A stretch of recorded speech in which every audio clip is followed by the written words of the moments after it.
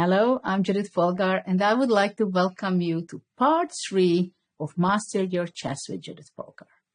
You may be already someone who learned part 1 and part 2. I'm really happy if that's the case, and you're joining with me for an extra about 10 hours of active chess.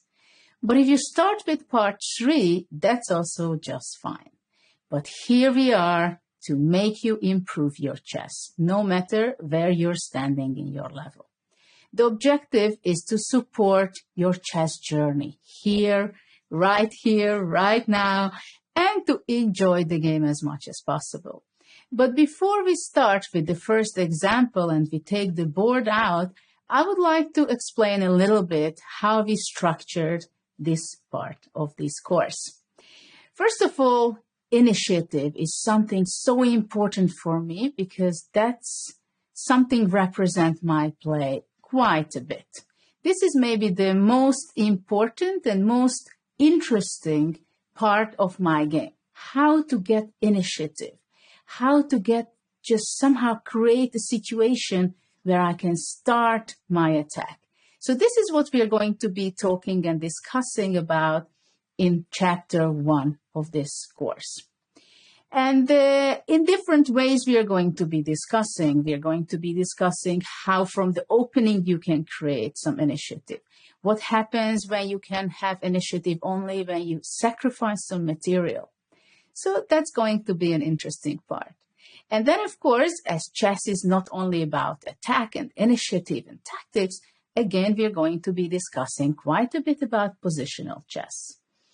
And positional chess, of course, it is an important part of the game, but now we are going to be specifically focusing on positional sacrifices. When we have to sacrifice or we do sacrifice some material, whether it's a pawn or it's going to be an exchange or even a positional queen sacrifice can be the case when that's the best way to have the initiative and the best move to play the game the best way. And then for this course, we specifically made a chapter which is going to be full of tests. And the reason is because you have to calculate a lot. You have to test yourself in order that in a practical game, you will be able to show your practical knowledge. But not only that you are going to get some test opportunities, but we mixed up the positional sacrifices and the tactical sacrifices in that chapter. So, as nobody is going to be knocking on your shoulder that, hey, there is some tactics going on, or somebody telling you that there is a good positional sacrifice, this is something you have to discover yourself. But this is why I think it's going to be a great exercise and you're going to be improving your mindset that more or less to sense what kind of position it is and understand whether it should be a tactical idea or a positional idea. And of course, how my course can be without endgames. It's so important, right? And this time we are going to be discussing some theoretical endgames, but also some other kind of positions. So more or less, I told you what it's going to be about, and let's go and start our beautiful chess journey in the next couple of hours.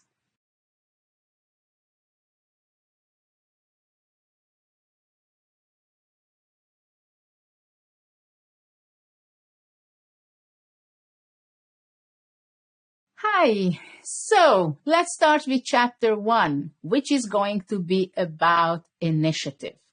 Initiative is a very important part of the game, which is not to be mixed up with attack, because many people think it's the same or something very similar. No, it's not.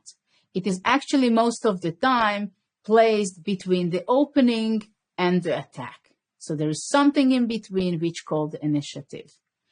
And in many cases, this is the scenario. You play the opening, then you catch the moment, you take the initiative, which leads up to not necessarily all the time, but many of the cases leads up to have an attack afterwards. And this chapter talking about initiative, we split it to 4 parts. The first one, we are going to see different examples when the person who wants to take initiative castled long side. Then the second part is going to be about pawn breaks, where we're going to see different pawn break in the center and different pawn structures, where the idea is really to take initiative by making that kind of idea of pawn break.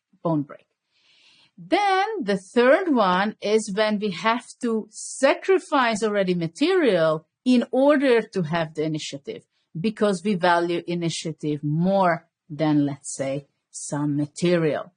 And then last but not least, we are going to see some of the games of me and other great grandmasters out of the opening, how to get the initiative. Or actually, it's already the DNA of that opening is to have the initiative and an attack.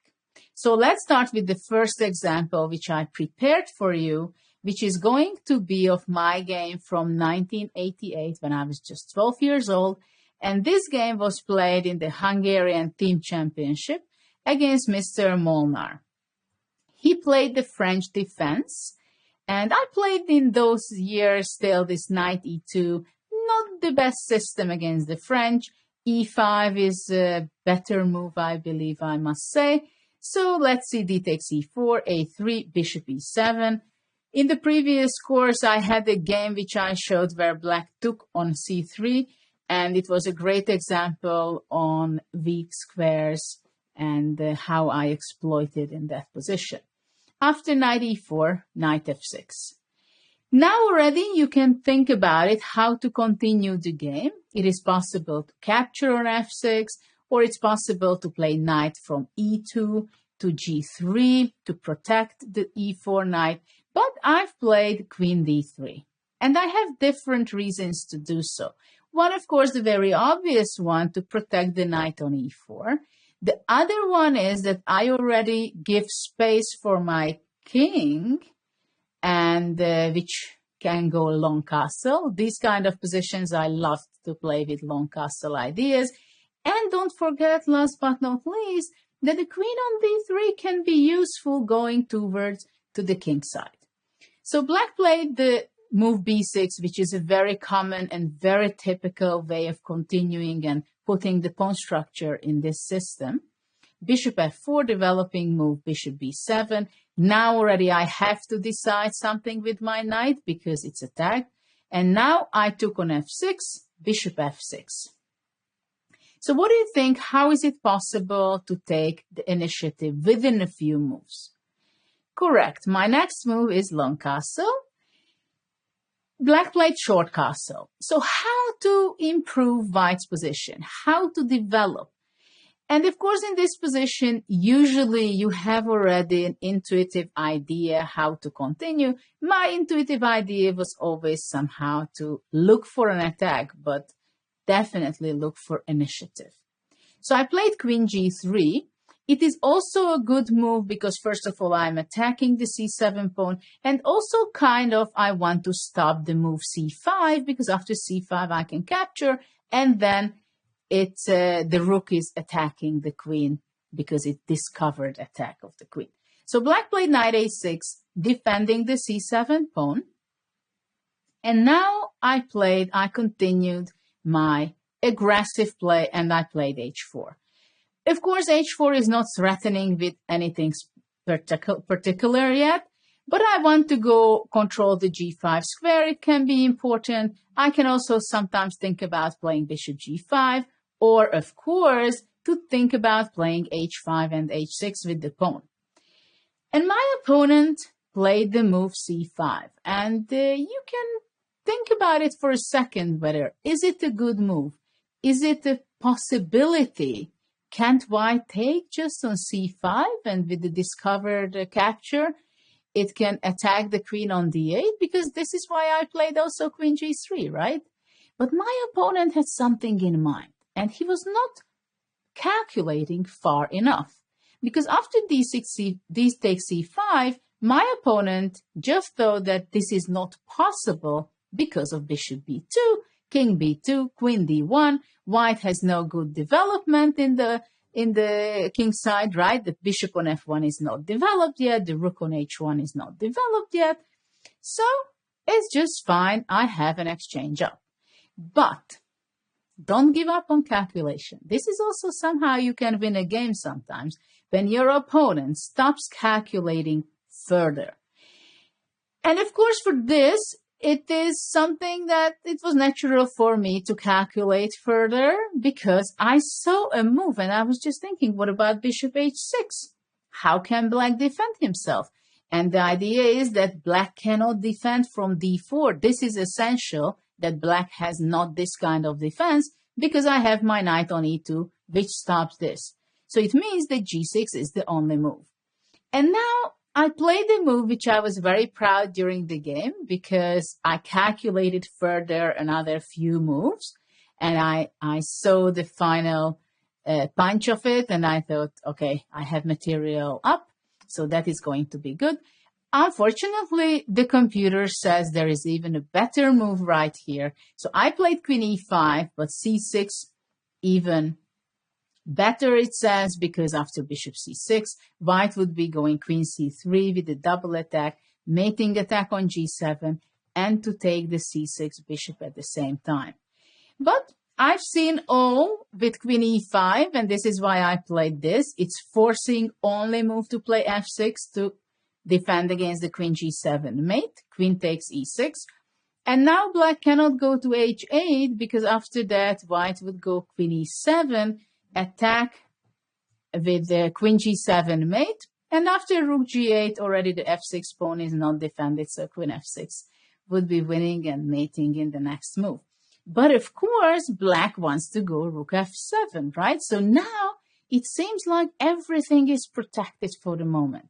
But I saw this nice idea to play knight c3, opening up the bishop's diagonal towards to c4. And once black goes back to d7, trying to exchange and somehow defend against any kind of attack, I'm taking, and c6. So this was the move which I saw already when I captured, after c5, the pawn on c5.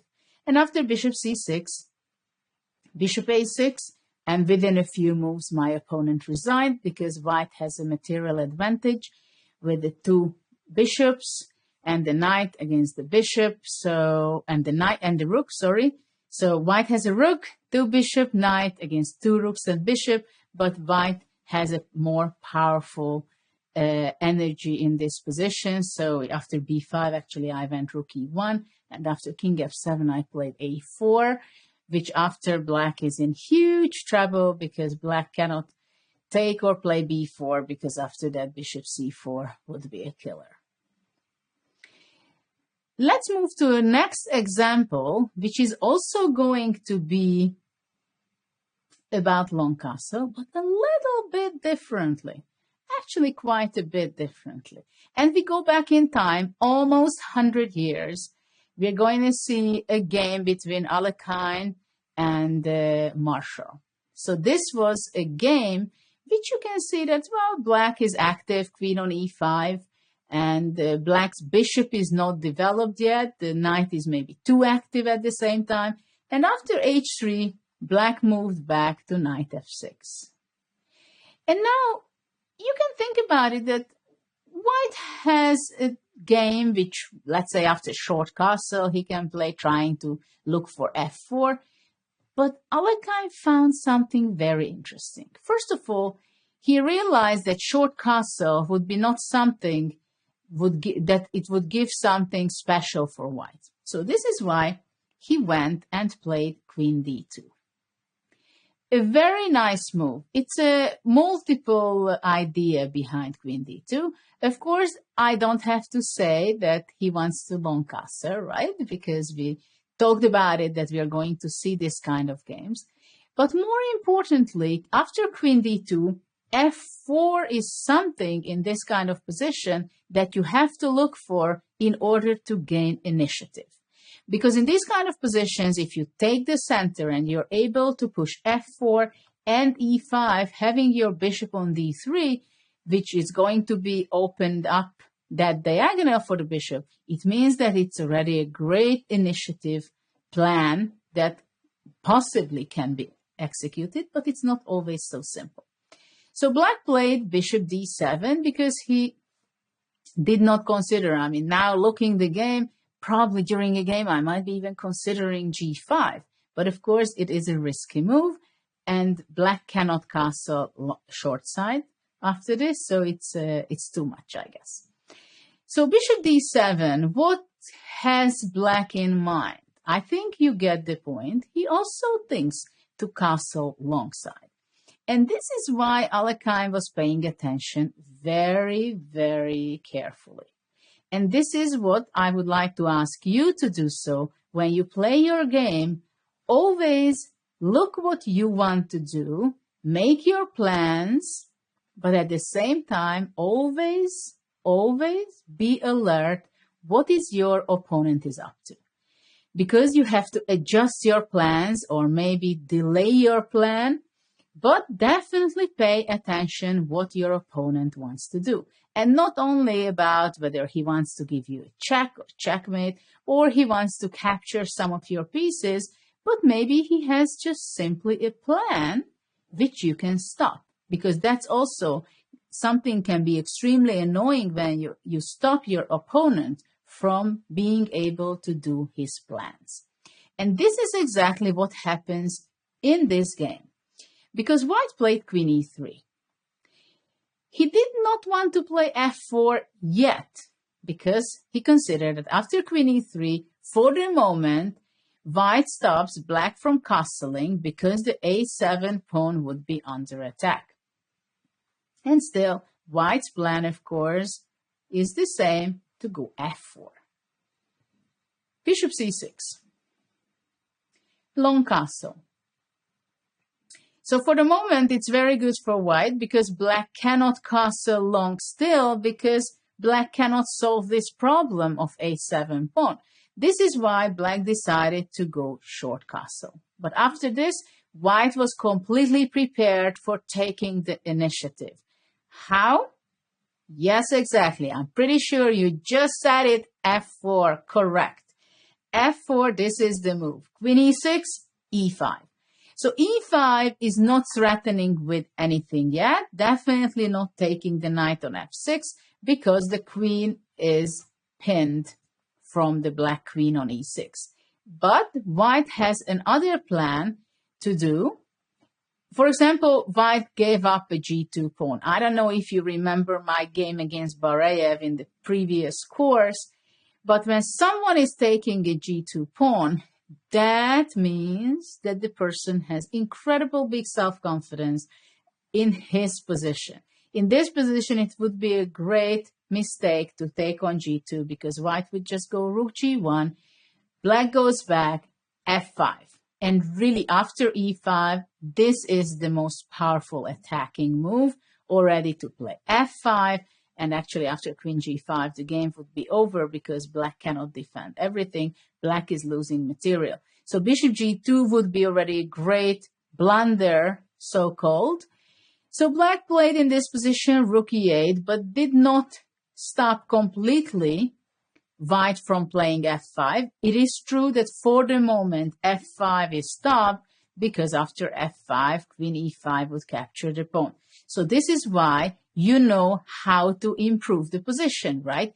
What to play in order to repeat the threat of f5 by white.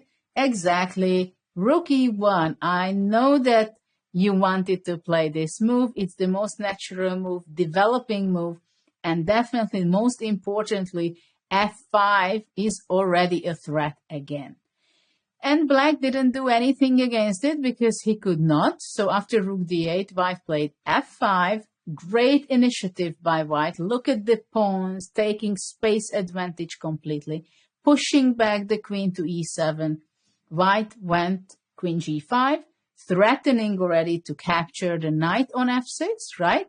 So black has to move away, but wherever black is moving away with his knight, white is going to be continuing already. White has a huge initiative, so now it's time to attack.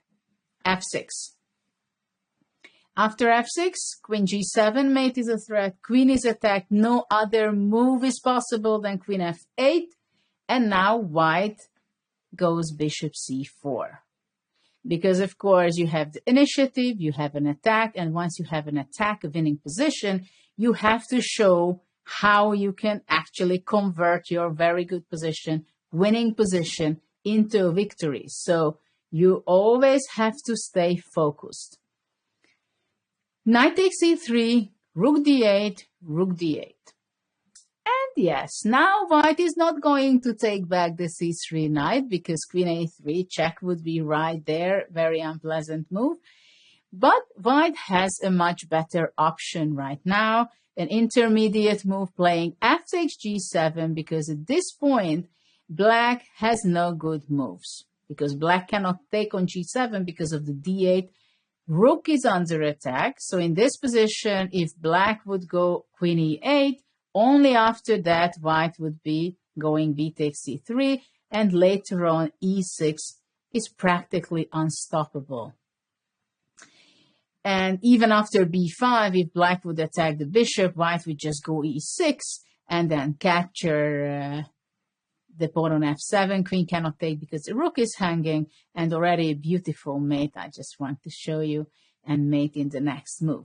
So after fg7, black decided to give up his knight on a2, which white is not capturing because black would be able to give a check on c5, and white just simply does not want to give any counter chances in this position. That's why king b1 was played, queen e8, and e6. Don't waste time by taking the knight on a2, e6.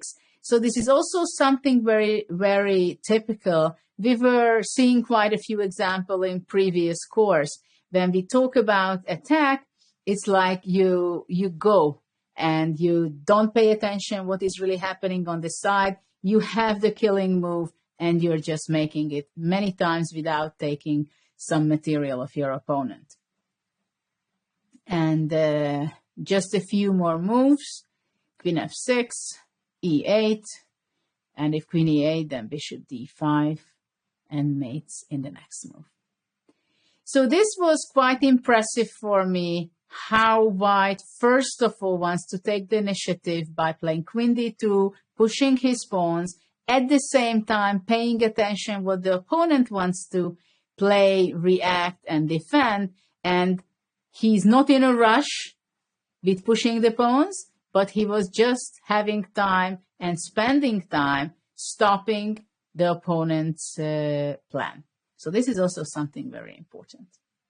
And now I want to show you a very neat game. I liked it very much when I saw it for the first time, by Yasser Seirawan, who in the 90s was a great player. Very nice personality, great author, also chessable author.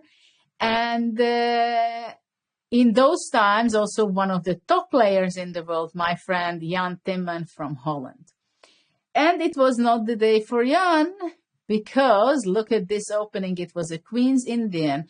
And I never played this system myself with black, nor with white. But it was always something I was paying attention that look at this bishop on a5. Look at this bishop. It is a very special line in the Queen's Indian, and it becomes very tactical, very concrete, because that bishop sometimes can get in trouble. Knight c6. Now there are different moves, obviously. Well, long castle is very tempting, right? Especially that we are talking about this in this part of the chapter. But of course, there are normal moves like playing e3 or something like that. But some players are really energetic, has their great preparation, and goes for long castle. So after long castle, you have to understand in this position that it's not only that suddenly you have things happening on the d file, but also right now it's no pin anymore. So the knight can also be jumping from b3 to c3 to b5, for example. So this is something black has to take an account. And black took, this was the reason, black just captured on c3. And we were discussing this also, and I want to remind you that don't necessarily take back and take it for granted that your opponent has to take back a piece when he or you take something. Because, for example, look at this position. Black might have thought that after queen c3, he had an idea to take c takes d4, let's say knight e4, very typical pattern in this kind of positions. When the bishop on g5, something exchanged on c3 and the white queen is on c3, black queen still on d8, and suddenly black is forcing a simplification, which actually favors him, because look at the pawn structure, what white has, the double pawn. So after bishop c3, this might be the plan of Jan Timman. But Yasser had something completely different in mind, and he played the intermediate move, d5. What a move. What a move. Not taking back the bishop on c3, but playing d5 and suddenly attacking the c6 knight. Because obviously in this position, if let's say black would be going away with his knight, white just captures on c3 and has a huge advantage because there's a space advantage in the center. White has a very strong bishop on g5. The c3 queen stands also perfectly fine. So this is not really an option for black. But what else is an option? So after d5, black took e takes d5. And white sacrificed, not sacrificed, I'm sorry, just took back c takes d5. As, okay, bishop on c3 is just hanging there, but no rush to take that. No rush. And in this position, black went bishop e5 because black could be thinking to play bishop b2, for example. But I think after that, white would capture with the queen and has great initiative, great play. For example, after knight a5, I think white would just go e4 with a huge threat of e5. So the initiative is absolutely there for white. And black did not want to give up his bishop anymore and went to e5, d takes c6. And he thought that after queen e7, he's just going to hold on this position because after cd7, bishop d7, okay, now it seems like black is maybe a little bit more developed. There is only one move missing, having his king castled either side. But it's not so simple, because after the very quiet move played e3 by Yasser, the bishop on f1 is not developed yet, but in a minute, it's going to be extremely powerful on b5. And the problem for black, that there is no option of castling, because if black would castle now, then white can go, well, there are different ways of winning material.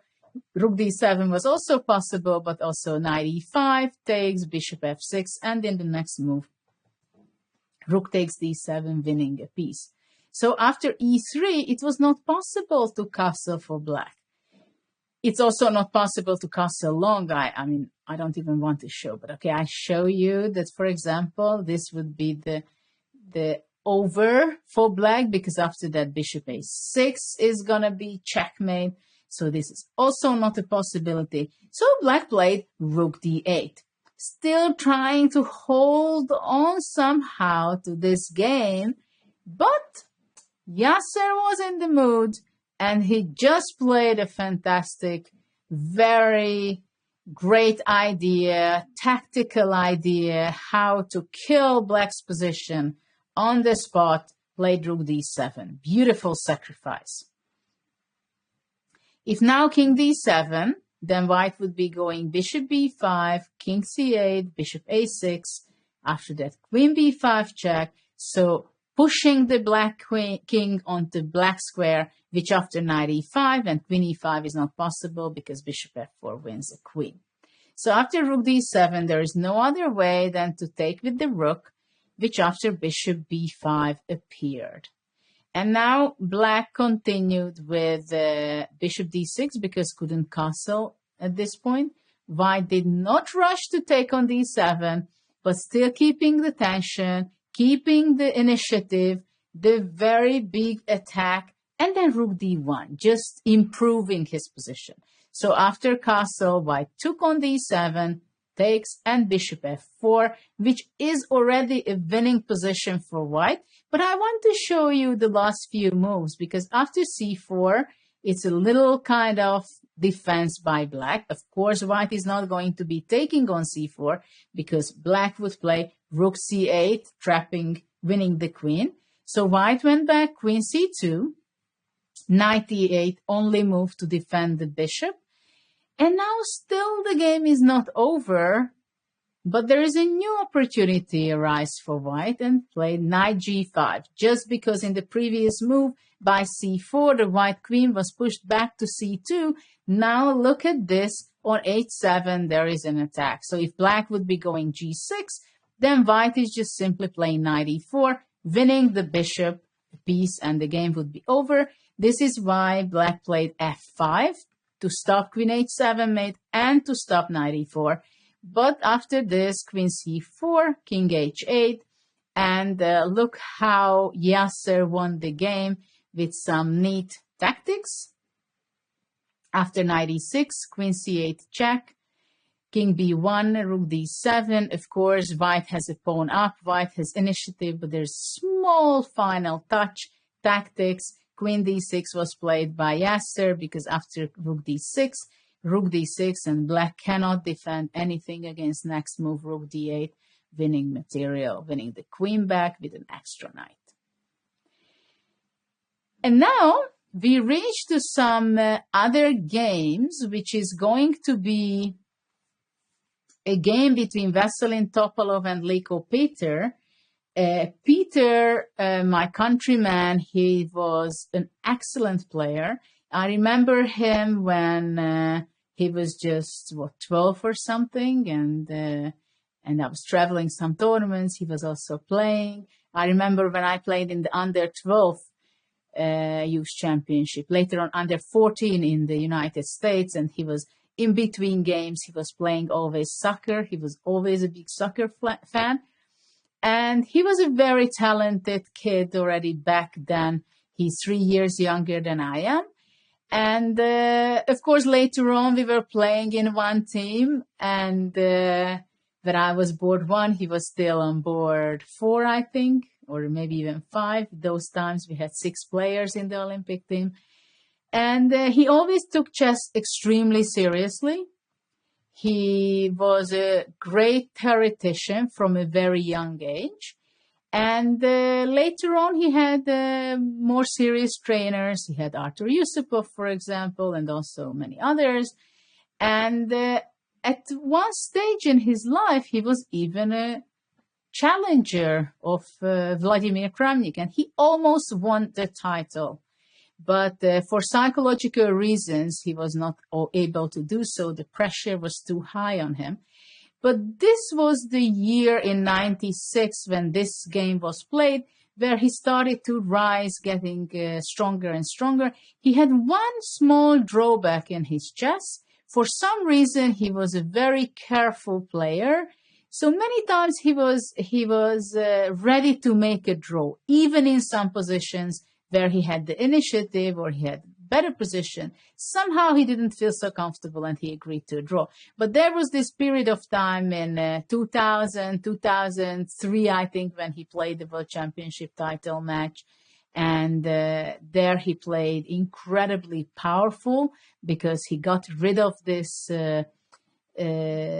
kind of drawish mindset in some way. And even now he's a great player, but he's not so active anymore, but he's a great coach. But let me go back to this game, which he played with the black pieces. He played the Caro-Kann. This is the Panov attack. And after bishop e6, this is a very complicated opening, I must say. It's I played it with black. Maybe I played it once in my life. I'm not even sure, but definitely I was from the other side, from the white side, quite often. And this is a very sharp way of playing. So it was absolutely not the style of Peter, but he started to play in a more fresh way and sharper way, which was not expected by him in those days, but this is how he was able to create for himself to play the title match later on. In this position, White played g3. The idea is that he wants to go bishop g2 and put pressure on the pawn d5. And now long castle. So we are seeing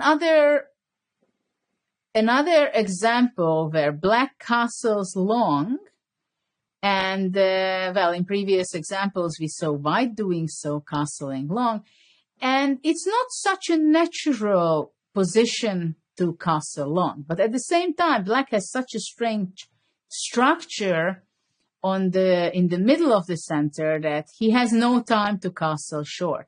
So he has to be extremely aggressive, and he has to look for the straightforward opportunities. At the same time, of course, white goes bishop g2, trying to force black either to give up his pawn on d5, or if, let's say, black would be taking on c4, then, of course, white's idea is to push d5. So in this position, black goes a very powerful move. And from here on, it starts to be extremely interesting how black creates his initiative and attack later on.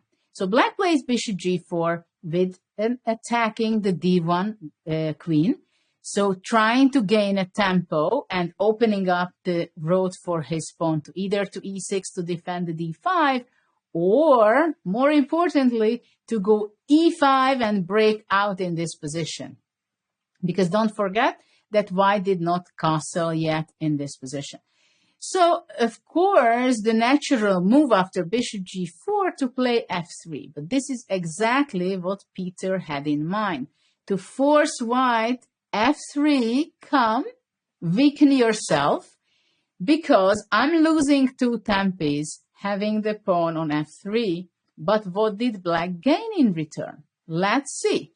First of all, white's pawn on f3 blocks the bishop from g2. So there is no tension on d5 anymore, as it was before having the pawn on f3. The other very important aspect after f3, the weakness of e3. Don't forget, it seems to be not important right now, but in a later stage of the game, it can be. And don't forget, pawns never go backwards. So white was forced to go push and close the position with c5. And now, when you're looking for taking initiative, you also have to be very sensitive on what's happening from move to move in the position. Because right now, in the previous two moves, black played bishop g4, forcing f3, came back to e6, and after c5, you have to realize there is a new position arise in this position, because in the center, there is no tension anymore on d5. So black has no need to have his bishop on e6, because there is no point on defending the d5 pawn anymore. So this is why, think about it for a second, how can black create initiative and open up the position? Very powerful move in the next move. Yes, bishop f5.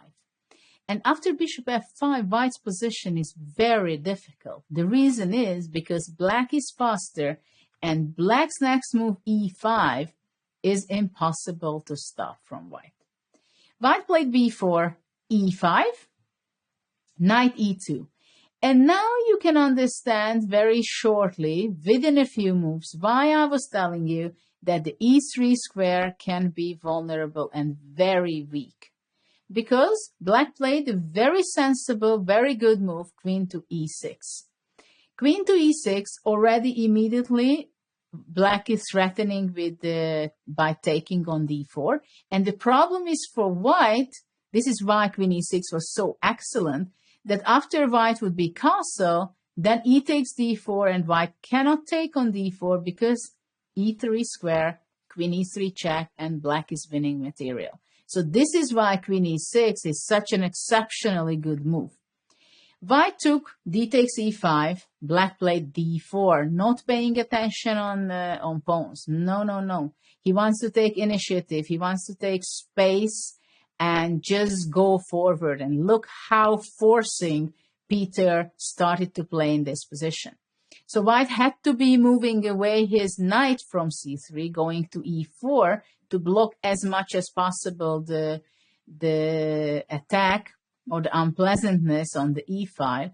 And black is not even paying attention to take back this e pawn. He's just pushing, and he pushed d3, and after white moved knight f4, he was not paying attention to take back on e5. He was just pushing on d2 as well. So this is how you can take initiative just in a second, within a few moves. King f2. And here already he did not take back on e5, but I must say that it's not the only way the way black played. He played queen c4. And of course, it is very difficult for white in this position because there are a lot of different threats in this position for black. Black can play with his knight to d4, to e5, also sometimes sacrificing the bishop on c5. So there are definitely tons of different dangers for white. White exchanged the bishop, the white square bishops. I just want to show you the rest of the game because it's not necessarily the best moves which Peter played, but from practical point of view, it's definitely something, it was good enough. After knight e5, what do you think? What is the first idea comes to mind for Peter after knight e5?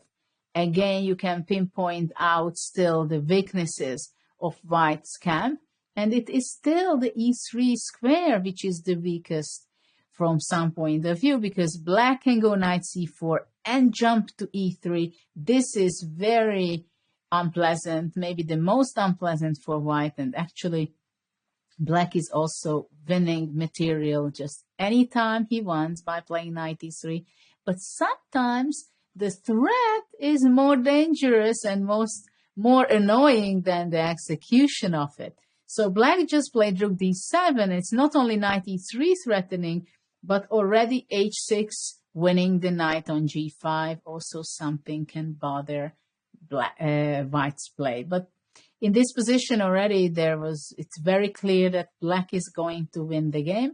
But sometimes it's hard to decide and to resign, and sometimes players need a little time to calm down inside and say, okay, this was not my game, this was not my day, but still they need a little few moves to make on the board to take it somehow the way that they accept that they lost the game. So finally there is a material take, and after rook e8, white resigned because again, still the e3 square is, well, I can't say it's decisive because already material advantage also for black. But you can see that this game was only 28 moves, and already for quite some move, it was very clear that white is losing material and losing the game. So just in the very early stage of the game, what we've seen, this bishop maneuver, forcing bishop g4, bishop e6, then bishop f5 and going e5, taking initiative just like that within a few moves. But of course, you have to know what you're doing. And let's see the last game of this chapter, of this small part of the initiative chapter. And this is going to be a game between the famous, legendary Viktor Korchnoi, who I played quite a few times, an exceptional, very unique character of the chess world. And it was very clear that he will play chess until end of his life. And unfortunately, just a few years ago, he left us, but he left many memorable games behind him. This was not the one because he was on the suffering side. He played against a very special personality from the chess world, against Vasily Ivanchuk. And he's from Ukraine, Ivanchuk. He was an extremely special, not only personality and character, but very unique style, I must say. He was always famous not to be afraid. He was always extremely well prepared, theoretically also, but also mentally he was just ready. He was playing chess so much every day, many, many hours. So he really was so much engaged into his preparation in the tournaments, everything. And this is one of a game which kind of, we can say that it represents his style, that he went into the sharpest lines in openings. So this is a Slav, and in this position, Black played Bishop b7. And you can see that the game is pretty balanced. Of course, White has some strange things like his knight on a4, but this is part of this opening because Black is pushed his pawn to b4.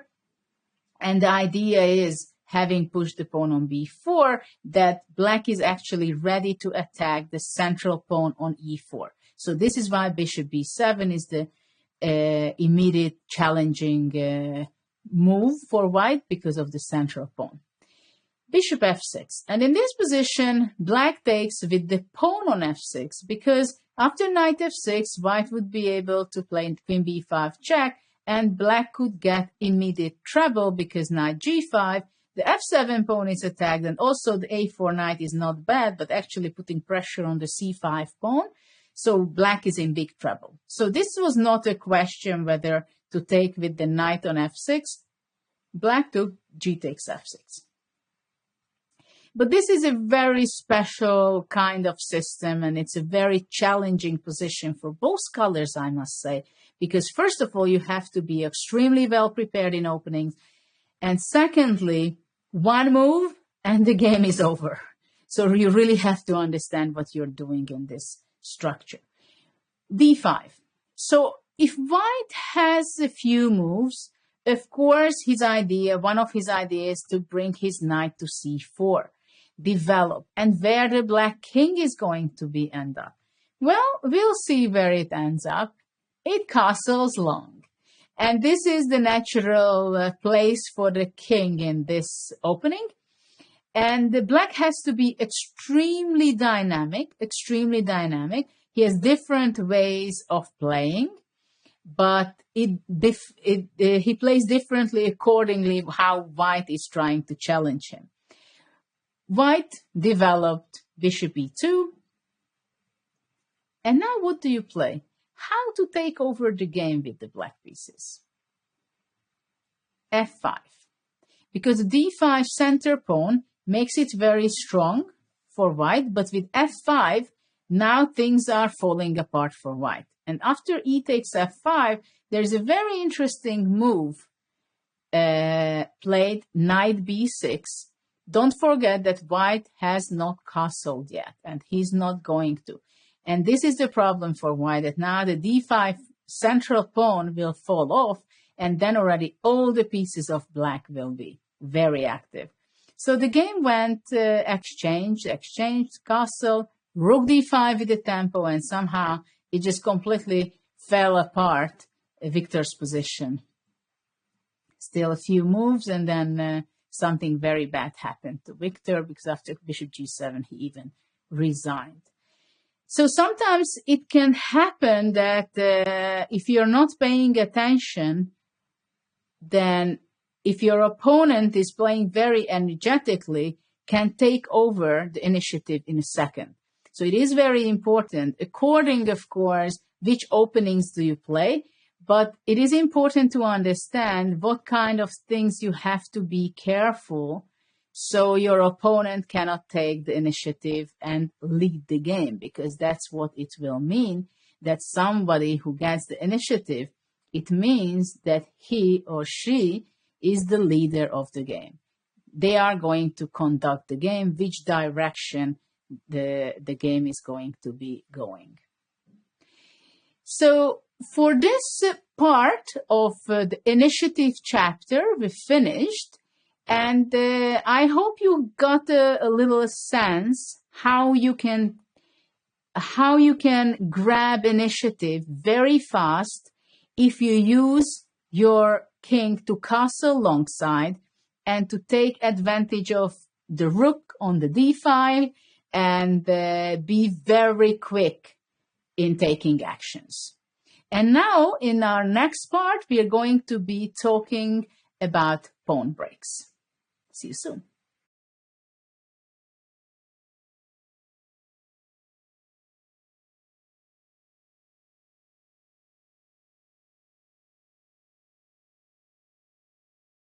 Now we are going to be talking about pawn breaks, which means that after we are breaking the center or we are breaking up in some way, it means we are going to have a different pawn structure after that. So to be able to make a pawn break in a position, it means that you have to understand the middle game of that kind or that type of position. So I want to show you some games. Actually, interestingly enough, we're going to be seeing games only from the black side. Let's start with the first example, which I played against Nigel Short. And this was played in 1994, long time ago also. This was a rapid game. And he's an e4 player, I am an e4 player, so many times we had a Sicilian on the board.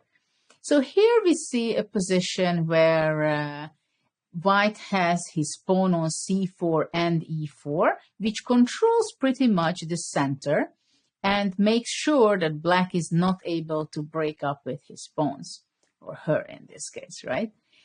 And after queen d4, I, of course, played bishop c6. That's why I exchanged in the previous move the knights on d4.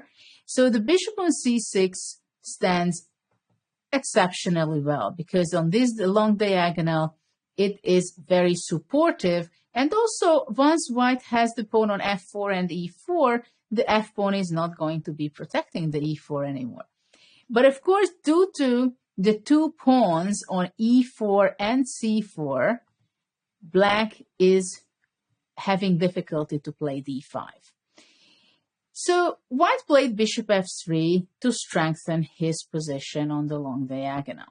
Obviously, I want to break out in some way because I'm pretty passive now that my pawn standing on the 6th rank only and white's pawn stands on the 4th rank. And also in this kind of position, Nigel can have an idea to play g4, g5 also. So I was trying to make some actions. And this was the first one where I played b5 and I broke up a little bit the c4 pawn to eliminate it from there. So possibly later on I will be able to play in the center. After b5, white took c takes b5, a takes b5. Now the bishop on c6 is unprotected. So immediately Nigel thought that he can take advantage of this and played knight e2. Knight a2. But you have to see that I was talking before in the very beginning, I think, that when we take initiative, it also means that we have a momentum in a game. So, for example, in this position, and this game is an exceptionally good example for this, because right now what happened, what is the situation right in this moment? White moved away with his knight to a2, which means it is not standing too good, right? It went away from the defense over the central pawn on e4. The idea is that he has in mind that if I go rook a4, it is nothing because immediately he's regrouping his knight to b4, where it is stabilized and also attacks my bishop on c6, controls also the d5 square. So he has full control. But let's go back for a moment still to this specific moment where white played knight a2, opened up the c5 for his rook, attacks my c6 bishop. That's why he was not afraid that nothing really can go wrong for him. But exactly in this moment, I found a way where I can pinpoint the weak spot of this move of knight a2, that the knight left the central squares. And what did I play? What do you think? How is it possible to take over a little bit the game and how black took the initiative just in a few moves. E5. E5, now I'm attacking the queen. The problem of white, that white cannot go back with the queen to D1 or D2 because the E4 pawn is under attack. So white has only two options, either to go queen D3, going back queen D3, which happened in the game, or the other option would be to go queen B4. But after queen B4, rook A4, I think none of us really looked further because we saw that, okay, the queen moves away and then bishop E4, black is winning a pawn. But interesting that this pawn should have been sacrificed by white. And in a later chapter, we're going to be discussing about is when you sacrifice a pawn or any material positionally in order to have your pieces on a better place. And this is actually just a little taste from that chapter because now white can go knight b4, and after bishop f3, rook f3, white has compensation. And the reason is because black got eliminated, this bishop of the white square, so now white has great counter chances, especially on the c6 square. But Nigel was not playing queen b4, he went queen d3 because he still did not realize what's coming in the next move. And even though still my bishop is under attack and he thought I have to be defending it with my queen or moving away with the bishop, but I had an intermediate move with which move I'm taking over and grab the initiative. What would you play? Just picking up the moment. The momentum is right here because the knight is on a2 and it did not have time to reach out to b4 yet. Exactly, d5. I have to tell you that it is not necessarily the best move even because queen b7 is also an alternative, is an option to play queen b7 and put pressure on e4. But this is not the point why I'm showing you, because I think d5, it is something that you can remember and also apply it in your own game. That you remember that there are situations, there are moments when even if some of your pieces are hanging, you don't necessarily have to move it away, but you can counterattack. And the idea is of d5 that after rook c6, what happened in the game, I'm capturing d takes e4, and now the rook on d8 attacks also the queen. This is why the queen has to be moving away. And after I took queen f3, I pushed e4. I did not exchange that pawn. And after queen e2, I went rook d3. I had a good initiative in this position. Later on, of course, black wants to go knight to d5 and queen b7, bringing the other rook also into the game. And this is how I took over the game with having initiative, and later on I also won it. And now let's go to another game where I really want to show you some examples of the breaking in the center on pawn break in some way or another. Especially in this kind of position, now what we are seeing, Ullmann from Germany played against Bunch, also from Germany. In this position, let's analyze and evaluate what has happened in this position. This is a kind of hedgehog position. Usually we say it's a hedgehog when the pawn stands on e4 and c4, and especially you see also b3, a2. But black's position, black is standing on e6, d6, b6, a6 usually.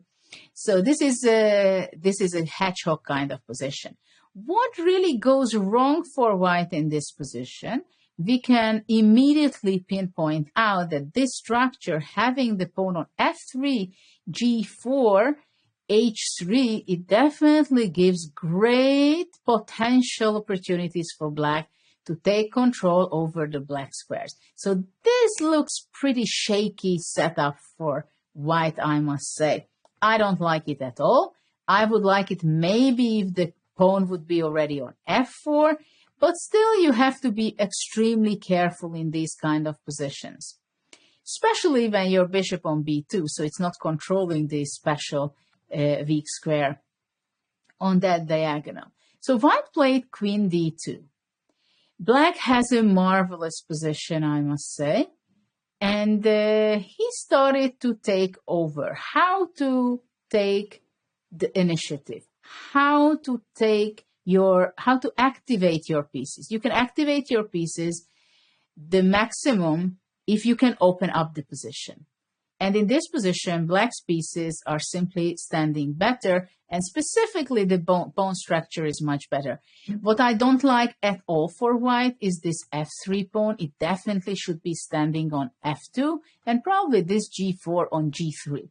And then it would be more or less controlled from white perspective as well. But now that those pawns are standing on f3 and g4, black can take over, and immediately black played e5. At first, we would say that this is not a good move because it's blocking the bishop. Moreover, that white goes back with his knight, and we created extra weaknesses for black's position, right? But there are two things. First of all, with the pawn structure white has, black can go even knight e6 and knight f4 just to keep this in mind. But black had something different in mind. He wanted to take action immediately, take over, and take initiative. So he went b5. After b5, it's very difficult for white to make a move because black wants to exchange, and the b8 queen is just standing perfectly fine on the b file. White took on c takes b5. If white would go knight e3, which is quite a sensible move, already black would capture on c4 and then knight e6. So the position a little bit opened up on the queen side, but now black can focus on the weak black square, especially on f4, but a little bit on d4 as well. So remember that the queen side of white is extremely weak, and this is possible. This is why it's possible for black to play this e5 and b5. White played c takes b5. What black had in mind after c takes b5? What do you think? Did he want to take a takes b5 back and only later on to play d5? Or it is possible, because of the very unfortunate structure of white, to play immediately d5. Already it's very important again to consider that you not necessarily capture back a piece when it's taken, okay? So you see now c takes b5 is taken. You don't make a move, just capture it back without thinking. No, please. You have to understand, taking initiative, many times it happens that somebody takes something and you catch and take the momentum. That exactly in this position, you have time to breathe. You have one move to make, which can be even better than just taking back. And by now you understand what I want to say, that d5 is the move. We don't bother to take back on b5 the pawn because we want to get initiative. We want to open up the position because white's position is vulnerable due to his pawn structure we were discussing before. E takes d5. Black took knight takes d5. White has no time to take on b takes a6, for example, because black is just threatening, deadly threat, jumping to f4. So white took on d5, rook d5, queen moved away, but look after knight d3. What a square on f4 also at the same time. Of course, primary the problem is for white that the pieces are just hanging, and takes e4, and look how powerful the two bishop on the big long diagonal, right? And simply everything is falling apart for white because white is just pushed back with all his pieces. Black again makes a move, rook d3, pushing back the queen. And after this, just there is nothing to be done from white's perspective. Okay, so just the last few moves and a little tactic at the end, which can happen anytime. So this was a very good example how you can take over the initiative when you understand that something is really wrong in your opponent's camp. So this is what exactly why Black was able to do this, breaking in the center because things were not rightly set up for White pawn structures. Let's go to the next example because the next one is something very special as well. This game was played between Eduard Guffeld against the world champion Tigran Petrosyan. And look what happened in this position. White played the kind of innocent move Queen f3 with the idea to castle long and at the same time immediately threatening with bishop h6. And he might have thinking that after d5 of move, White will capture, and if after c takes d5, White would be just moving away with his bishop. But after d5, e takes d5, Tigran Petrosyan had something completely different in mind. What could that be? Can you show it? Can you see it? What's the idea? There is some very nice way of continuing the game because the d4 knight is protecting those squares which would be essential for Black to take over the initiative. Yes, c5. c5 is the move. Beautiful move. And now White is in trouble, kind of, because already if White goes to b3 with the knight, then Black goes bishop g4 attacking the queen, and the queen is in trouble right now immediately already, because after queen f4, Black goes g5, queen e5, knight just goes knight f5, rook e8 is in there, so White has nothing better than to play h3, which after rook e8, queen h2, knight e3, and the game is completely hopeless for White's side. So this is why knight b3 would be already problematic for White. So he went knight b5, but there are other problems. For now, at least, White is saving himself, because if Black would go bishop g4, then queen f4, and after that, now that the knight is on b5, queen d6 or queen c7 can happen after g5. So bishop g4 is not the idea what Tigran had in mind, but he was continuing the very precise move, playing a6. And now White is in trouble, because if White moves away with his knight, then the previously analyzed lines again happens with bishop g4 and g5. So White was looking for counter chances to play d6, trying to save himself. But Black goes knight f5, knight c7, and now there is some very neat continuation. Black is not moving away with his rook, but he just simply takes knight, takes d6. So now both of the pieces, the c7 knight and the c4 bishop, is under attack. So there is not much White can do. Actually, he could also resign, because if Black, after knight a8, White would get knight c4, and this a8 knight will be taken shortly, because bishop g4 is a threat, but also the c4 knight is very powerful. So White played long castle, gave up the piece, trying to look for counter chances, but it was not enough for White. So after queen d3, Black played b5, and somehow nothing works for White. Nothing works for White, because if queen d6, then Black would just take, and material advantage, a piece up for Black. So after b5, White went bishop d5, but the pin is not everything. Let's face it, Black has a piece up at the moment, and shortly afterwards, Black won. b4 is a counterattack. Queen g6 is not going to be helping for White, because it's just a pawn, and Black won the game very clearly. So it's a double attack, queen a3 and queen f4. But mainly what I wanted to show you is really that sometimes just sacrifice some pawns and your pieces become incredibly active. Take the action to gain initiative. This is the most important thing. Now I want to show you another game which was quite quite amazing, I must say, and it's played by the great Grandmaster Alexei Shirov, who is from Riga. Actually, I show you from the very beginning. It was a King's Indian he played. He was a great King's Indian player as well. Very interesting player. Zemish was played by his opponent Georgiou. He played the c5 line. I played the same. In our previous course, I showed my game against Timman. This is exactly what I played there. Also, I played against Spassky. This kind of system, I also was happy with this. B6.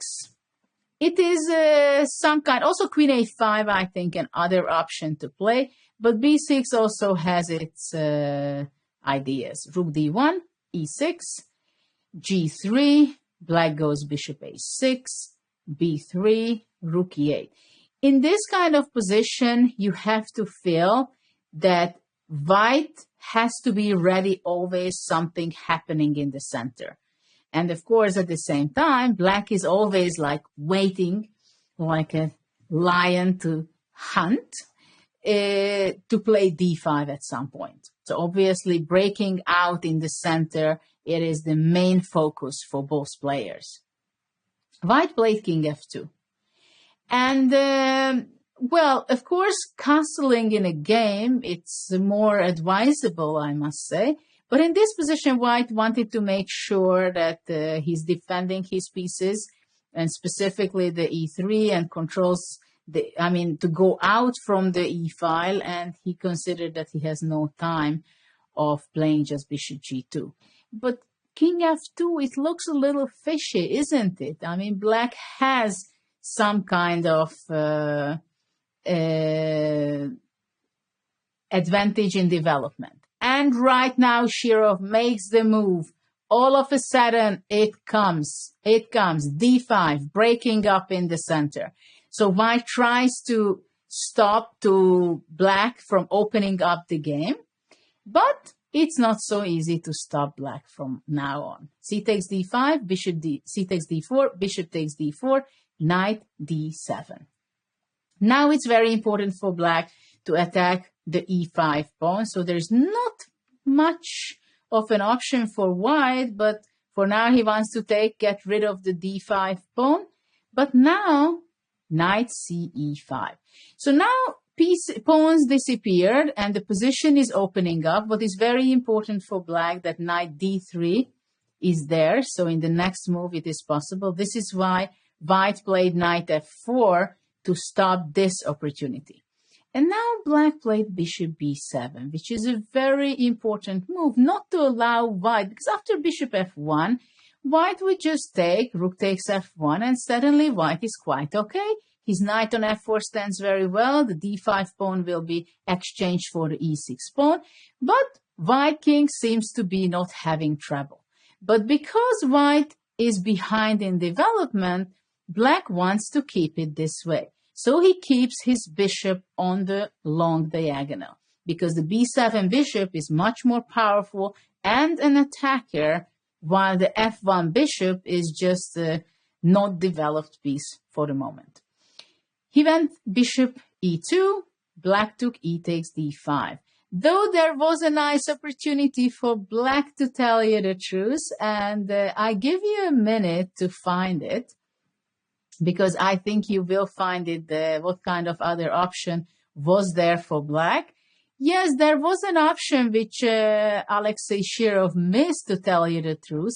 Knight F3 was possible, and after Bishop F3, E5, gaining back the piece, but with a much better version of the situation. And after that, E takes F4. And in this position, there is a almost winning move, a lovely move, G5, which probably was not seen by Alexei, and this is why he did not play, because in this position, if Bishop G5, then Bishop C3 gains material, while after Bishop E3 already, Black can go Queen F6, and it seems like very difficult to hold it for White. So instead of Knight F3, Black played E takes D5. Actually, this is what happens when you have a very nice position and you have different alternatives to choose from. So you have different issues, right? You have the opening problems, then you have in the middle game how to handle it. Once you have a good position, then you have new targets, how to convert it, how to find the best move of the different kind of tempting options. And this was the case here for Alexei, that he has a very nice position, and he lost the thread a little bit, taking back e takes d5. White took knight takes d5, and he went knight f6. So why black is still having a very nice position? Definitely because the king on f2 can be vulnerable. Of course, white goes back knight f4. Now black played queen e7. The reason is because he wants to prepare his rook to be able to go to d8. And it's very important in such a position to control the lines on the e and the d. So white played rook e1, also very logical, a developing move to control the e file, rook d8. So now you can see that the queen is in the pin, so white goes out to queen c1. And now it's important to understand for black that there's something going to be happening on d4, right? For sure, Alexei was just calculating nonstop how is it possible to make it work to capture on rook d4. But of course, when there are a lot of tactical ideas in a position, you have to make sure that your calculation is very good and you're going to make it in the perfect version of the sacrifice. And now black played a fantastic move, very nice move, pushing away one of the greatest defender of the position, the f4 knight, by playing g5. Now there are not too many options for white. White played bishop b5, but if let's say white would go knight to h3, then already rook takes d4 would be happening. And after rook takes d4, a very nice move playing g4, which obviously it's not so easy to find these moves during the game, I must say. And probably these are also something very easy to find for a computer or for an engine, but for human beings, it's not so obvious. And after f takes g4, only after that to play queen c5, because now there are some pins going to be extremely important, and black can take knight takes e5 to g4, king f1 to take on h2, and after king g1, there's a spectacular move coming up, which is rook e2. And after queen c5, black can just capture the rook on e1, and black would even give checkmate. So after g5, this is somehow a line which white did not play knight h3, but he was looking for some counter chances by playing bishop b5. Rook d4, action time. Rook takes d4, and now a neat move, knight f g4. Of course, such a move comes so naturally from Shirov's play because he's such an artistic, original, innovative player himself that those kind of things comes very natural. He's also from Riga, where the great tactician, magician Tal was born. King f1, knight takes h2, king g2, and now knight hf3. All these things are somewhat natural, like taking all these pawns. Now the b7 bishop is just there with the biggest fear for the white king, I believe. And these are the situations when there is a feeling for black and also for white. I'm pretty sure Georgi understood and felt that the game is practically over. He was still trying to make a move, but I'm pretty sure that he was in huge time trouble because he was a big time trouble player. Georgi, knight d4, and now the pin is right there from the b7 bishop. And just in a few moves, white also actually resigned the game. So this was a spectacular victory by Alexei Shirov. And I must tell you, this was not the only brilliancy game he played. I played with him many times, but I was mentioning this before in my previous courses. So we reached out to the last example, which I've prepared for you from this part where we talk about the pawn break. And this is, again, a nice example, a little different than what we've looked until now. So this is a Sicilian position. If you're an e4 player or you're a Sicilian player yourself with black, probably you recognize it by the pawn structure we have in this game. So this must have been some kind of Scheveningen. White played g4, which is quite a regular move, I must say, that was played. But of course, this is very tricky because you have to be careful when you start to do it on the king's side, these g4 and g5 attacks, because in these kind of positions, many times already d5 can be in the air. But this is not going to be the case in this position, because what black had in mind, he, for the moment, just stopped white of thinking even to play g5 and just played h6. But you will see in the next moves that it's not only a defender move or something that black wants to stop white playing g5, but he has something else in mind as well. But what is very important to point out that black did not castle yet in this game. So this is why h6 is much more understandable and possible. So in this position, how white should be playing, right? White played queen d2. Because actually after g5, there's a tactical opportunity for black immediately by playing h takes g5. And after f takes g5, black does not even have to think about moving away with his knight, because I want to remind you that black did not castle yet, which means that after h takes g5, the rook on h8 is suddenly an active participant of the game, and black is able to play d5. And look at this opportunity suddenly what arises for black attacking the h2. Just give a mate in one, otherwise black will be capturing also in the center some pawn with the knight. So this is why g5 would be actually a big blunder for white. White continued queen d2. He wanted to develop. He protected his pawn on h2, and also it was a good developing move. But black had already something very strong in his plans. And Igor Novikov, he played g5, breaking, not completely in the middle of the center, but breaking the f4 pawn. And why is this important for black? Because you might seen these kind of examples in this Sicilian where we are trying to create an outpost for the knight on e5.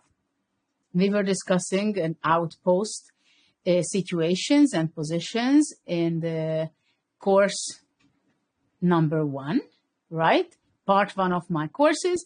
And this is exactly actually now what's happening, that after bishop g5, knight comes to e5. So this is important to eliminate the f4 pawn, the side pawn, not completely in the very center. So the e5 square will be black's. And now there is no pawn which can attack the e5 knight. For this reason, to give a pawn for such a fantastic outpost, it's not an issue. It's not a question. You do it when you have the opportunity. So to break away the f4 pawn in this kind of situation. White played queen f4, still trying to regain initiative, kind of, but this is not going to be the case anymore. So the f6 knight is under attack, and now black played the simple, not very obvious move by playing knight h7.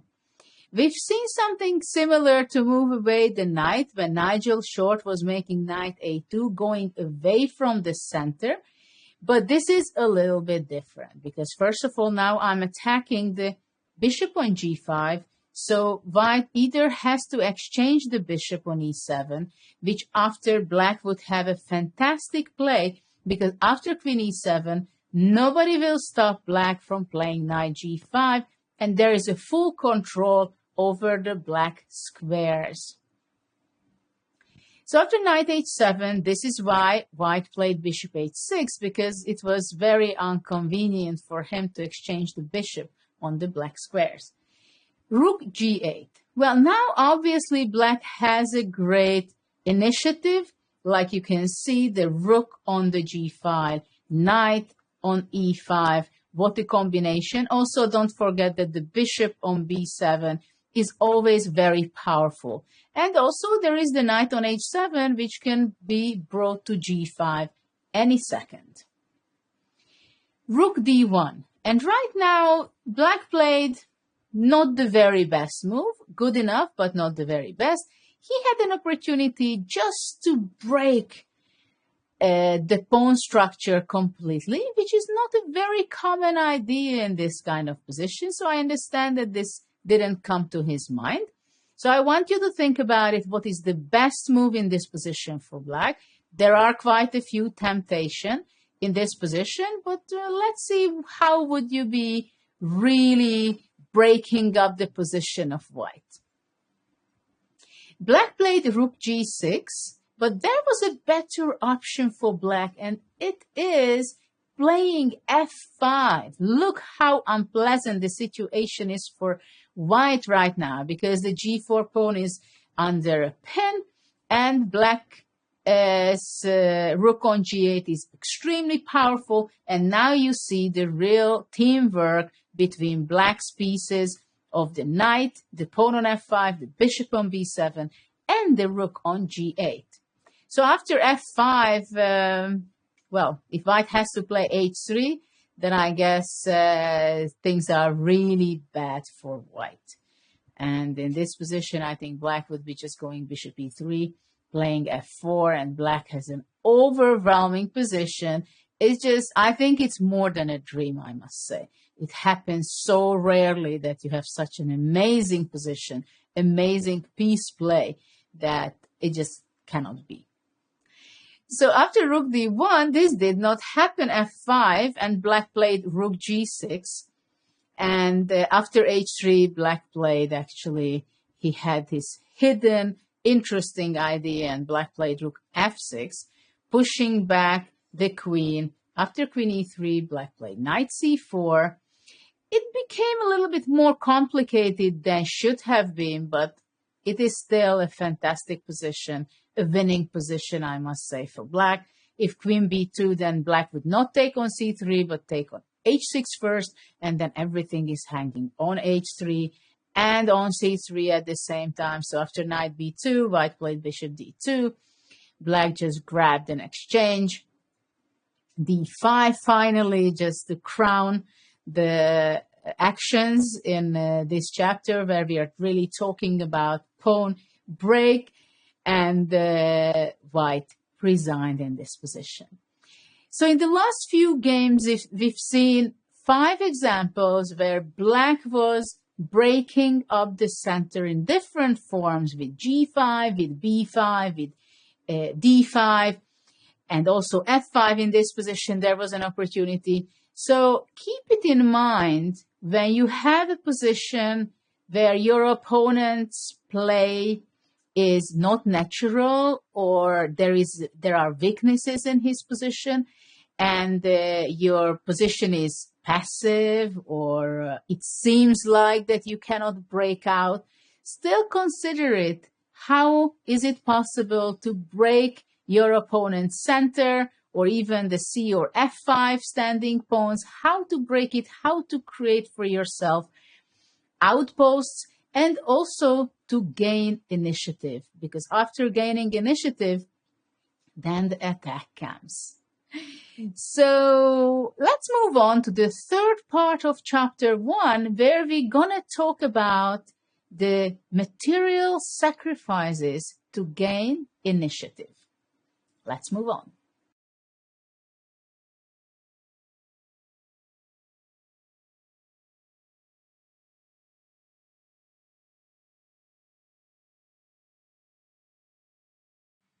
Now we are going to be talking about tactical sacrifices in order to gain initiative. This was something I practiced quite a lot during my career, because I loved when my pieces were playing, when my pieces had space, activity, and I could attack afterwards. And this is the case with most of the top players, that we are ready to sacrifice even material just to make our pieces so active and to get the initiative, gain space in the game. And sometimes it happens that amateur players may underestimate this or not even consider such an opportunities. So I want to show you a few games, partly they are mine, but also some others, how it is implemented in practice. And I want to tell you why we do this, how we do this, and how you might be making yourself thinking during the game why to sacrifice material in order to gain initiative. So let's start with the first game. It's going to be my game. When I played against Alexander Chernin, and he's from the ex-Soviet Union. Actually, he lives in Hungary for a few decades already. And this game was played in India, in New Delhi, back 30 years ago, more than 30 years ago, in 1990. It was the first time I was visiting India. And I remember I had very mixed feelings about it because as a child, as a teenager, it was something very special and very unusual to experience, how in India people were living, how the streets were looking, how busy, crowded it was. At the same time, we lived in a very nice hotel where the tournament was taking place. Also, Anand was playing in the event. He was also very young at the time. And actually, I won against Anand there. And I had some interesting games, definitely, in that event. But now I want to show you this game which I played against Alexander. It was a King's Indian playing c4 in the first move, but very shortly after that, we transposed to the, not the main line, but definitely King's Indian position. 5h3 is a move when somebody wants to avoid the very sharp main lines, which goes with knight development, bishop development. You will see what is the idea behind this. e5, d5, knight a6. I like very much to play this system with knight to a6. Of course, it's only temporary because I want to go from knight a6 to c5 as soon as possible. And in that case, the knight from c5 and f6 can give quite a good pressure over the white central pawn on e4. Bishop e3, knight h5. Knight h5 is also something in the King's Indian that is very common because I want to open up the way to my pawn to f5. So of course, there are a lot of different ideas what you're thinking about during the game. And if one doesn't work, then the other one works.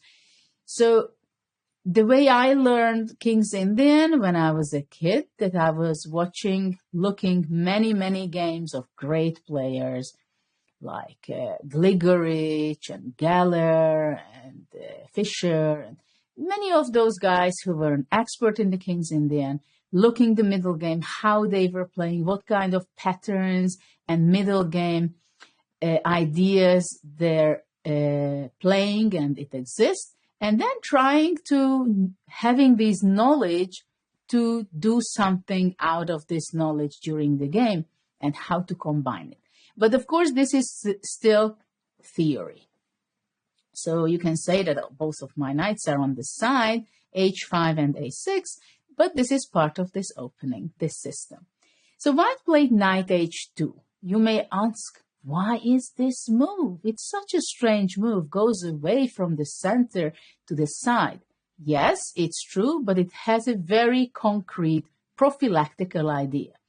And the idea is that I cannot play f5 in terms of after e takes f5, I cannot take back with the pawn because the h5 knight is under attack and going to be taken. And this is one idea which we know in the King's Indian, that when you play f5, you want definitely, after white captures the pawn, to take back with the pawn to strengthen the center. So this is the idea behind knight h2. This is why I played queen e8. I still would like to play f5, and with queen e8, I'm defending actually the knight on h5. So the battle still goes on as white goes bishop e2, still the same battle over f5, because now I cannot play f5 with the idea of after taking it back with the pawn, but actually I had a completely different idea. It was not completely new. It was an idea which was known before.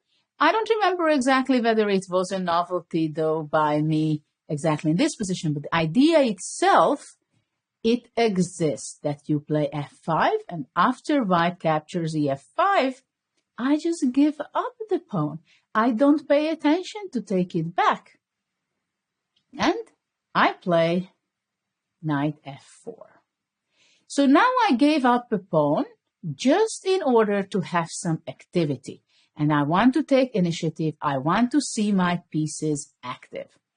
So after knight f4, there are several things white has to be paying attention. Of course, white could go castle, which after I would be playing bishop f5, and actually this was a game between Hansen and Kasparov. And but now black is doing fine. It's true that I had to take back with the bishop because my knight on f4 stands very well. So black is pretty active. Also, the pieces are looking on h3, maybe someday to sacrifice. But what is very important for black, that my pieces are extremely active. You may ask that why not gh5 if we are talking about so much about this issue. But after gf5, it's possible that white is going to be capturing the knight on f4, for example, and then he brings back, he plays the bishop h5 or brings back the knight. So it is a complicated game. This is what I can tell you. So, and there are different options, like after castling, indeed bishop f5 is only one of the way to play. But instead of castle, my opponent decided to take the pawn, to accept the pawn offer. E takes f4, f takes g6, queen g6. So let's see what is happening here and what has happened in the last few moves, right? I gave up a pawn. What did I get in return? First of all, my bishops are open, diagonal on the g7, and also my bishop did not make a single move, but still it has a strong power on that diagonal. And also, of course, my knight is just about to come to c5 and has a great play. But most importantly, what is very, very important, that white cannot castle in this position. This is essential when I make this idea, because after castling, then bishop h3 would be a problem for white. So this is very important that white cannot castle, put his king into safety. So he went king f1. After king f1, I have to be fast in some way, because if I allow white to consolidate his position, he can, for example, go bishop g4, trying to exchange my strong bishop, I must say, and control the white squares. Also, if white has time, he will be bringing back his knight to f3 towards to d4. So when you offer, you sacrifice a material, even if it's just a pawn, you have to make sure that you're in the very energetic mode and you do very active moves after that, because you don't have time. We also sacrifice many times material to gain time. After king f1, I played knight c5. So look at my pieces, how beautifully they are standing. I don't have a concrete threat with knight c5, but definitely we can say that it's one of the best square for the knight to be at the moment, because it's controlling very important squares on d3 and on e4 at the same time. Bishop c3, sometimes I would consider to destroy the pawn structure of b2. So this is why white played rook c1. After rook c1, I continued the development of pieces, and I went bishop f5. I went bishop f5 for two reasons. Because, first of all, I make it possible in the next move to play rook e8, where it's going to be exceptionally well. But at the same time, I'm also supporting my knight to be able to jump over to d3 or e4. Now, for example, if white would be going b4, I would definitely jump to d3, and after takes king g1, look how sad the rook is in the corner, and I can just simply take the c4 pawn. So I win back the sacrificed pawn, but I have my bishop pair, and also white is not castled properly, right? So after bishop f5, knight f3 was played by Alexander, and it's a very logical move to play because the knight f3 has right now two ideas. The very straightforward idea, obviously, to go to knight h4 and trying to eliminate my bishop on f5. That would be a great deal what white can achieve. But also at the same time, if I'm going to stop that, he can be thinking about playing knight d4 time to time. Also somehow to try to activate his knight and also try to get one of my bishop because they are very strong. So now I played bishop f6. It is very clear that I stop knight h4, but at the same time I have another idea and plan for the future. What is that? I think you know it. What do you think? Why is it important for black to have the G file open? So what do you think? What kind of plan I have in mind after bishop f6 for later? Think about it for a second. I think you got the point. My plan is also to play king h8 and to bring my rook to g8 and put pressure on the g file because it stands very well there, and to put as much pressure as possible on white's king side, it is essential to convert initiative into a great attack and the great attack into victory. So now white went king g1, trying to escape and finish the artificial castling. King h8, king h2, rook g8. So I'm doing my plan, white is doing his plan, rook g1. So for now it seems that white is just finishing kind of the development. At the same time, he's just in time with the defense, defend the g2 pawn, and he thinks that he has a pawn up, which is going to be something that he can make use of that. But look at my pieces. All of my pieces are in great shape, in great placement, and it's attacking, right? So now I went, the only piece is not playing yet is the a8 rook. So for the moment I played queen h6. Actually, it's kind of a key square for the queen, and it's essential to have the queen on h6. And also, again, I have few ideas because, first of all, of course, the most important thing is that I open up the line for the rook. So I may be just doubling in the future on the g file, but also sometimes just to keep in mind that I'm also always checking rook g2 sacrifice. Now this is why bishop went back to f1, and I just played rook g7 for the moment, continuing to build up the pressure as much as possible against white's king.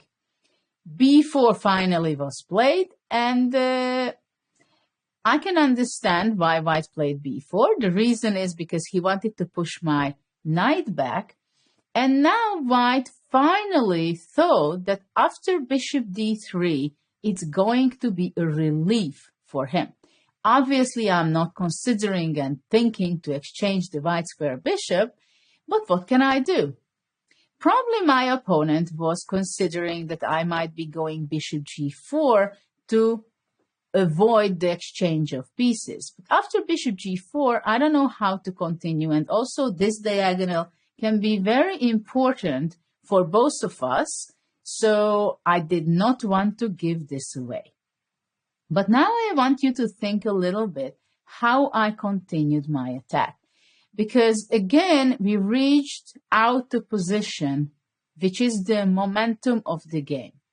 You have to make a decision whether you exchange the bishop or you move away with your bishop, or possibly to find something else, which I did.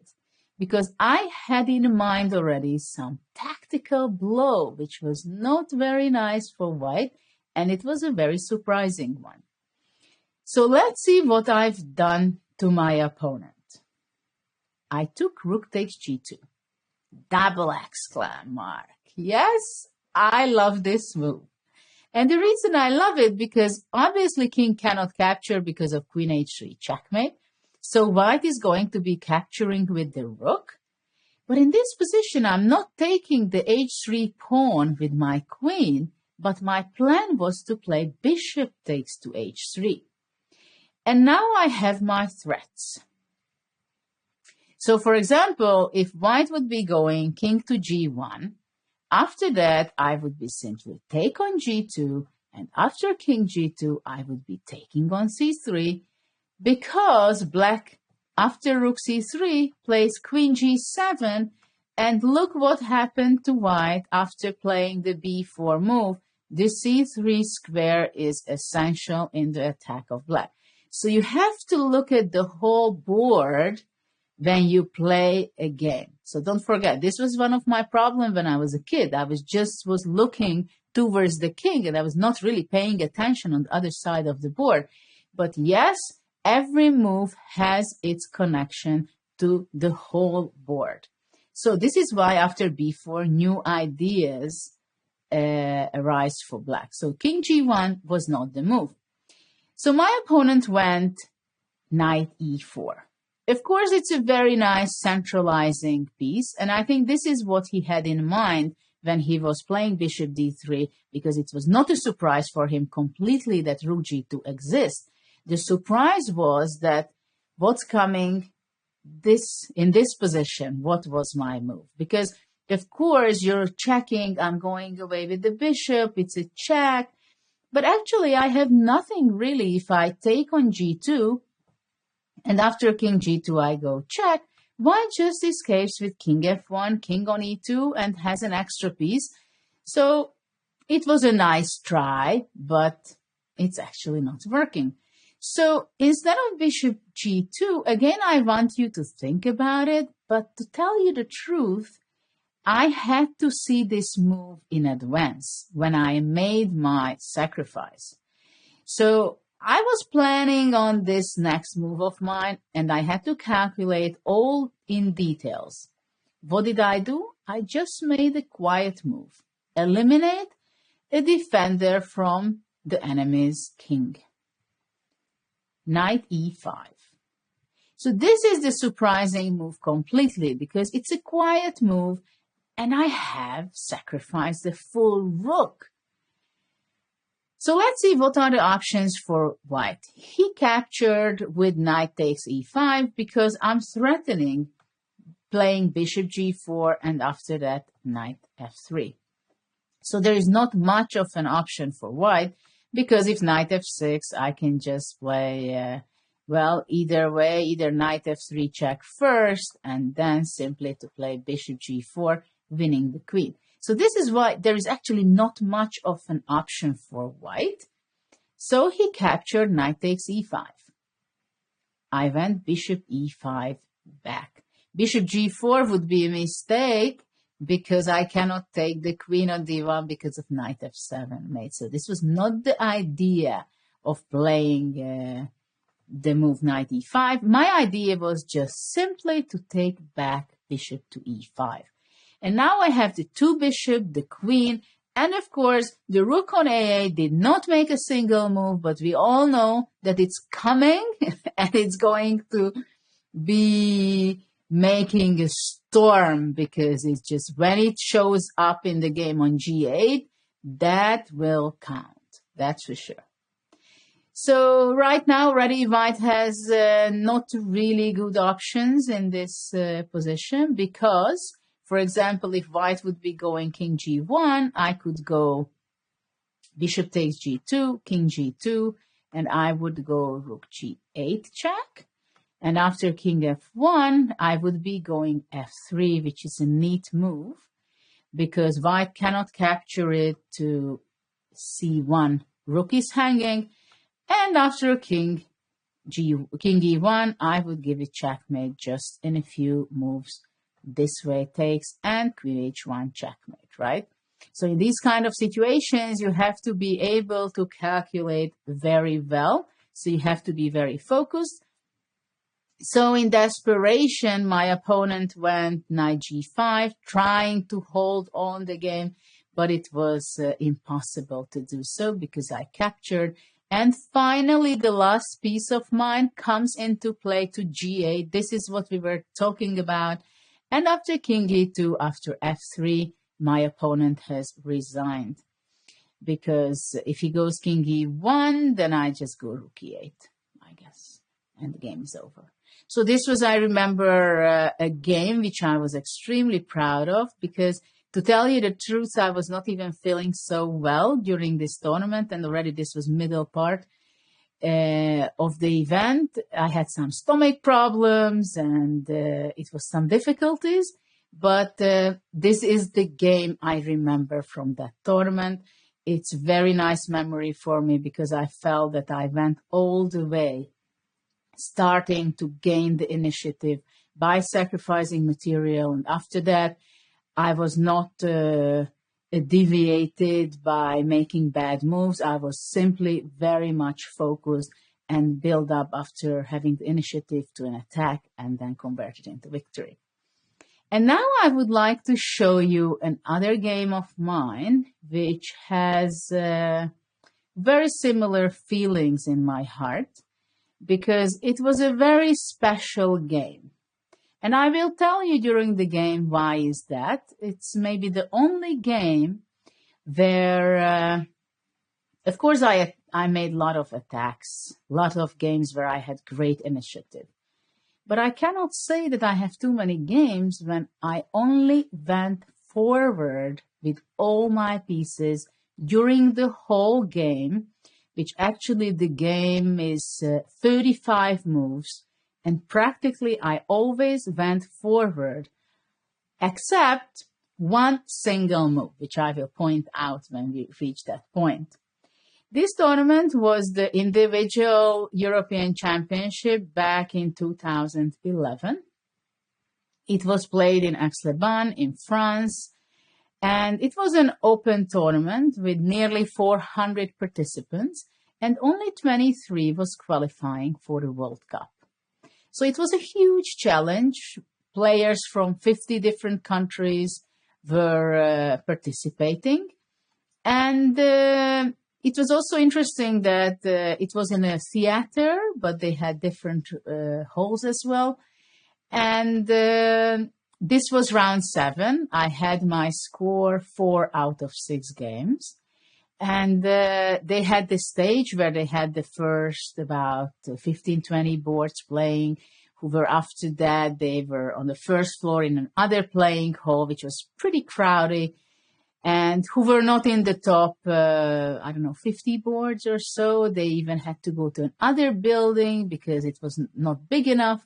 So it was interestingly organized, and of course it meant a lot for the players whether you play on stage, because it means that you're very close to the qualifying spots, so you're fighting for it. When you go on the first floor outside of the stage, it meant that you're not very close to the qualifying. But this game, after having 4 out of 6, I was not playing on the stage, but I played on the first floor. So let's see the game. Pantulia Levan, he's a very strong Georgian player, and I played with him for the first time at the time. When people play c4, knight f3, they are trying to avoid maybe my king's Indian or something different. But you can see that After queen c2, which was quite a surprising move for me, I was just playing the healthy move c5. d4, c takes d4, knight takes d4.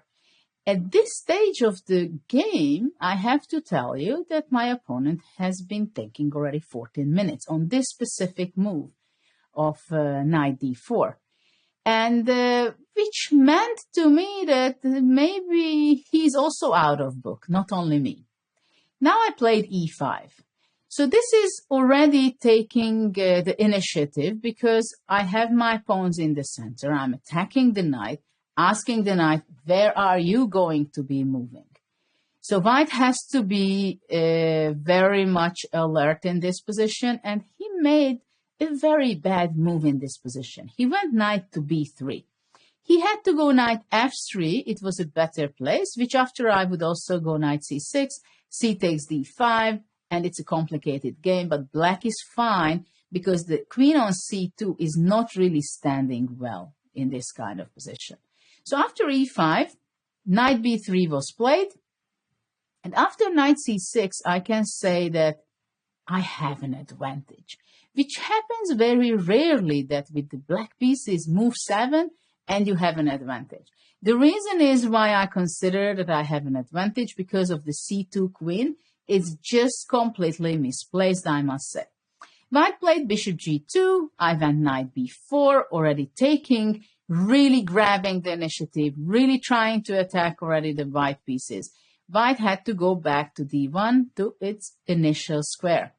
I took d takes c4. I thought, why not to grab the pawn? White had only moved to go back knight to d2.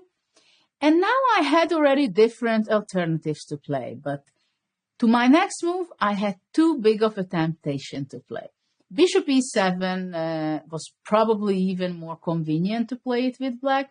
But I was going for bishop f5. I was really ready for a fight. I had my +2 score, and I wanted to win to get back on stage and fight for my qualification. So after bishop f5, my opponent has played knight a3, which was a bad move because at first it seems, right, that knight c2 is a deadly threat, even bishop c2 right now. But still, white should have castled because after castle, knight c2 would not have been a dangerous move. Contrary, actually, after e4, black is in trouble. So after castle, I cannot play knight c2. And this is why bishop f5 was not such a good move. But my opponent went knight a3 because he wanted to stop any possibility that any of my pieces would show up on c2. And he thought he's going to be castling and gaining back the pawn on c4. And something maybe even slightly better position will occur to him. But in this position, I knew one thing, that I have a pawn up for the moment, and my pieces are active, and definitely I don't want to allow white to capture my pawn. So what did I do? What do you think? How did I protect my pawn? On what cost I made this move? Yes, I played b5, and I was very happy to do so because b5 is not possible to take because of bishop c2, right? After knight b5, bishop c2 wins the queen. Or, for example, white could play castle, but after castle I could play, most likely I would go a6. I just don't care. I'm happy to give up the exchange. At the same time, rook b8 is also something to consider. So after b5, white took on a8. It's kind of a must that, well, okay, I have a pawn down, at least I gain an exchange in return.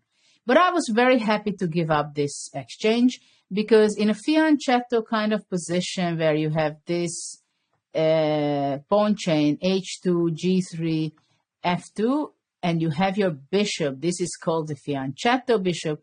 When you lose that bishop, it means that it can be seriously dangerous for you, especially if you would be castling. If, let's say, castle, I would go simply bishop h3, attacking, threatening with the mate, and also threatening taking the rook. So after queen a8, white has played knight f3.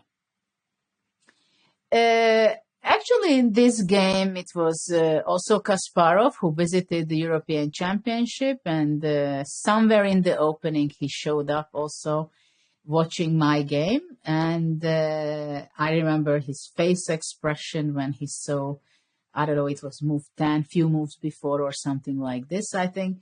And I saw his expression that, well, Judit has this position. There is nothing good going to be happening for her opponent. This is the impression I was reading off from his face. And so it was nice to see him watching the game and smiling in a way that it was clear that he thinks that I have a very nice position. But of course, I did not have to have this proof, but still, I had to make a move, right? How to continue, because once you give up material and you have the initiative, don't forget that you can't sleep, you can't just make moves, because within a few moves, it's gone.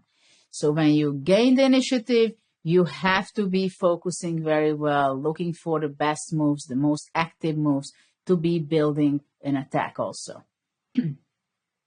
So in this position, my question is, how would you continue here the game?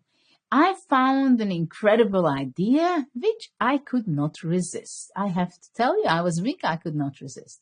There was even a better move objectively, and objectively the best move would be, which was actually pointed out later on before I got to my hotel room checking it with an engine.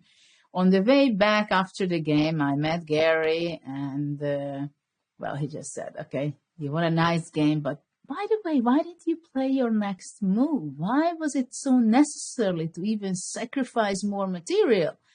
Why didn't you just play the simple move a6? And he was right, because with a6, I'm defending the pawn on b5, which was not hanging actually, but still the position is so active. White pieces are so passive. a3 knight is especially a very bad knight. And after castle, I could just go bishop h3 simply, rook e1, bishop c5, having all my pieces in active places. After that, I can castle. I'm threatening with playing knight g4, and so on and so forth. So this would have been the best objectively.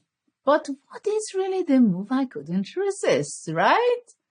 So what do you think? What did I do? I just desperately wanted to stop white from castling in this game. I went knight d3. I was thinking like 17 minutes on this move, so I was not sure exactly that this is the best. But I was calculating different lines, and I said, okay, I want to go for it because it's so interesting. And I was very curious whether it is good enough, because I felt that I have to have full compensation in this game. White took, bishop takes d3. So what is the standing point right here? White cannot move his knight because of the pin, right? The h1 rook is under attack.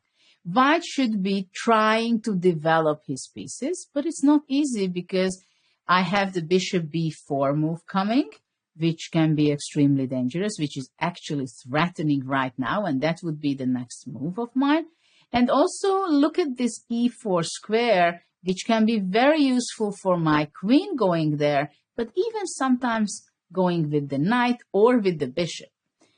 Okay, so black got this move, reply, knight b5. It's kind of the only move, I believe.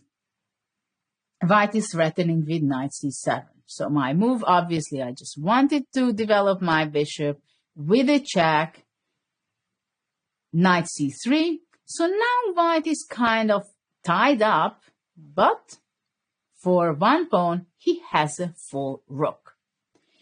I went castle. So in this position, I sacrifice the whole rook, only one pawn I have, for initiative. What kind of initiative? The initiative I have, of course, the d3 bishop is the heart of my attack later, because the white king cannot castle.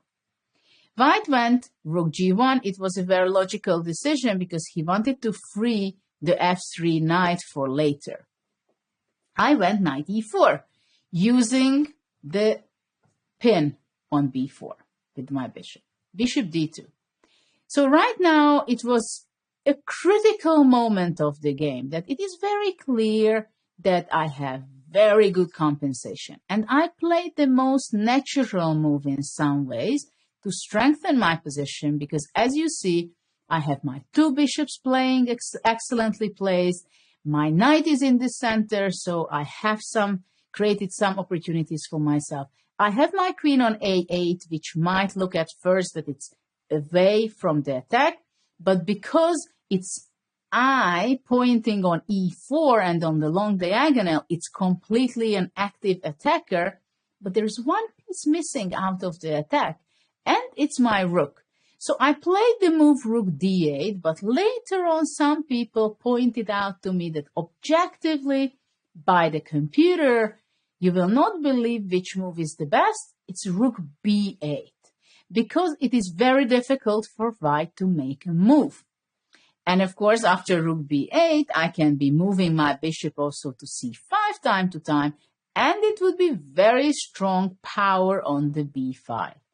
But okay, I played rook d8, which was not bad at all, I must say.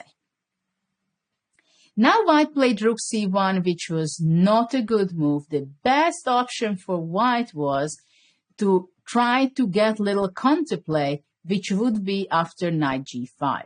After knight g5, I would be taking on d2, and after queen d2, just the simple move h6, where white has to decide if he goes back to the side to h3 with the knight. It has its drawbacks, or he could sacrifice on f7, takes, long castle, and I would just go back king g8. Here, black is not winning, but I have fantastic compensation in this game. So white played rook c1, trying to make everything as tidy and as defensive as possible. And of course, after rook c1, white's idea is to free the bishop and possibly go bishop e3, and then regroup with his knight to d2, his knight. And after that, it would be much easier for white. But, of course, I had my plans. So I played knight takes c3, b takes c3, because bishop c3 is not possible to queen e4 check, right? So b takes c3 is a must, bishop a3. So I have my bishop on a3, attacking the rook, but I can't say that I want to take always necessarily the rook immediately. White played bishop e3, trying to reach out the possibility for white to go knight d2. And if one more move would be possible for white, and he has the time to play knight d2, and after that to play f3, king f2, white would be winning. So this is why I took on c1 after all, because now white queen cannot capture back because of the f3 knight is under attack from my queen on a8. So bishop c1. Right now we have to figure out how to strengthen black's position. White's king is in the center. It will not move anywhere unless I will give the opportunity for white to move away the knight, move away with the pawn, and to play king f2. Practically, this is the only way how white can really put his king into safety. So now I had to think about it, how to improve my position and not to allow white to put his bishop on e3, knight on d2, and pawn on f3. This is why I played rook b8. It's a very strong move because the idea is that if the bishop would be moving out, then definitely I go rook to b1 and the bishop has to move back. So this is not a way of doing it. So white wanted to stop me entering into b1 with my rook. This is the reason he played knight d2 to stop that. And still, of course, having the idea to play f3, king f2, or the queen to go to f3. I went queen d5. In this position, actually, also queen c6 was something to consider. I went to d5 because I thought that it will be very useful to have the threat to go queen a5 and attack the weak c3 pawn.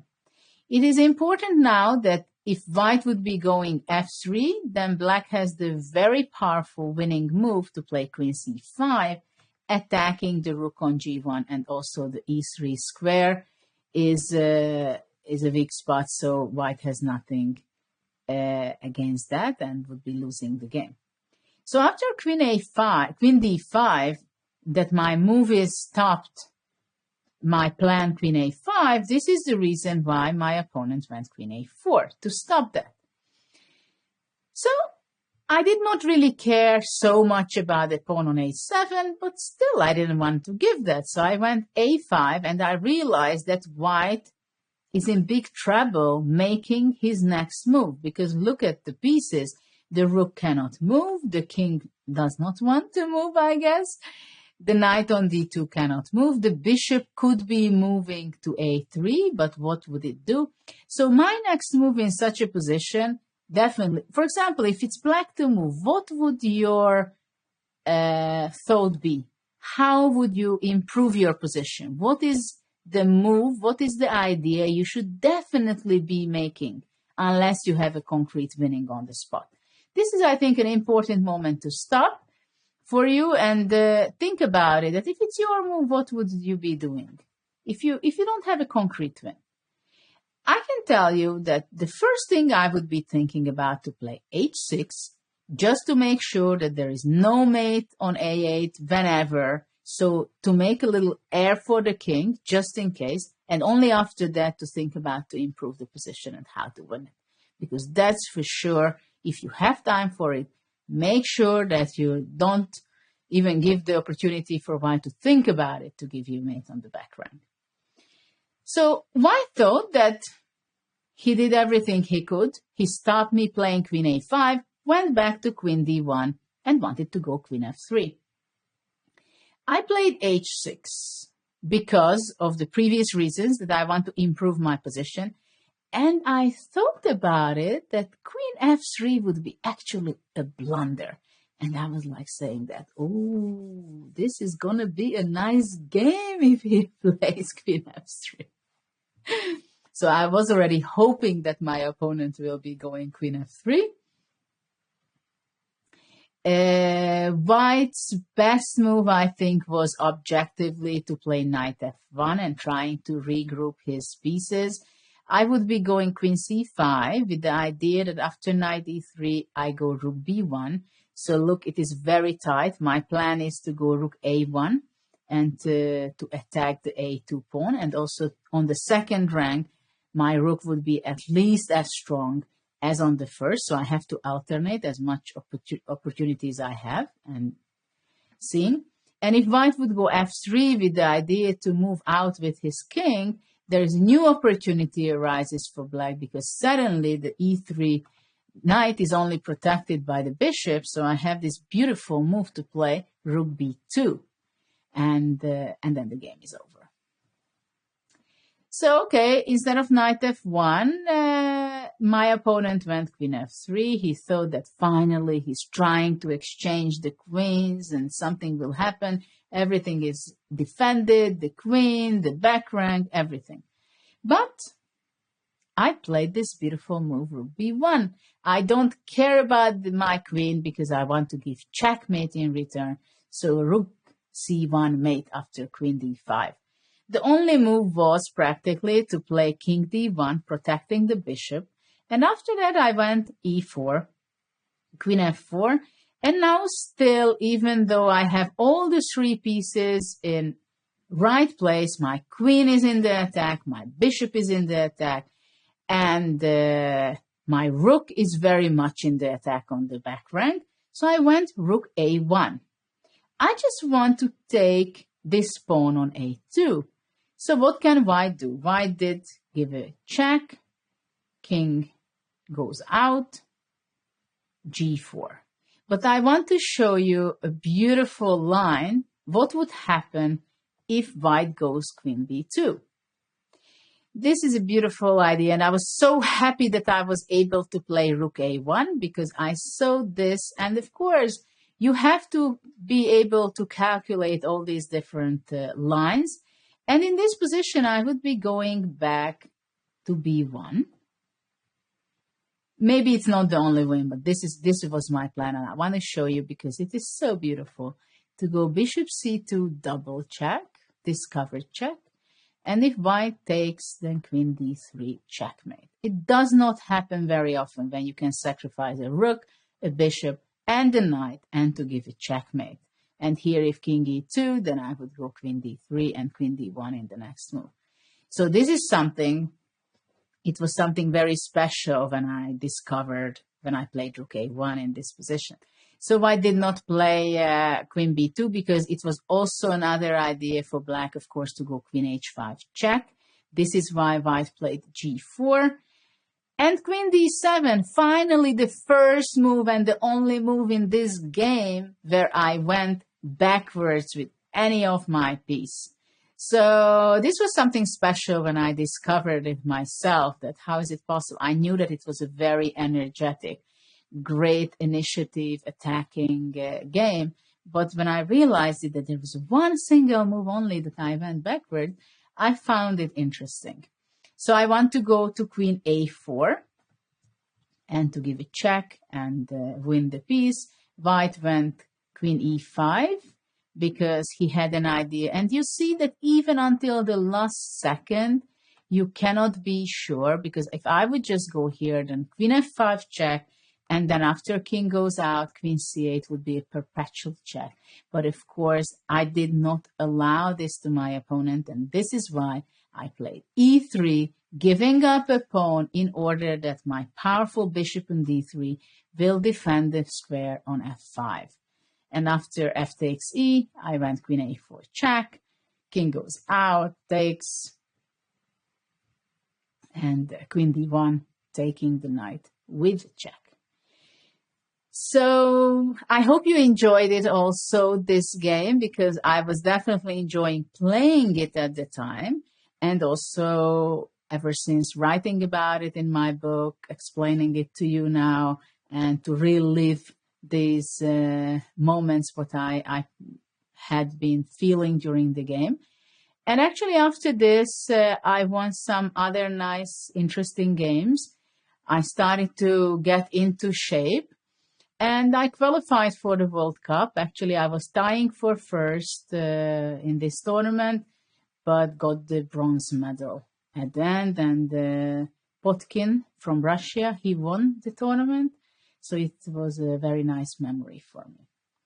Now I want to show you another game which was played actually in the candidates tournament in 2018. Between Levon Aronian, he was playing with the white color against Vladimir Kramnik, which is very surprising for me that I was there at the time. I was the official expert commentator of the event. And it was interesting that this was only round 3. It showed that any moment already in a very early rounds, it can be some exceptional, fantastic fights. And after this game, I must tell you that everybody was thinking that, wow, Kramnik is going to win this candidates tournament because he played in such a brilliant, such a fantastic, amazing style, this game. And you can see in this game how a world-class player, a top 10 player like Levon Aronian, can get in trouble just after very few moves in the opening with the white pieces. So let's get started and see the game. e4, e5, of course, Kramnik usually plays this. He was always, not always, but since 2000, since he won against Kasparov with his magical Berlin Wall defense. And this is what stopped Kasparov having and holding his crown.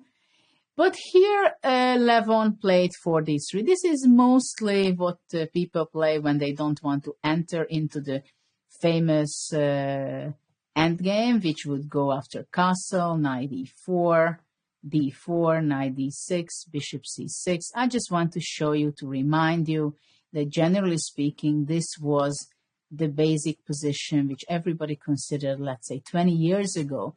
Everybody said, okay, it's just white has a small advantage and that's just fine.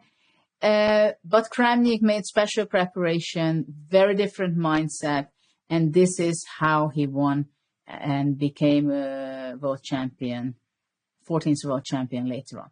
So after that match, there were many analyses, many games played, many of the players played with both colors, with the white side and the black side, but most of us were trying to avoid that end game in many occasions, and d3 is the move to do that. Bishop c5, bishop c6, d takes c6, white castled.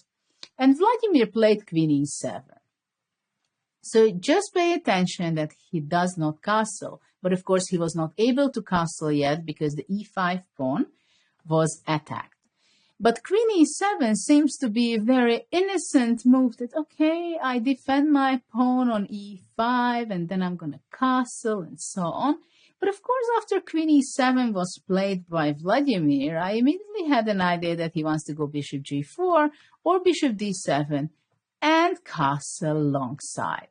It can also be the case, not to play this very solid way of castling short and then it's going to be a long game. And in this position, pretty fast was played h3 by Levon. And of course, it's a very logical move because bishop g4 is something that white wants to stop in these kind of positions because it can be very inconvenient to have this pin over there. But unfortunately for Levon, after h3, Vladimir had prepared long time ago, years before this game was played, a novelty, very interesting idea. And I can tell you that these kind of ideas also originate, I think, by using computer engines. Because usually in the old times, let's say 30 years ago, people were not coming up with these kind of moves. I want you to think for a minute what kind of moves I'm talking about.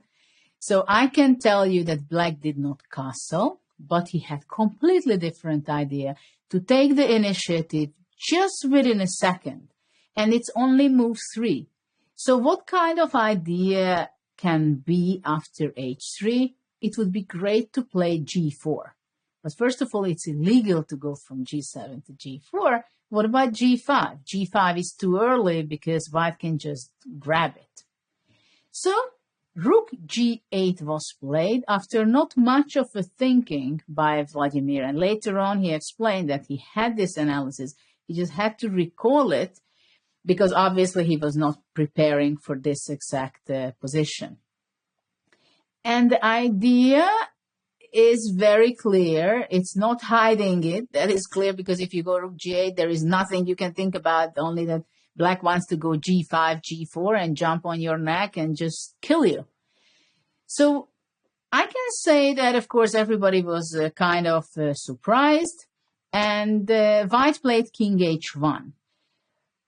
I can understand, but it shows the panic moment also, I must say. Black played knight h5. So because g5 is still not really possible because two pieces are holding on the g5, so white would be just capturing it with the bishop.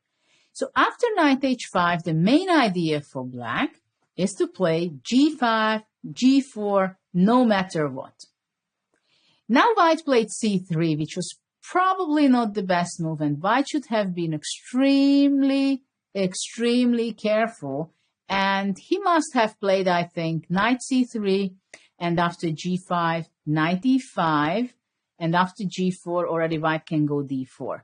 So this novelty, which was made by Vladimir, this rook g8, is not a winning move. But definitely you have to place yourself in a situation of Aronian, where he's just making his moves in the opening. It's going to be a long move. Suddenly he comes back to the board and sees or rook g8, oh my God, g5, g4, home preparation, what am I going to do? What's the reaction? So immediately kind of a very, well, I'm not saying a panic moment comes for the opponent, but when you play with Kramnik, you think that this kind of rook g8 really makes sense. And you know that he was analyzing at home. So it can be easily that you're very uncomfortable in the situation and your brain doesn't work completely properly and you will not find the very best move. So what was Aronyan's move? He went c3 because he wanted to go d4, of course, and g5 was played. He doesn't care. He just goes for it. Straightforward. Look, the very sharp, very focused attack. Rook g8, knight h5, g5. After knight e5, which is taken because the h5 now, the knight is not protected. So after queen e5, because of the pawn on g5, it's possible to capture. So g4, not paying attention on that, just sacrificing. Because right now, of course, knight g4 is not possible because black would just take it with any of the piece. And after that, to give it check. And because of the c5 bishop, pin, knight g3 and queen h1 is unstoppable. So this is not possible. And it was very clear that instead of knight g4, white is going to be playing d4, looking for counterattack. But look at the white Queenside. The pieces are just standing as the game started. Black went bishop d6. So for now, black sacrificed the pawn in order to gain initiative and activity. So let's see how white was trying to escape from this very dangerous position. He went g3. He wanted black to take on h3, but of course for now he cannot because of the knight on h5. But black was just playing extremely accurately. He played bishop e5, d takes e5, queen e5. After queen e5, of course, the simple way that the pawn is on e4 is hanging, but also after queen e5, don't forget that time to time knight g3 can be possible. White played queen d4. It is the most natural move because desperately you would want to exchange queens and just get away with it as much as possible, not to see any queens on the board. But Kramnik did not exchange it, but went back queen e7. Just moving back his queen. Of course, g takes h3 is there. White does not want to take on a g4 because he does not want to see the position opening up. So this is why he went h4. So for the moment, the white king is in safety. And of course, white has the dream to put either to g5 the bishop or just to put bishop e3 to develop knight d2, defend the pawn, and then somehow to stabilize the position. But this was not possible because Vladimir was immediately continued the attack with attacking the queen by playing c5. And now white has to decide where to go with the queen. White should have gone, I think, back to d3 or something like that. White chose not the best moves in the next move because bishop could develop on a6 after queen b5, c6. So the queen is pushed back. And right now, it's not long castle what Vladimir had in mind, but we see a pawn break, f5. So what's the idea of f5? Of course, black wants to eliminate the pawn from e4, so his bishop could be going to the diagonal, extremely powerful diagonal for the bishop on d5. But also don't forget that black's plan can be only f4 or as well, but this is at least as strong as to take, let's say, on e4 and to put extra pressure on g3. At the same time, black is, of course, open to make long castle anytime to bring into play his rook on a8. Bishop g5. So finally, Aronyan tries to make some active moves with the tempo. Of course, if black moves away with his queen, then the knight finally comes to d2 and starts a little development and his pieces are getting more active. But without too much of a hesitation, Kramnik took on g5. So giving up extra material just for the initiative to push the pawns and put the incredible pressure, what he wants to do with the white camp. Because knight on h5 is just extremely powerful and supportive of the f4 pawn. So on g3, there is serious problem going to happen with white. So white was going queen d1 because he wanted to go into the defense. Rook d8, queen c1. Again, look, poor knight on b1. He cannot come out, but there are new unpleasant opportunities will come. F takes g3, so things are really falling apart for white. Knight a3, rook d3. Look, all the pieces of black are really extremely powerful. Black wants to move away later on his bishop in order to open up his way for his queen. White played rook d1, and now brilliant move was played also by Vladimir. What do you think? How would you continue the attack? Because it is very clear, it was very clear to Levon Aronian that he's not going to be saving the game. But of course, you don't give up. You're just fighting all the way along. And a beautiful move was played, bishop d5. But this was not the only winning move in these positions. If e takes d5, then black goes queen e4, king g1, captures the pawn on f2.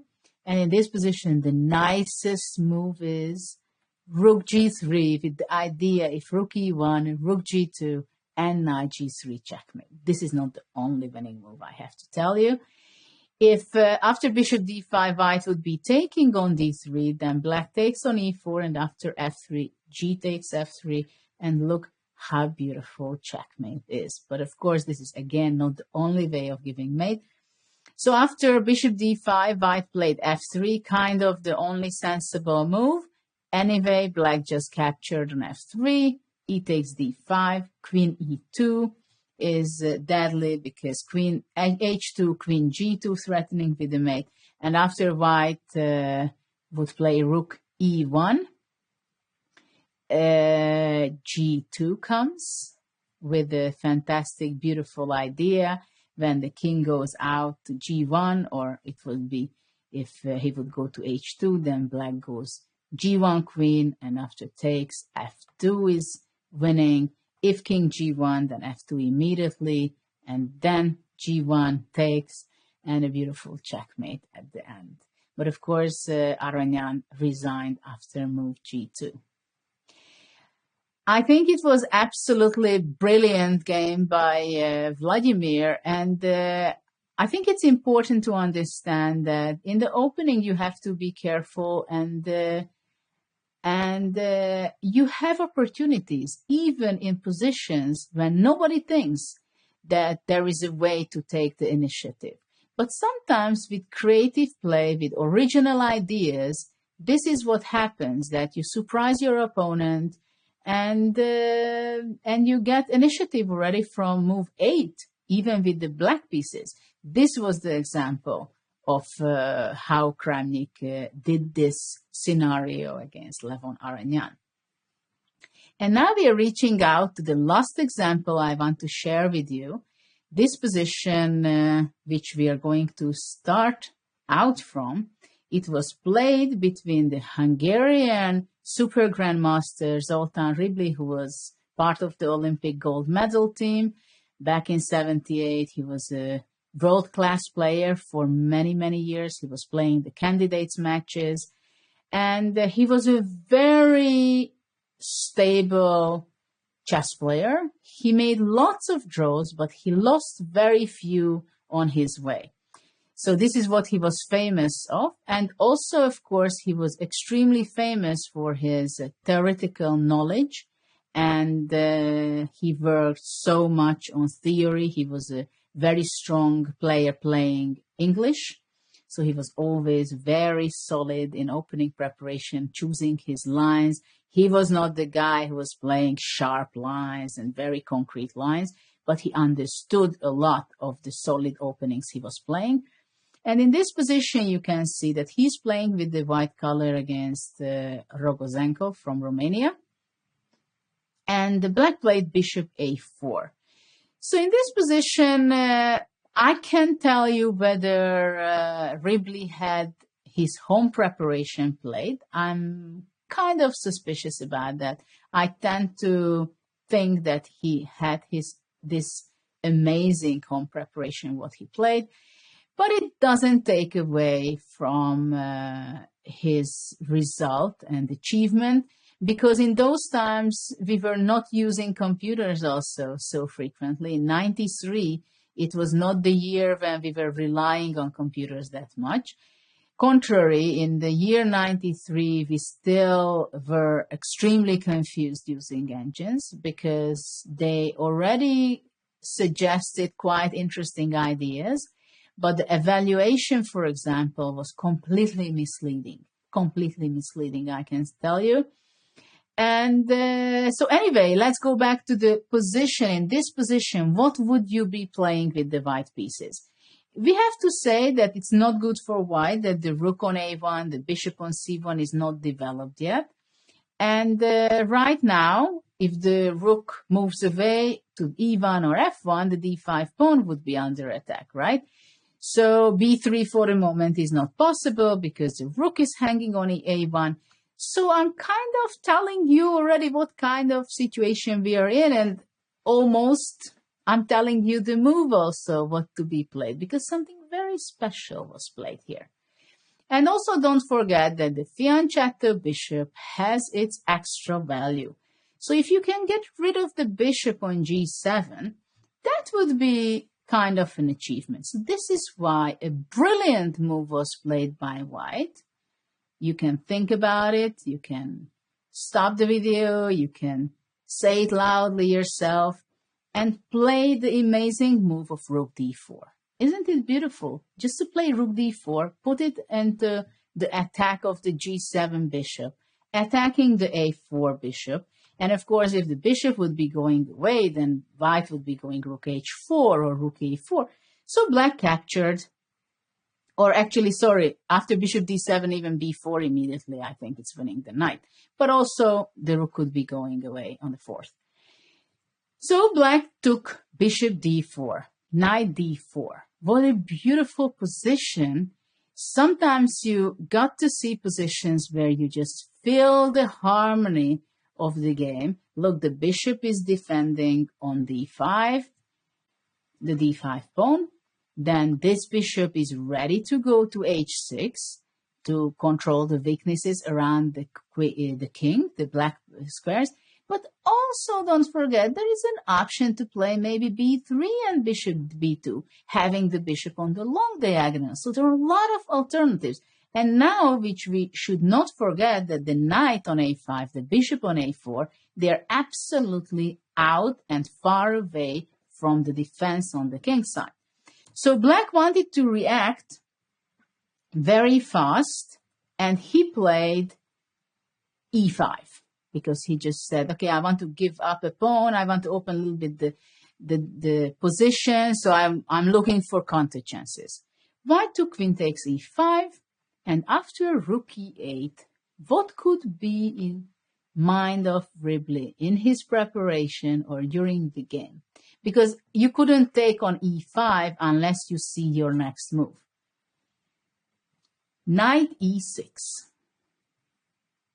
So white is sacrificed already in the beginning, material in order to get the initiative, having the black squares weakened of black king.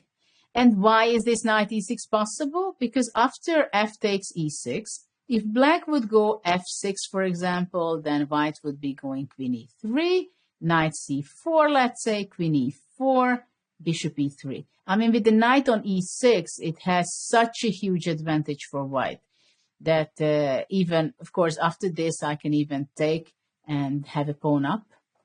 That's all. But black was saying, okay, knight e6, I just take it. I just don't want to play this bad position. And white's next move is also very beautiful, plays b3. So white sacrificed in exchange, which actually he later, just a move later, 2 moves later, sacrificed the knight in order for the active, powerful piece from c1, the bishop, it's going to b2, and it's going to be completely dead for the black king. Black played rook e7, so after bishop b2, he wanted to go queen f8. For a moment, if there is a check, then black king can go to f7, sneak out to e8. But white played again the quiet but the last important detailed move, d6. And now the game is completely over. Black played queen g7, white just went back queen e2. Look, the very precise play by white. e5, d takes e7, the a4 bishop is also under attack, so it moved back to c6. Bishop h3, not exchanging the bishop, leaving the knight out on the edge of the board. Why not? And after queen e7, just playing b4, final touch to the game. So after queen b4, queen e5, and black has resigned. So what a fantastic example for this theme of sacrificing material in order to gain the initiative. We've seen 4 games in this type of theme. I hope that you really got the message and you understand that don't be afraid of sacrificing material in order to get initiative, to get great play for your pieces, to get space advantage. And after that, if your pieces are standing fine, they are going to serve you well and you're going to be ready for attack after that. And we are reaching out to the 4th part of this chapter of initiative, where we're going to be talking about special openings that thrive on the initiative. And this will be also something that already you have to keep it in mind when you're choosing your opening, actually. What kind of opening to choose where initiative is really in the position? That's the spirit of that opening. So let's go on and go to that chapter.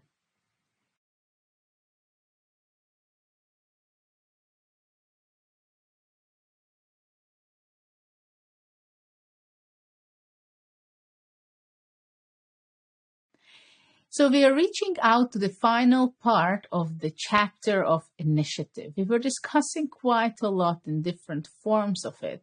The previous one was how we sacrifice material in order to get initiative. But actually there are already openings which has its in DNA that it's going to be a line where you have to take initiative and you have to go for an attack. Because simply that's how the position, the opening exists. This is how you have to play it because this is what it requires from you to be playing that way. So I will be showing a few games of mine. First, it's going to be some Sicilian this time again. And this tournament was very special for me because it was an annual event which was organized from the mid-90s to later on going all the way to early 2000. In Spain, actually, they organized plenty of chess events. It was the country of chess in those days because they organized the most events yearly. And I was a frequent visitor to Spain myself, as they also had not only open tournaments and a lot of different kind of time control tournaments as well, but they also organized some of the most prestigious events. Most likely, you know, the event in Linares they had for a few decades, where really the top of the top players played. It was called the Wimbledon of chess, but also they had many other events like in Las Palmas, in Leon, in many different places like Las Palmas, Madrid, Seville, many different kind of events. And I was invited to most of them. And usually I was traveling there for 3 or 4 tournaments yearly. I really enjoyed my time there. Also, I started to learn a bit of Spanish, and I had some fantastic times there on the chessboard, activities with my games, but also outside of the chess tournament as well, having some friends and enjoying the atmosphere of Spain, definitely. So this game was round one, and in this tournament, it was a very high category event. Not only Anand, but Kramnik and some of the other top players at the time was competing here. And this game was a Sicilian opening. And after very shortly, you're going to be seeing, I played the 6 bishop e3 line. I was playing previously many other systems like f4, g3, bishop e2, bishop c4.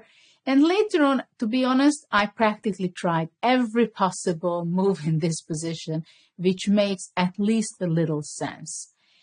Because, of course, when you have your career and you play many, many games in Sicilian, as I was always a 1e4 player, it means that you get bored and you want to make a surprise for the opponent, and also you're curious to discover new things as well. But I specifically like this opening. I started to play it, I think, in 1996 in Novgorod against Gelfand. I played this 6 bishop e3 because it was a very complicated line and lots of tactical opportunities. Of course, I also had to work quite a bit to be able to play against the best players in the world this system. Now there are different alternatives. There are 3 main alternatives here for black. Knight g4, which was discovered or rediscovered by Kasparov, and he played lots of fantastic games. And there is another move, e5, which is more to go on the solid roads. And e6, which is, I'm not saying it's provocative, but it's allowing very sharp lines, which I decided to play in this game. So I played g4. This move was considered, and it has the name that the Hungarian, very talented tactician, international master Béla Perényi was discovering it, playing it, and it is a sacrifice of material. And it very much gives a very interesting and unusual theoretical position within a few moves, because black is playing e5. This is the most challenging move against g4, because white has to go knight f5, g6, and right now white is not able to move away the knight, because then the g4 pawn would be under attack. So the idea is to play g5, though sometimes he was also playing Perényi, playing bishop g2 and simply sacrificing positionally kind of a piece. And so he was playing some interesting games there also. But let's see how it goes, the most straightforward sharp line. g5, g takes f5, and now I'm not taking the knight on f6, but I'm taking e takes f5, because why is this possible? How is this possible that we're just not taking the knight? The thing is that if white takes the knight on f6, then black would be going f4, pushing back the bishop, and after that he is able to capture the f6 pawn. And the d5 square is weak, but it's not deadly dangerous for black. So the idea is of this whole system to capture e takes f5, and now black usually not even moves away with his knight from f6, because if, let's say, he would be going, I'm just showing, knight g8, people don't even want to consider moves like this, because after that, knight d5 is very strong, also immediate threat already with bishop b6. And you can see how ugly black's position is, having all the pieces in the back rank. So this is something black is not really considering. But black wants to have the center, and that's why he plays d5. So it is a very tense, very concrete, very challenging position. It seems like black does not care about his knight, which is not exactly the case. It's just, it's not a priority. Because if white would be taking it, then definitely black's aim is to play d4, fork the knight and the bishop. So the line goes, theory goes, queen f3. The idea is to protect the f5 pawn, but not only that, but with the idea that after d4, white does not move away any of his pieces, or her pieces, because I was playing with white, but playing long castle. And now it's a pin, so the d4 pawn cannot take any of the pieces. So in this position, this is all theory, and black plays knight bd7. So it is a very good move, kind of, because it's a developing move, and at the same time, it frees up the d4 pawn. So in the next move, black is able to take one of the pieces of white. And I remember in 1999 that I had a training session with Jan Timman, and I always admired his chess, his artistic vision of chess as well, the study compositions he did, but also he's a very interesting player and character, personality himself.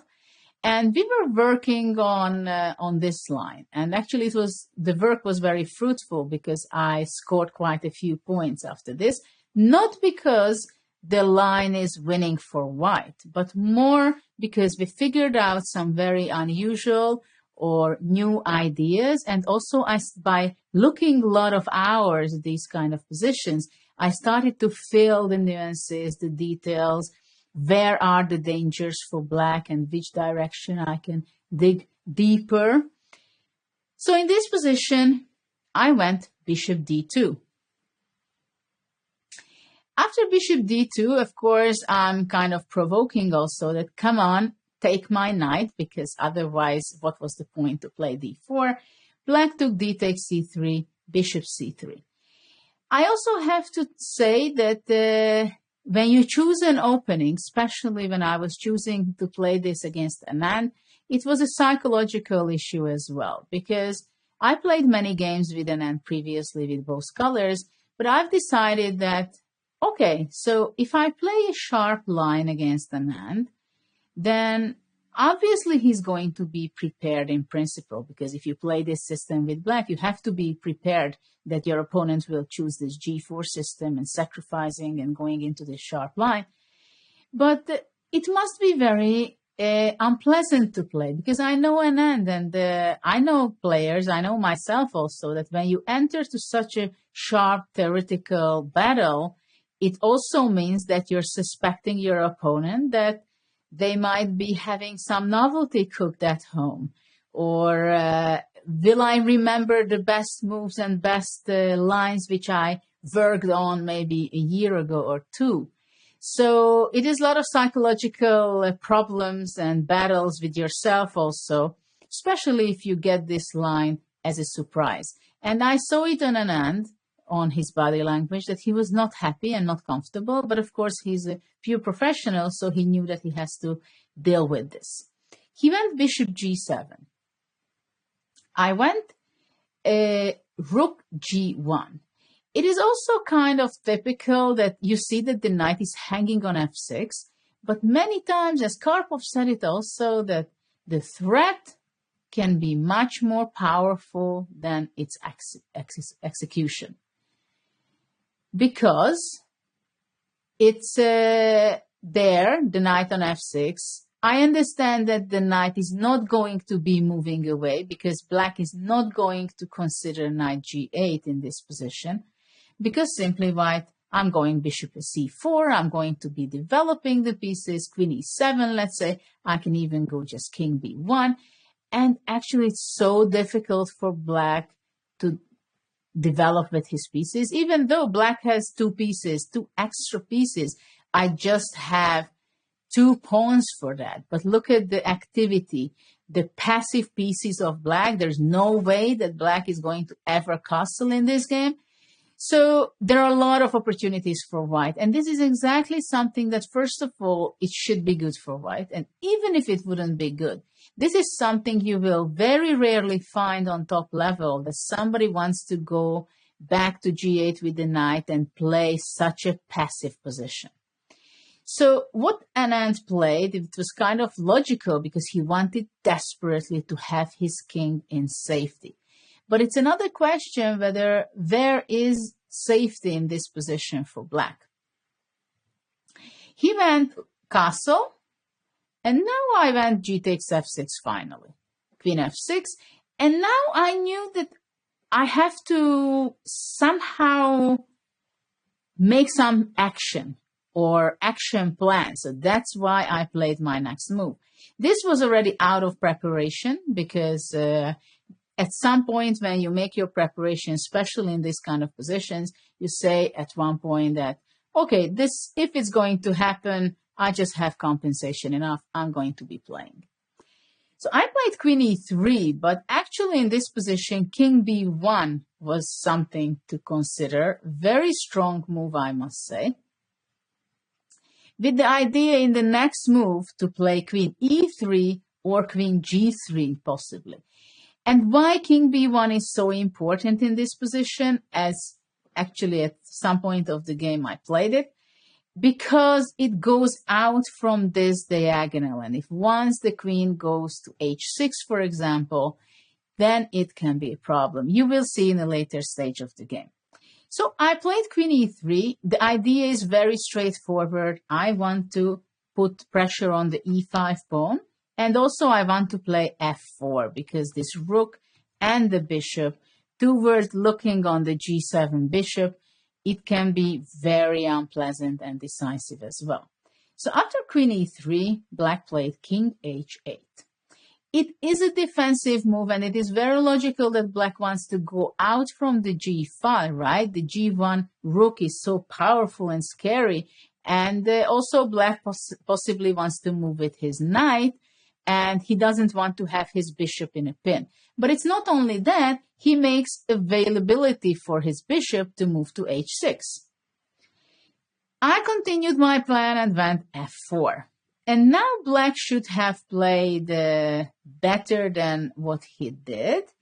And probably rook e8 was the best move. But for example, if he would go rook g7, it would be a mistake because I would not hesitate and just grab on g7.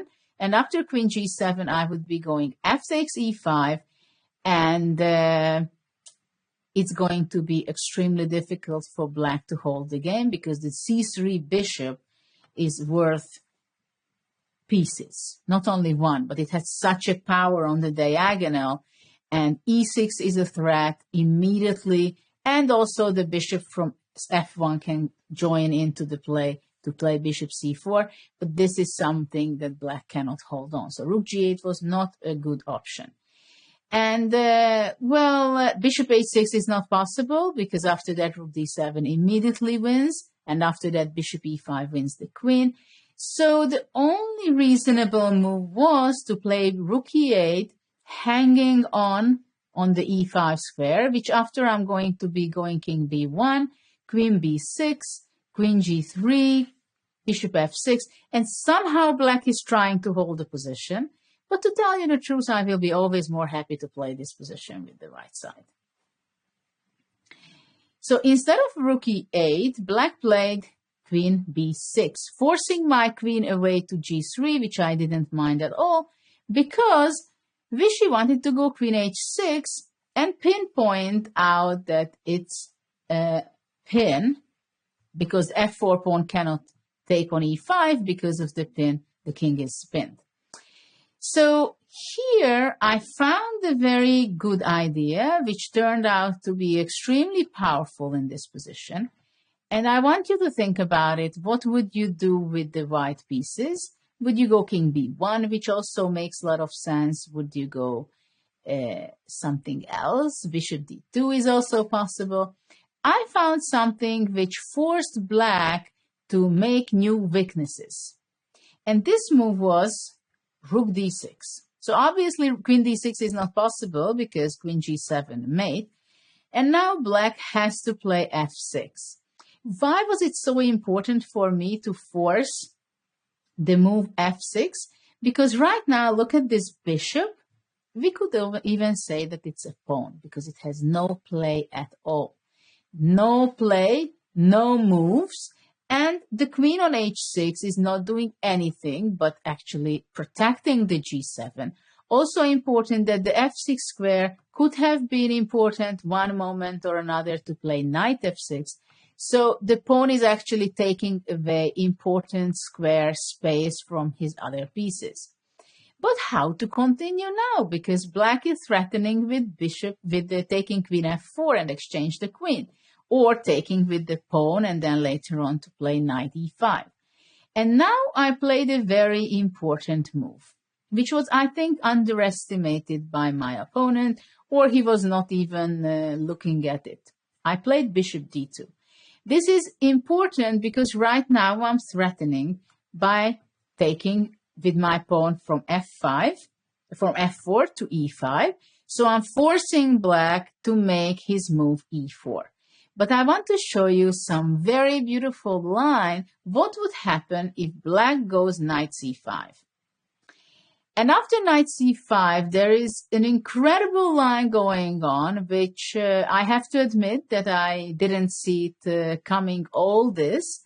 Somehow I thought that after f takes e5, it's just winning, and I stopped my calculation. But there is a very interesting saving move for black. Black can go knight e4. And look, everything is hanging. Both of our queens are hanging. The rook is hanging. The bishop is attacked. So what is really going on? And now there is an amazing move where white is going to be better at the very end. I want you to think about it. What kind of move you think would be possible for white, which is quite a crazy one because everything is hanging already. And e takes f6.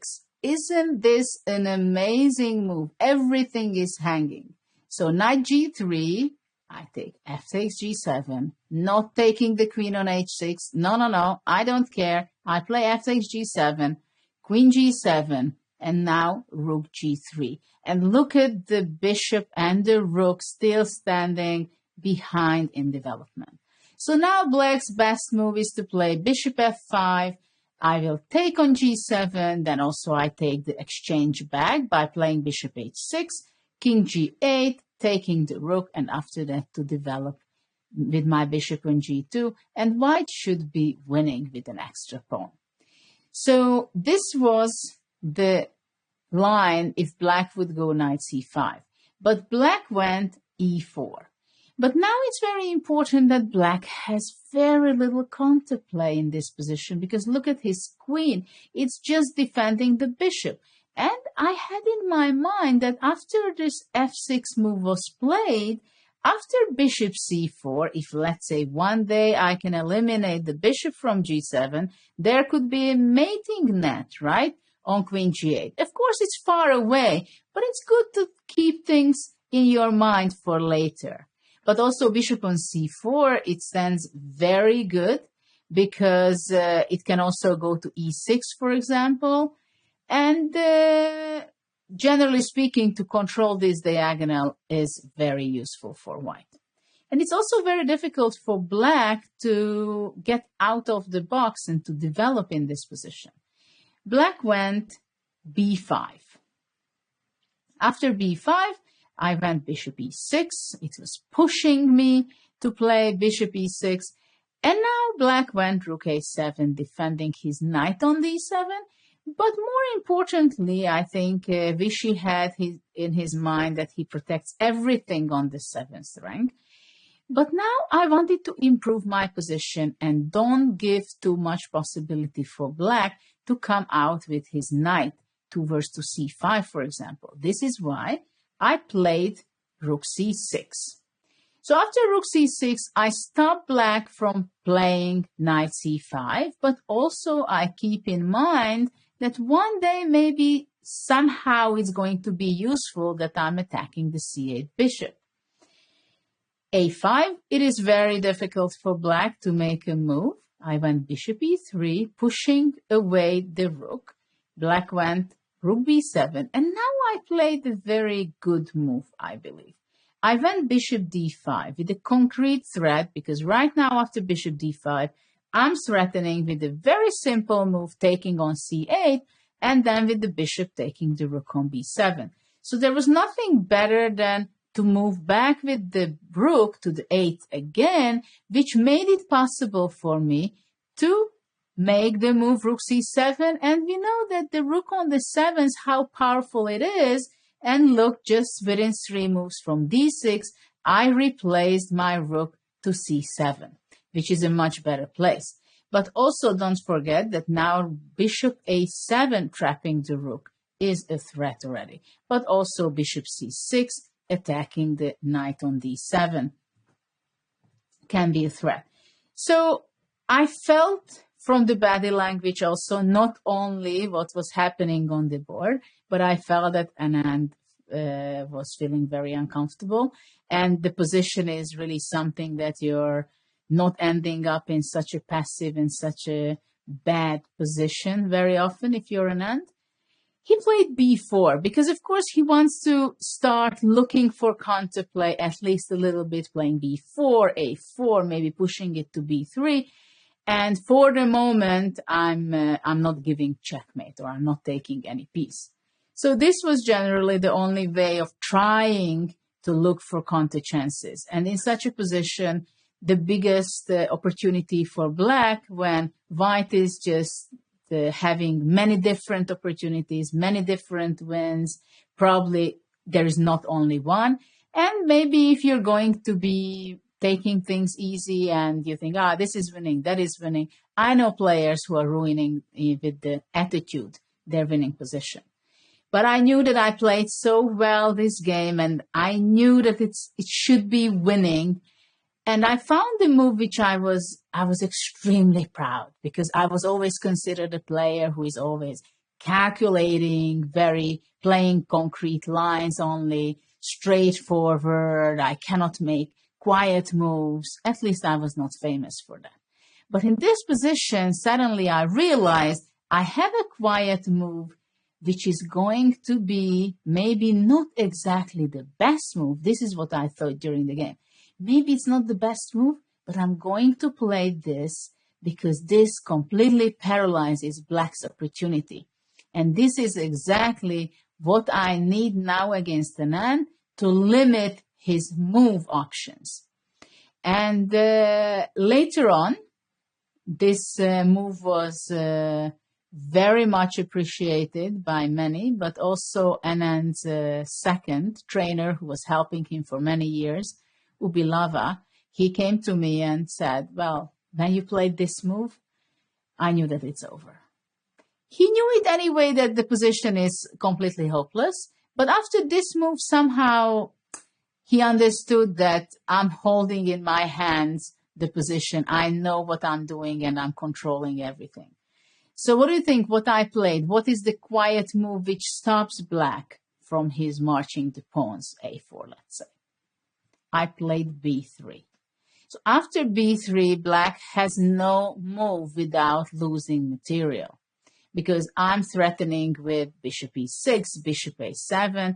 The only piece could move is the f8 rook. Otherwise, everything immediately losing material.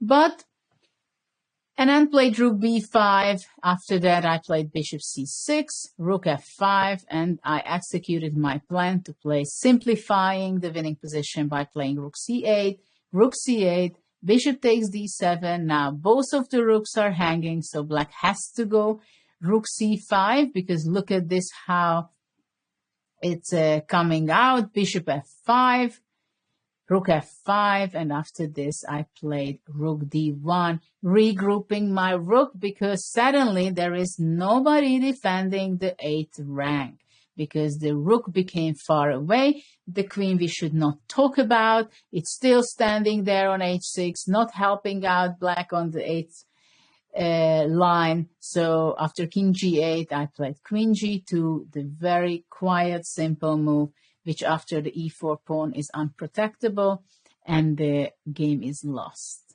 So this game, I remember it took me a lot of energy winning this game, I remember, but it took me so much energy. And after that, I was so proud and so happy with this game that unfortunately the rest of the tournament did not work out so well for me.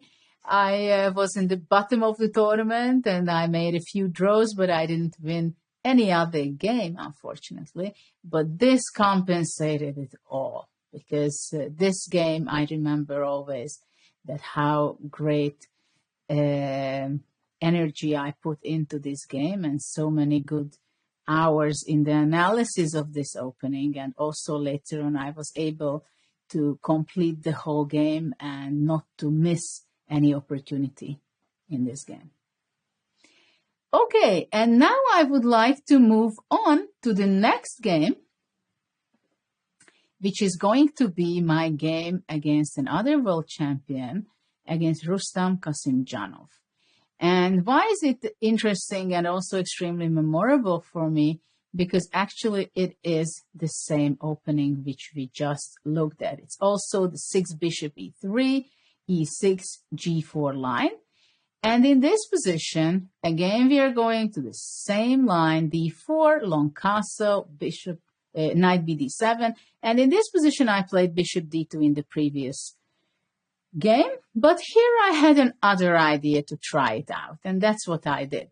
But actually, this is not the simple tournament of my life where I played against Kasimjanov, but it was the World Championship title tournament in San Luis, Argentina, back in 2005. And I have a lot of memories from this tournament. First of all, that I traveled from home 27 days, because it was a very long tournament with 14 players, with 3 days. And of course, I went few days before the tournament to acclimatize. And so it was a difficult, long tournament. I also had long preparation beforehand. And my baby Oliver was not even 1 year old, or he was around 1 year old. And it was something very difficult that I left for so long. And I have to admit that I knew that it's going to be very difficult for me to go home and see Oliver. And probably he will be angry at me and behaving not very nicely towards me because I left him for so long. And unfortunately, this was exactly the case what happened. When I went home after the tournament of 27 days being away, when you have a 1 year old baby, it's not fun. I can tell you that. Because in the beginning, when I entered to home, he was just looking at me that, what am I doing? Who am I? So it is a feeling which I don't want other mothers to experience, because it's very difficult. But after 10-15 minutes, it was okay. And we were, of course, extremely happy for each other. It was not one-sided. So that was the emotional part and the family part of the story. And this game was also early part of the tournament, and I was well prepared. I had my ideas, still working it with Timman, and also later on I was working with Emil Sutovsky in this opening. And we figured out new ideas. This is the new idea we figured out, to play bishop d4, sacrificing not the knight, but sacrificing the bishop. Takes, rook d4, bishop g7. And now again I played rook g1, again similarly to the game against Vichy.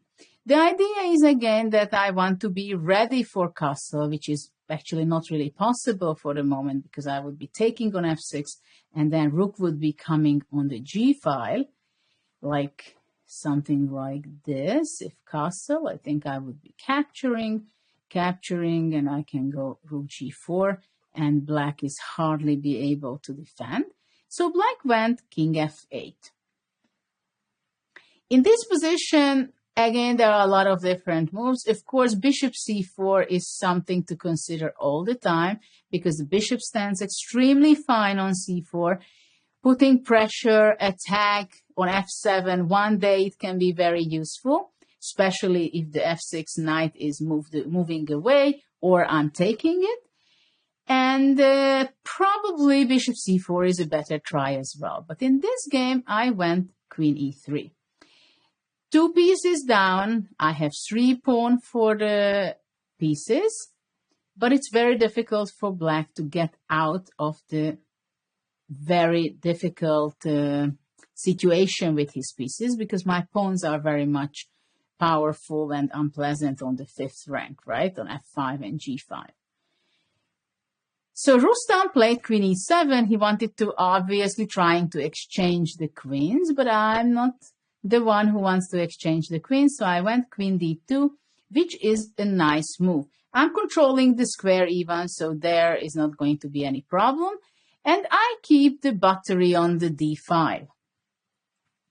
Now after queen d2, black played a mistake. It's also important to understand that here, one tempo you're losing and the game is over. So you have to be extremely sharp and extremely focused and calculate and know what you're doing, because you make one move and then the game is over. This is what happened here.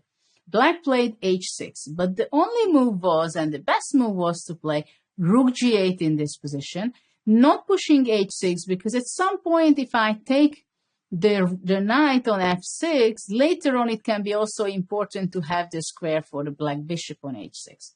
So let's say I could go rook g3, then knight h5, and maybe f6 takes, rook e3.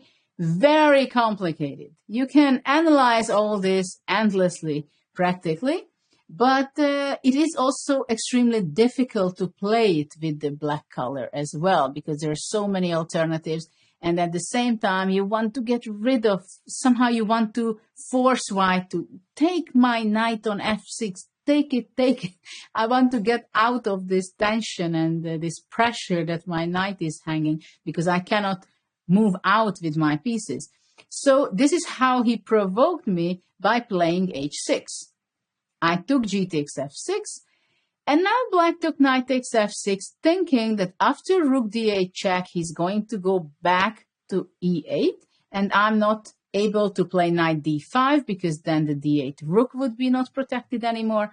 But now I found some good tactical opportunity, which was unpleasant for black and very unexpected. And I needed to calculate quite a bit for that to understand that it's winning. What do you think? How can you force matters? How can you bring in some of my other pieces into play? How good it would be if I could be able to play rook e1, for example, to attack on the e file, right? So having this in mind, what do you think I did? I played bishop b5.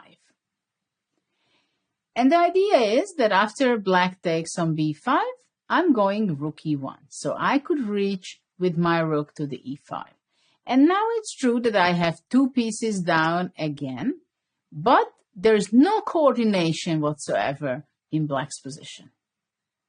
But as black played a takes b5 in the previous move, black thought that he has an excellent saving idea. Because if he goes bishop e5 in this position, I would be going f4. And if bishop f4, let's say, looking for some tactical opportunities, then I have rook e8 check. And after takes, queen f4, my queen, knight will be giving mate to the black king, but definitely going to be winning some material, because the rooks are so separately in both corners that there is no way that black can save himself. And if after f4 black would be playing b4, then I can go rook e5 takes, and there is a very nice move, queen d4, and suddenly everything is hanging. Of course, the d4 queen will give problems for black, but for the moment black's queen is attacked, and white can even play something nice this way, for example, and then queen d5 and win the rook on a2, right? So bishop e5 was not possible, but black played a very nice defensive move. And don't forget, if you're on the other side, not the attacker, but the defender, always look for saving moves, counterattack, and ideas which might save the game for you. b4. So the idea is now that white has to make a decision how to continue the game. Can I take the queen? Can I go rook takes e8 maybe? Or to move away my knight? What do you think? What is the best choice for white to continue and to win the game? I decided wrongly and I played knight b5, which actually could lead to some tragedy for me, because the winning move was the move rook e7, which is not simple, I must say, that after king e7, there is this computer move playing knight a4, and this works generally speaking because there is no harmony at all in black's position and between his pieces. And after rook a4, I would be going rook c8, and the black king is so exposed that he's not going to be able to escape from losing material and possibly getting some mating ideas. So rook e7 was the best move, but I played, unfortunately, knight b5, because I was, to be honest, mainly focusing if what happens if black takes on a2, rook a2. This is what I was busy with. And I think on this move, I would be going rook e8, and it's winning. And but instead of rook a2, my opponent found another saving move, which was also not good. But if he would be playing in this position, bishop e5, then it seems that I would be in big trouble, because black would keep some of his material advantage. And only after f4, I think he would be taking on a2. So this would have been the good move for black. But unfortunately for him, and fortunately for me, he went bishop b2 without thinking too much also at this point. King b2, black played queen f6 check, and I simply went to the simplification direction, and I just played queen d4, exchanging the queens and grabbing the knight on e8. So this simplification leads to a completely winning position for white, because first of all, I have a pawn up, but that's not the biggest problem for black. The problem is that he's in pin on the 8th rank. So I just want to show you a few more moves. And rook d8, bishop b7, I just simplified, took on a8, king b3, bishop d5, king b4, I just went king b5, and look at this setup with my pawns on f5, f4, the king is completely paralyzed, nobody can touch my knight on d4, and simply there nothing could stop me from playing after king b5. I played c3, and then I just simply went on to practically to queen the pawn on the c. So I even went king c5 to go king d6 and to queen my c pawn. So this game was, in one hand, I was incredibly happy that it was a good opening. I found this tactical, beautiful bishop b5, rook e1 idea. And you can see that in this opening, it is completely designed to take the initiative from the very early stage of the game, practically after g4, which is move 8 or 9, 8. And the whole game is going this way, that you have the initiative, you have your pieces, you have your attack after that, and you just have to be so focused, not let it go black to come out from the box and to look for and find counter chances in this line. And actually, this game, I was, of course, happy to finish and that I won the game. And I understood actually during the game when I played knight b5 that after bishop e5, I would be in trouble. And by the end, also my opponent, Rustam, was, of course, thinking about it, where he went wrong. And he also realized it before he resigned, that he made a mistake. And if he plays bishop e5, he saves the game. So after the game, when we started to analyze, he was telling me that well, you were lucky because if I go bishop e5, then I win the game, and so on and so forth. And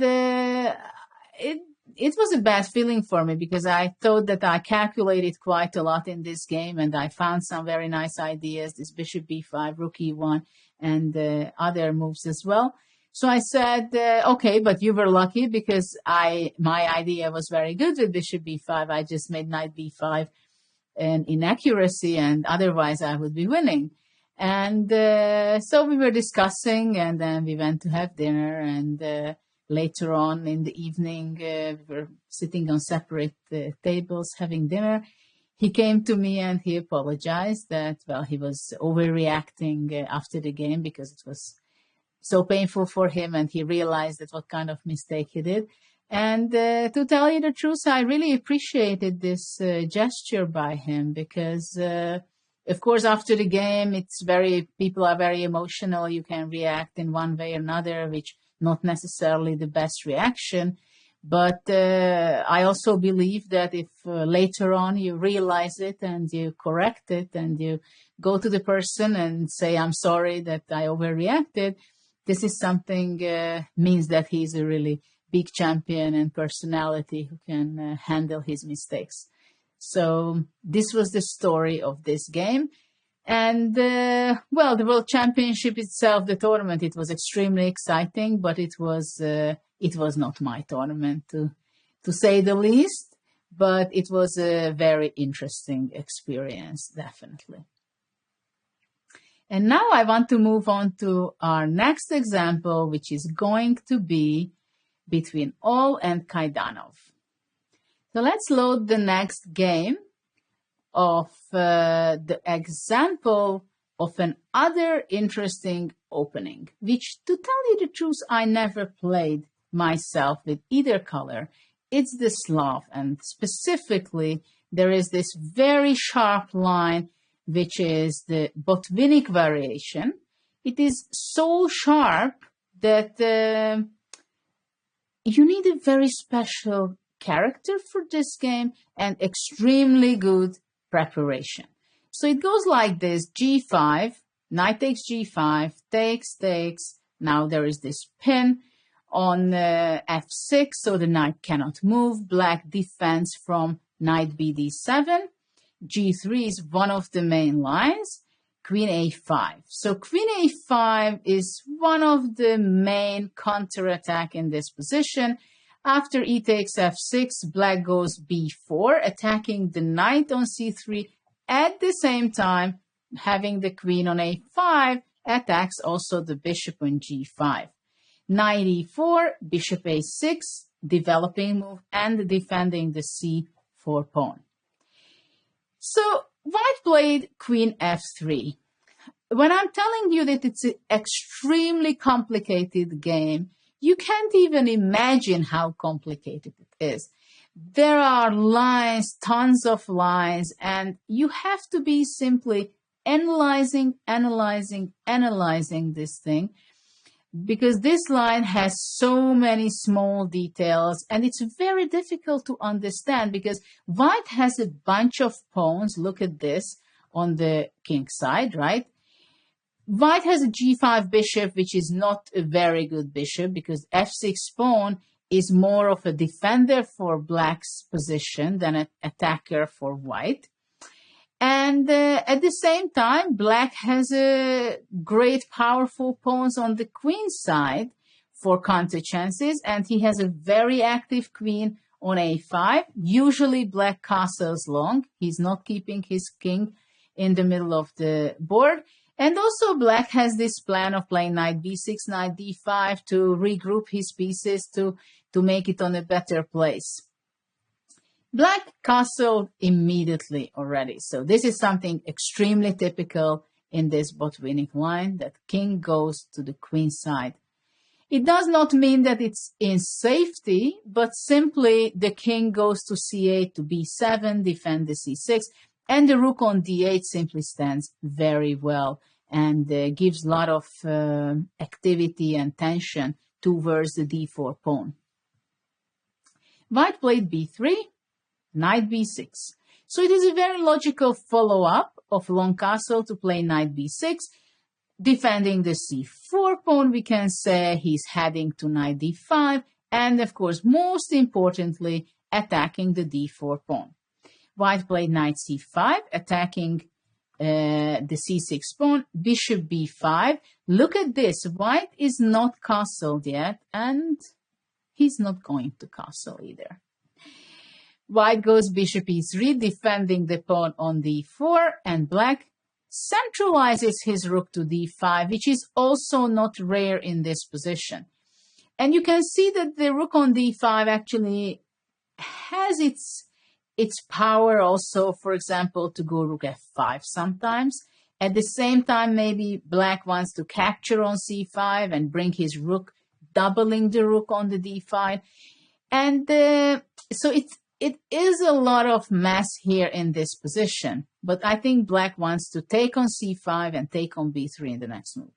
So now white thought that he's going to be pushing back black's bishop from b5 by playing a4, because he considered that black cannot capture this by taking with en passant, because white is going to be playing bishop d2, and suddenly the queen is trapped. My question is to you, was white right about this, that after a4, black cannot take a3, and he has to be moving something else?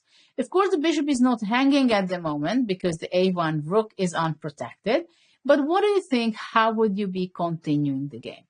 What I can help you is that there are unexpected tactical ideas for black.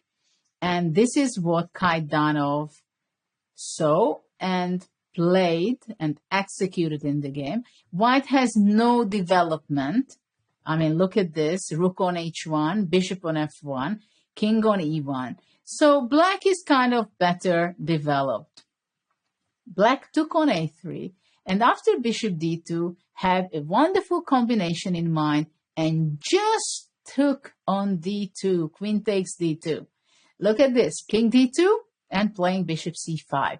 Look how powerful the rook on d5, bishop on c5, and the bishop on b5 is also quite strong, I must say. So in this position, white cannot take queen takes d5 with the idea if black captures it back, then white just takes the bishop, because there is this intermediate move playing bishop b4 check, and only after that black will capture back the queen. So white played b takes c4, rook d4 check, and there is no good place for the king in this position. King is very vulnerable, I must say.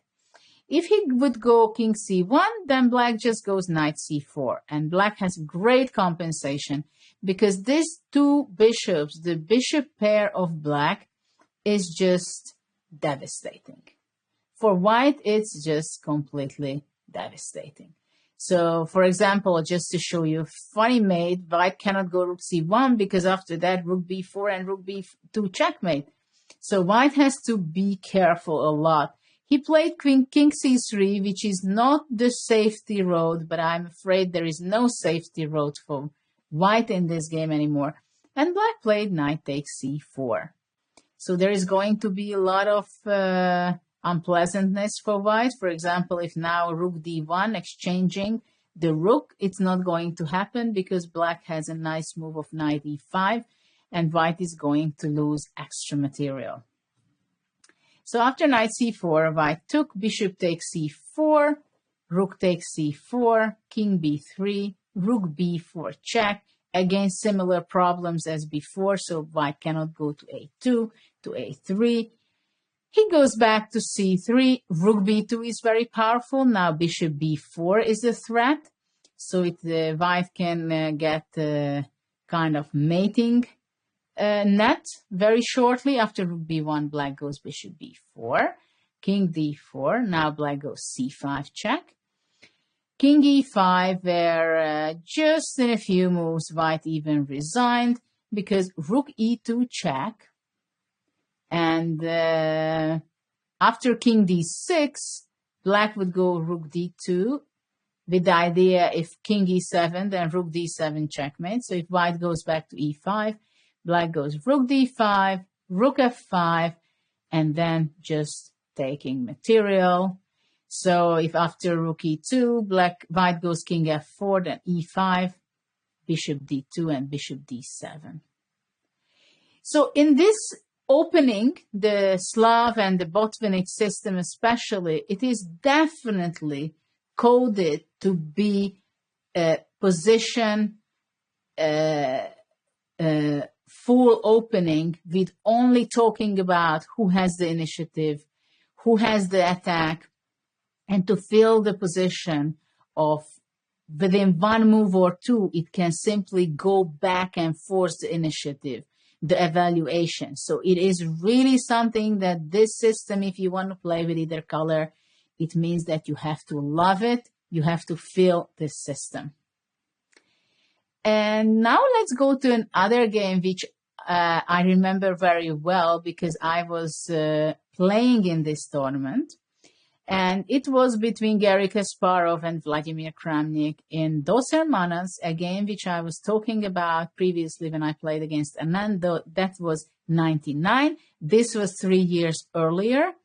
And in this tournament, also most of the top players were playing, and I was fortunate to get invitation there as well. And of course, Kramnik was already very strong, and Kasparov had a very high opinion about his play and his knowledge. A year before this game, he asked already Vladimir Kramnik when Garry played against Anand, the World Championship match in New York, he asked Vladimir to help him and be his second for a few weeks, which I believe helped a lot Vladimir becoming a world champion, because he had an opportunity to have a peek inside to the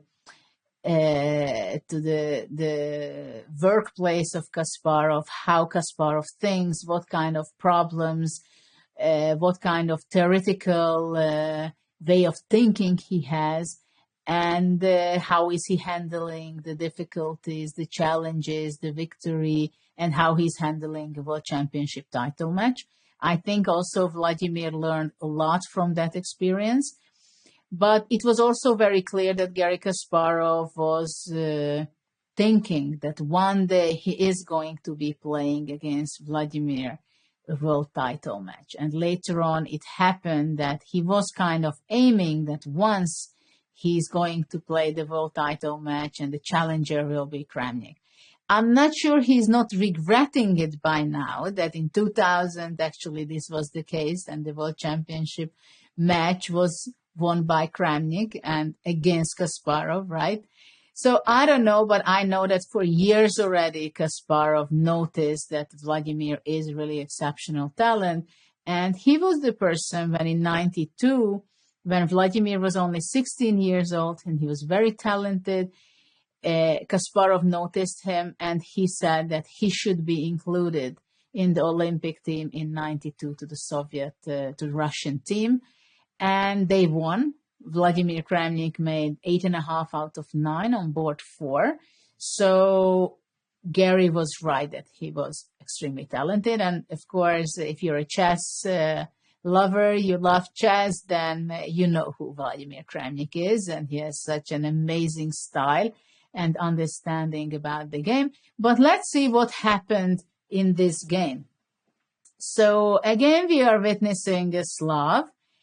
And this position was played by many, many players. Again, a position which I was not playing really, but many of the players, top players, played it at least with the white color, but some of them played the black color. And it's interesting to see how Kramnik chose his openings, because with white, he was a very solid positional player playing the English. And he didn't mind at all exchanging the queens, having a very slow game. He had the patience. He didn't mind to have 60, 70, 80 moves in a game. So it was very, very, very calm.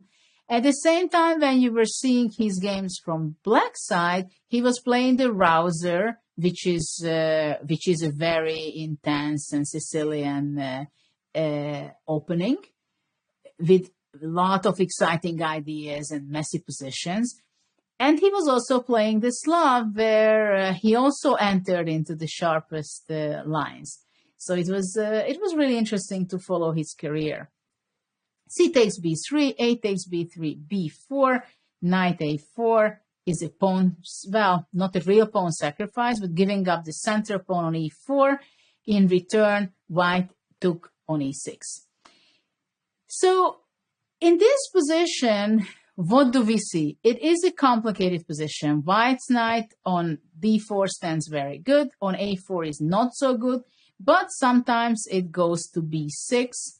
And the main reason why white is allowing this, that black has a pair of bishop, because for the moment, white can say that he castled and black still has some issues with his castling. So in this position, bishop d6 was played. So black is getting ready to castle himself and at the same time attacking the h2 pawn. E takes f7, queen takes f7. And in this position, white played f3. To be honest, I don't really understand why Kasparov was playing this line, because it doesn't look such a fantastic game for white. But of course, it becomes extremely tactical just in a few moves. So already now that black does not want to move back with his knight, obviously, because then rook check would be coming and maybe black cannot castle. So the counterattack, taking initiative, starting from this point. Queen h5, threatening on h2, right? So white has to react in some way or another. There is not much of an option for white. So white played g3, stopping the power of the bishop on d6. And now already there is a few questions for white, because Kramnik could play something very special in this position, which he missed. And he did not play actually the best move. Black played castle. And it was interesting. It was very interesting idea to play a castle. But there was even a better move to do, which is knight takes g3. Can you imagine? You take knight takes g3 with the idea after hg3 not to play bishop g3, but to play a stunning move, castle. And after castle, it's very hard for white to make a move. Black just sacrificed the full piece. Yet, black has a wonderful position. Because, why is that? Because the knight on a4 is completely outside of the game. The only value it has that black is not able to play bishop c5. So how a line can be followed after this? For example, if white goes rook a2, then black goes rook d8. And after rook h2, queen g6 with a huge compensation for the piece. So this is quite an amazing idea, I must say, that to take on g3 and after that just to make castle. But Vladimir decided to play short castle himself in this position, which also has its merits, of course, because he had an idea that I give up the knight on e4. What do you think what he could have in mind after f takes e4? He has this wonderful bishop pair standing on d6 and on b7, and look, the queen is an attacker here, right? And the rook on the f5. So black played queen h3, which is also quite interesting that black just gave up a knight, and he says that I have full compensation for the piece. Now black is standing very promising, and Gary was playing knight f3, immediately trying to go a little bit defensive on f3. It should be good, the knight, and also attacking the bishop on d6. So how would you continue with black after knight f3? Because black has to be pretty fast, I believe, because also sometimes knight g5. Also, of course, white wants to go rook a2 sometimes to bring into defense on a2. And Kramnik played bishop takes g3. So after bishop g3, now the idea is very simple, of course, that after h takes g3, black would just take bishop e4. So this is clear, right?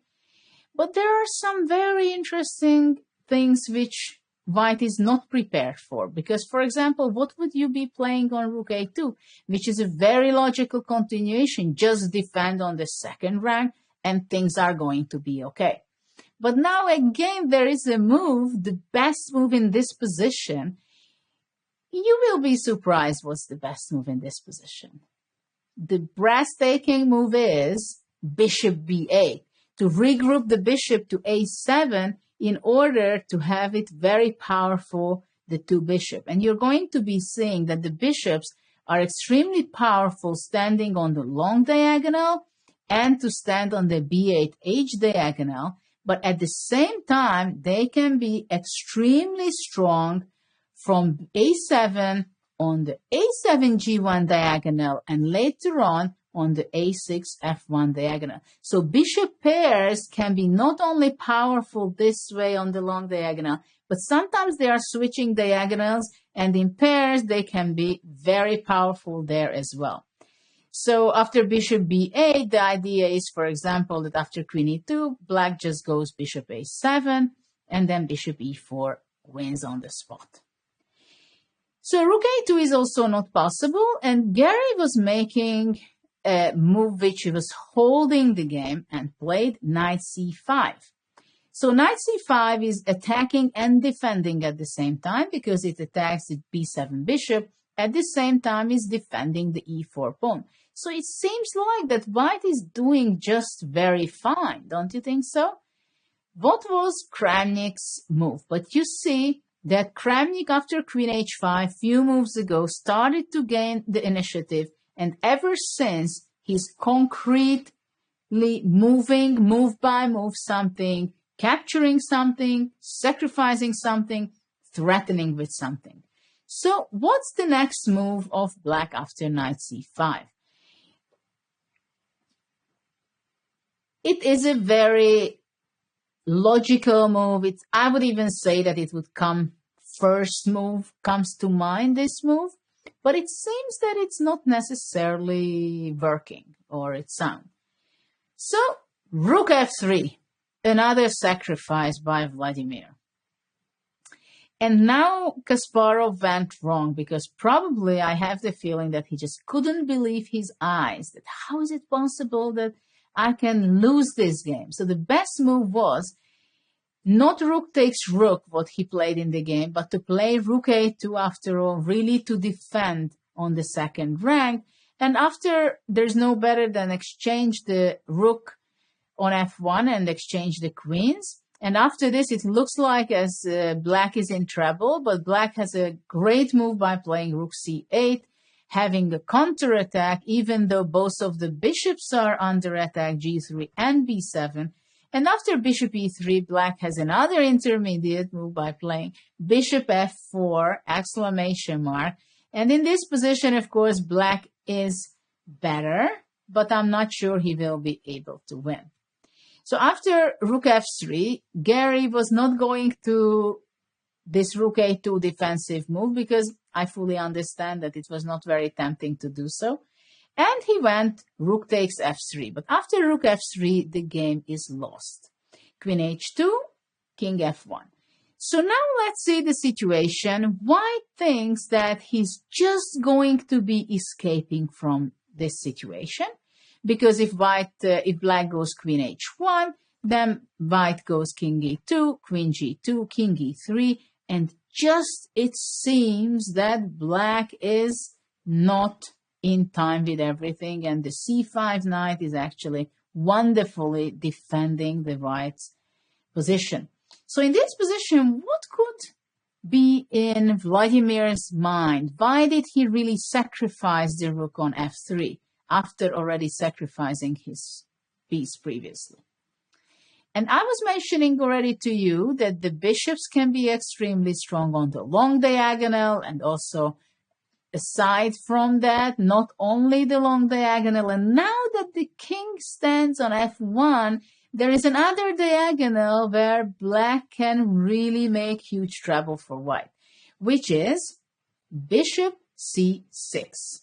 Look at this powerful move that in the next move, black does not want anything special, just to give a check on b5, which is going to be decisive. So in this position, white went bishop g5.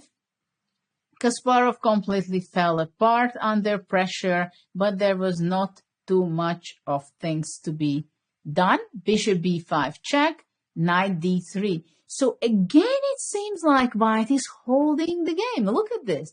I mean, it is extremely stressful for white, but at the same time, still it seems that white is just holding on, and he has actually extra rook in this position for 2 pawns.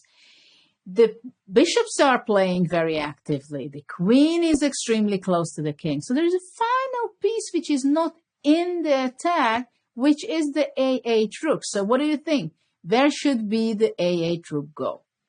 Yes, a silent move, playing rook e8. And now the last piece in the game comes into play, puts extremely big pressure on the e5, specifically on the e4 pawn. So what can white do? There is a big problem for white. Because if, let's say, for example, if he would be going e5, then already black goes check, king e2, queen g2 check, king e3, and the simple, quiet move, bishop takes e5, wins the game, because if rook a2, the bishop is hanging, but also there is a checkmate. So after rook e8, there is not much to be done by white. There was still some try by Gary playing rook a2, which is if black takes the rook, then white takes the bishop, but that was not the move which Vladimir had in mind. He played check, king e2, check, and now look at this beautiful checkmate. If white goes bishop e3, it looks like white is hanging on, isn't he? But actually he's not, because after queen g2, rook f2, look at this double pin. The knight is pinned, the bishop is pinned, and it's a checkmate. It's a beautiful checkmate. So after rook e4, bishop e3 was not possible due to this. King d2 was played, queen check, and finally already here, black took on a2, and after rook g3, check, check, king b1, and rook d4. The quiet, but a very powerful move, winning the knight on d3. So this, I remember when I was following the game live, because I was just playing on the other board, and you could feel the energy what Kramnik was showing in the game. And I mean, Kasparov has this enormous energy when he comes to the game, but you could see that he was just collapsing under this pressure. And I have to tell you the truth that at the time, Garry Kasparov was definitely, very clearly the world best player and the world champion. And it was not very often that he was losing games, not to talk about that he was losing with white this game. And in what style it was. Okay, so this was a very nice game and nice play by Vladimir. I hope you agree with me on this. And I want to show you a game which was played not long time ago, actually. It was an online competition at the Magnus Carlsen Invitational, just on the springtime online, between Wesley So, who is definitely one of the candidates, we can say, in the future to be a challenger, and black was Levon Aronyan. I'm sorry for the Aronyan fans that I'm showing another loss of his, but I think this was quite spectacular, this game. So let's look at it. It was a Nimzo Indian position, then they transposed to Queen's Gambit and e5, e4. So in this position, of course, when you play a rapid game, even the highest class players, they tend to be, I'm not saying more relaxed, but they try out different ideas in rapid. They're somehow a little bit more relaxed. They think that they can try out ideas which they would not necessarily try out in a classical game. So they are also playful, and they want to enjoy chess as much as possible also. And they are more free to play different ideas. And Levon played g5 in this position, bishop g3, b5. So you can see that this opening is absolutely about concrete things. And the question is, who is going to take initiative and what kind of risks is possible to take in order to get the initiative? And in this position, Vasily said, it's time. So he went e5, going to push the knight away so he can bring some of his pieces into the game. In this position, it's interesting that if knight d5 would be the move, then there is a very nice idea immediately playing h4, g4, and after this, knight g5 is already possible because the queen is here on c2, so threatening on h7. And if black takes, captures, there's no other move than f5, and after g takes f6, the game should be over because on h7 and on g6, the two together is not possible to defend. So this is why knight d5 was not really possible anymore, and then knight h5 was played by black. Queen e4. So what a lovely place for the queen on e4, immediately taking advantage of the fact that black played b5, so he's regrouping his queen, attacking the rook, and after queen d5, he just makes a move queen g4, and suddenly from c2, it jumped over to from c2 to g4 just in a second, and look at this vulnerable king of black. So I'm pretty sure that Levon was not very happy to see this queen being regrouped over there. Black has nothing better than to move back with his knight. And in this position, there was an extremely powerful move for white. I would like you to think about it. How would you continue if you play it with white? You have h4, you can develop with the bishop, or you can also, you have to realize there is a huge weakness in black's position, the f6 square, right? How beautiful it would be if there is a knight jumping to f6, but the c3 knight cannot be doing so because it's pinned. Otherwise, knight e4, knight f6 is a move, apart from the fact that the queen would be hanging. But generally, when you have these games playing, during the game, you say, okay, the knight on f6. f6 is such a weak spot. So because of this, there was a move which was missed by Vasily, and it was knight d2. What a nice move, isn't it? Now the queen is threatened. So black takes on c3 to win a little time. And after bc3, it's very difficult to defend against knight e4.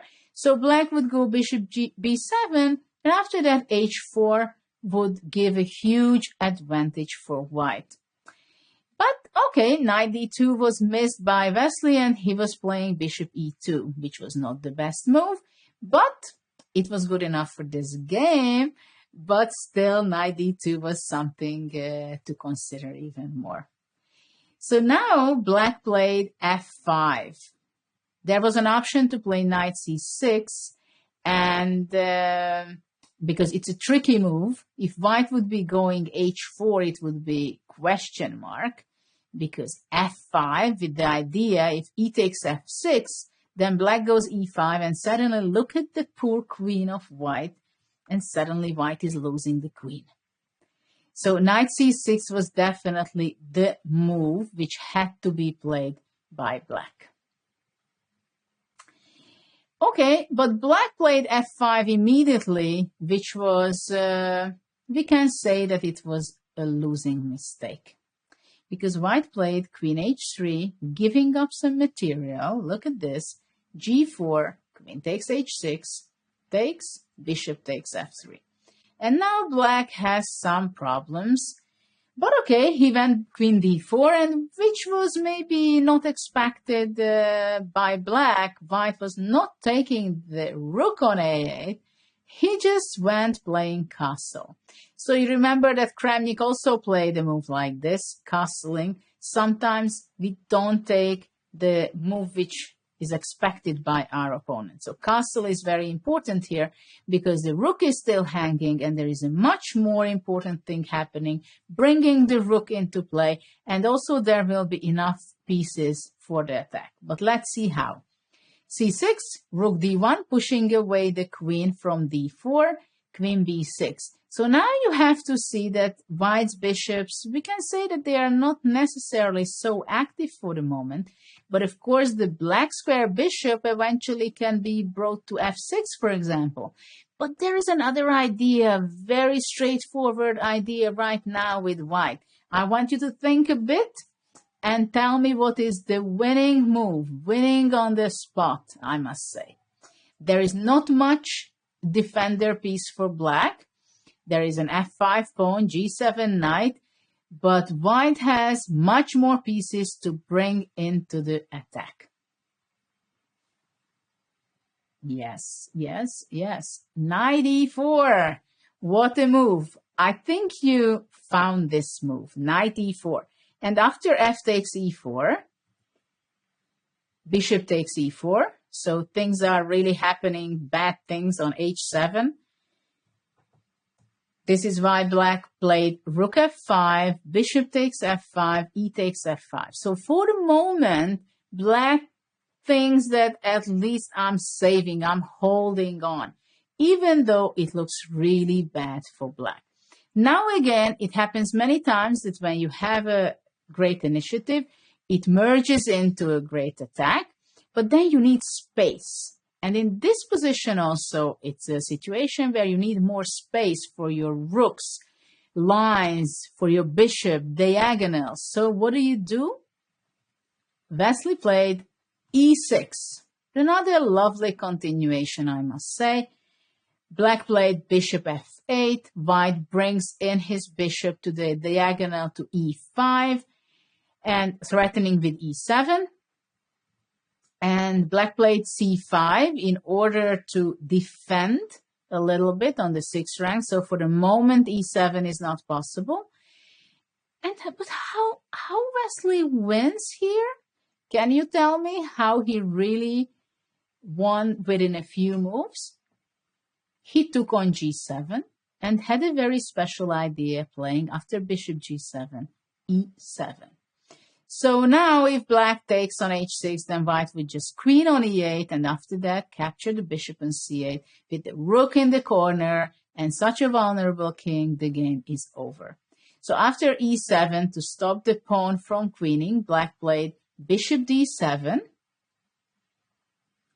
white played queen h5, wants to queen with e8, and the knight cannot move because the d7 bishop would be hanging, so black plays queen c6, and we have the queen and the d1 rook into play, but one piece is still not playing. So let's bring it in. Rook fe1.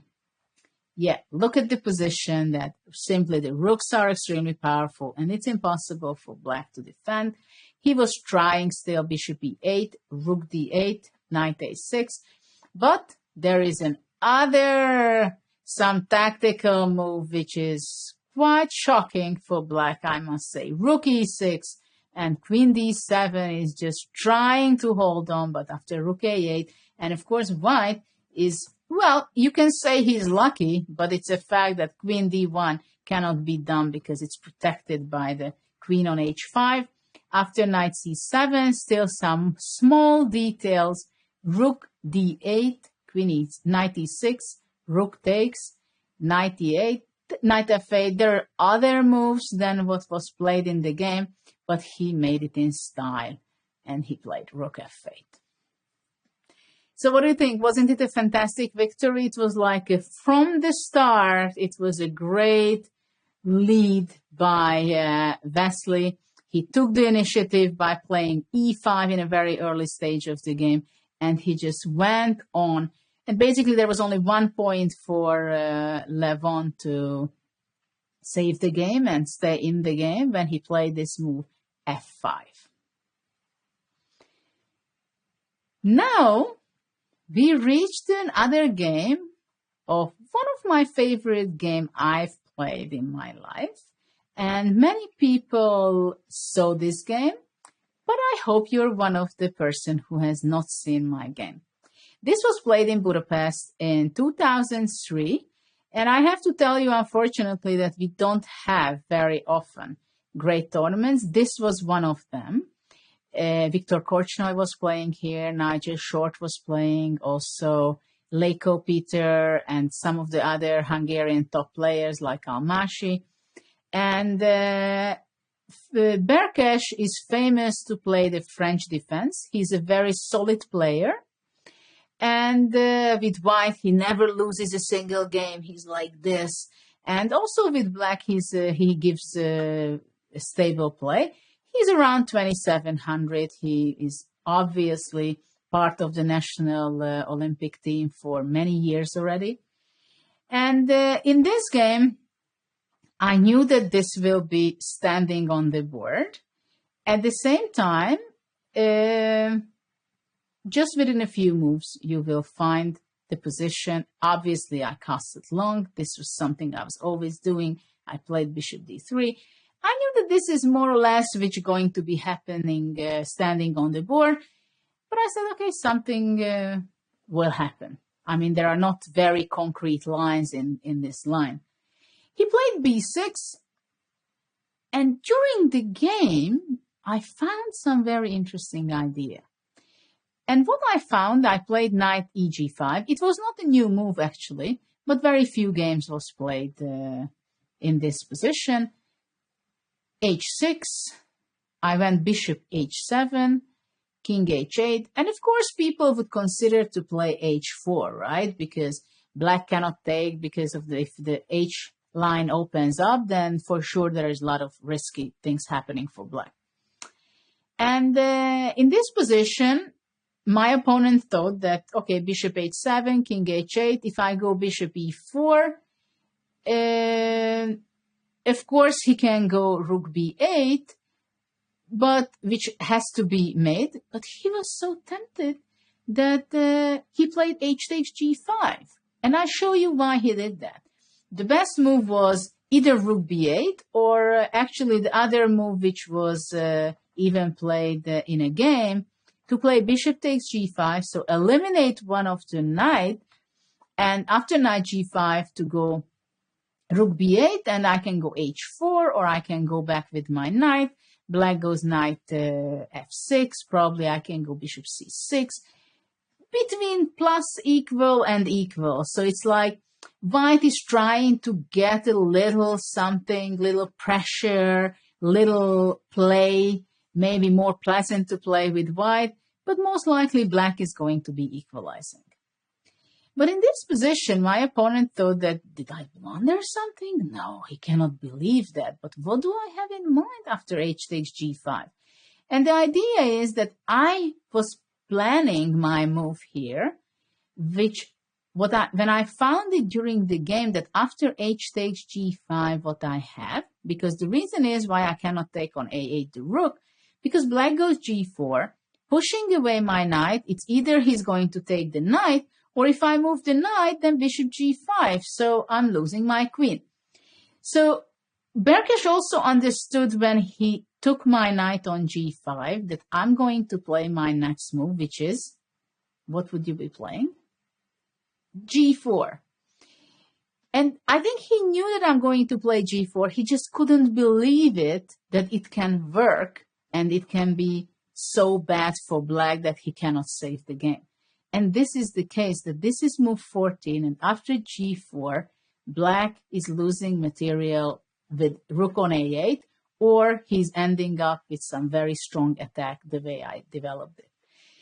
And later on, he told me that, well, okay, you caught me in some home preparation, and this is how he was able to handle this loss, that I was making a home preparation. He was caught in a home preparation. But I told him that it was not my home preparation. I figured this out at the board, this idea, which was very hard for him to believe. So after g4, black goes rook b8. Well, he can try to go knight f6, and then I take on a8, knight g4, I go rook g1. and white is just better because I have material advantage. Black played rook b8, so it's very important. You can see that I played bishop h7 check first, and only after that I played bishop e4, because now after g4, what I played in the previous move, I have h4. And the idea is that I had to stop, block the g5 square, the g5 pawn, in order to play h4 so he doesn't have the g4 move.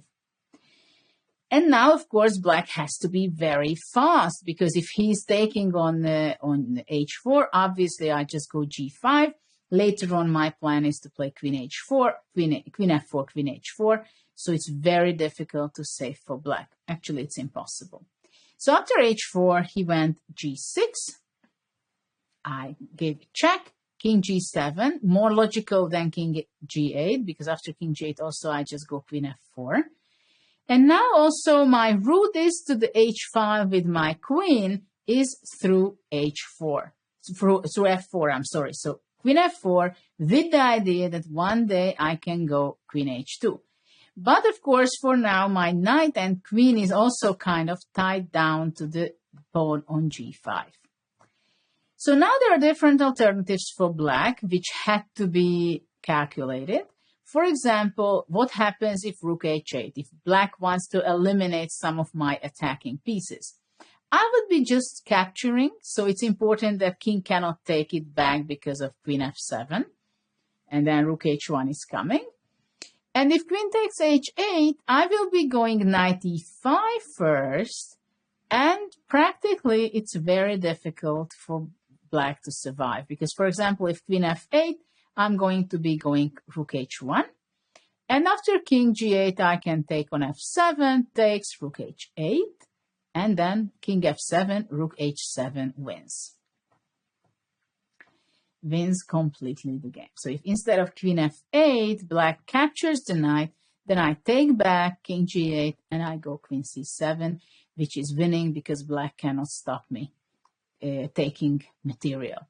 So instead of rook h8, Berkesh played bishop b7, trying to eliminate my bishop, but moreover to develop so his rooks are connected. What would you do after bishop b7? Because for the moment, black thinks that if I go queen h2, then black can go rook h8, right? But I had my idea how to win this game. And I had to make some calculation, which I was proud and happy. There are things happening on the H file, and it happens the way it gives a winning opportunity for white.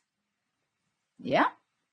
Rook H7. So I have a piece down, I sacrifice it, but now I'm sacrificing a rook as well. How does it go? King takes h7, now I play queen h2 check. Now if black would be going king g7, then already I would be going queen h6. And after king g8, I'm going bishop g6 and wins the game. Okay, so after queen h2, black has to go king g8. So what's next? After rook h1, of course, this is my idea to threat with the mate on h7 and on h8. But black thought before that he can go bishop g5 with a check. And if I take, he takes, but he forgot that I can go f4. And the problem is for black that if he goes queen h5, I will be taking it. And after bishop takes e4, I go h takes g6. And the open line h5 mate is going to be happening. For example, there is a neat checkmate I can show you. King g7, queen h6. Here. It's not the only way, but I just want to show you here, and then queen h6 or rook h8. Okay, so after f4, black could have nothing better than to play queen takes f4, queen takes f4, bishop e4, queen e4. And actually, it was very nice of Berkesh that he was resigning in this position, because I would need quite a good technique, I must say, still to win this position. But he didn't want to play on because he understood that it was a very nice game. I showed that I could go all the way with my initiative and my attack, and I found some very nice ideas to convert my advantage and initiative into victory. So he said, okay, I will win it anyway. He doesn't want to waste his time and energy anymore. Okay, and I want to show you at last from this whole chapter and from this part, which all of the game we looked so far, we seen openings which already starting from the opening, either from opening which is designed to have initiative, or at a very early stage, I really took initiative, or somebody else like Kramnik, he took great opportunity to take the initiative from very early stage of the game. And you remember that this position, I want to show you and remind you for a second what was the key element in this game, which was in this position. After h takes g5, I played g4, right? To block the g5 pawn and then to play h4. And now I want to show you something very interesting and funny. For me, it was funny because a friend of mine, Gabor Pap, who is a very good trainer and coach, he's the coach of the Hungarian national ladies team for some time. And he was showing me this line in the opening of Open Spanish. I want to show you this. Where we're reaching out this position, and he shows me this fantastic line, which goes f5, just taking the lead in this game. Bishop f5, queen takes d5, queen takes d5, bishop d5. So now there is only move for black to survive for some time, because if rook d8, attack the bishop, then bishop c6 check, and black goes bishop d7, bishop e4, pieces dropping off.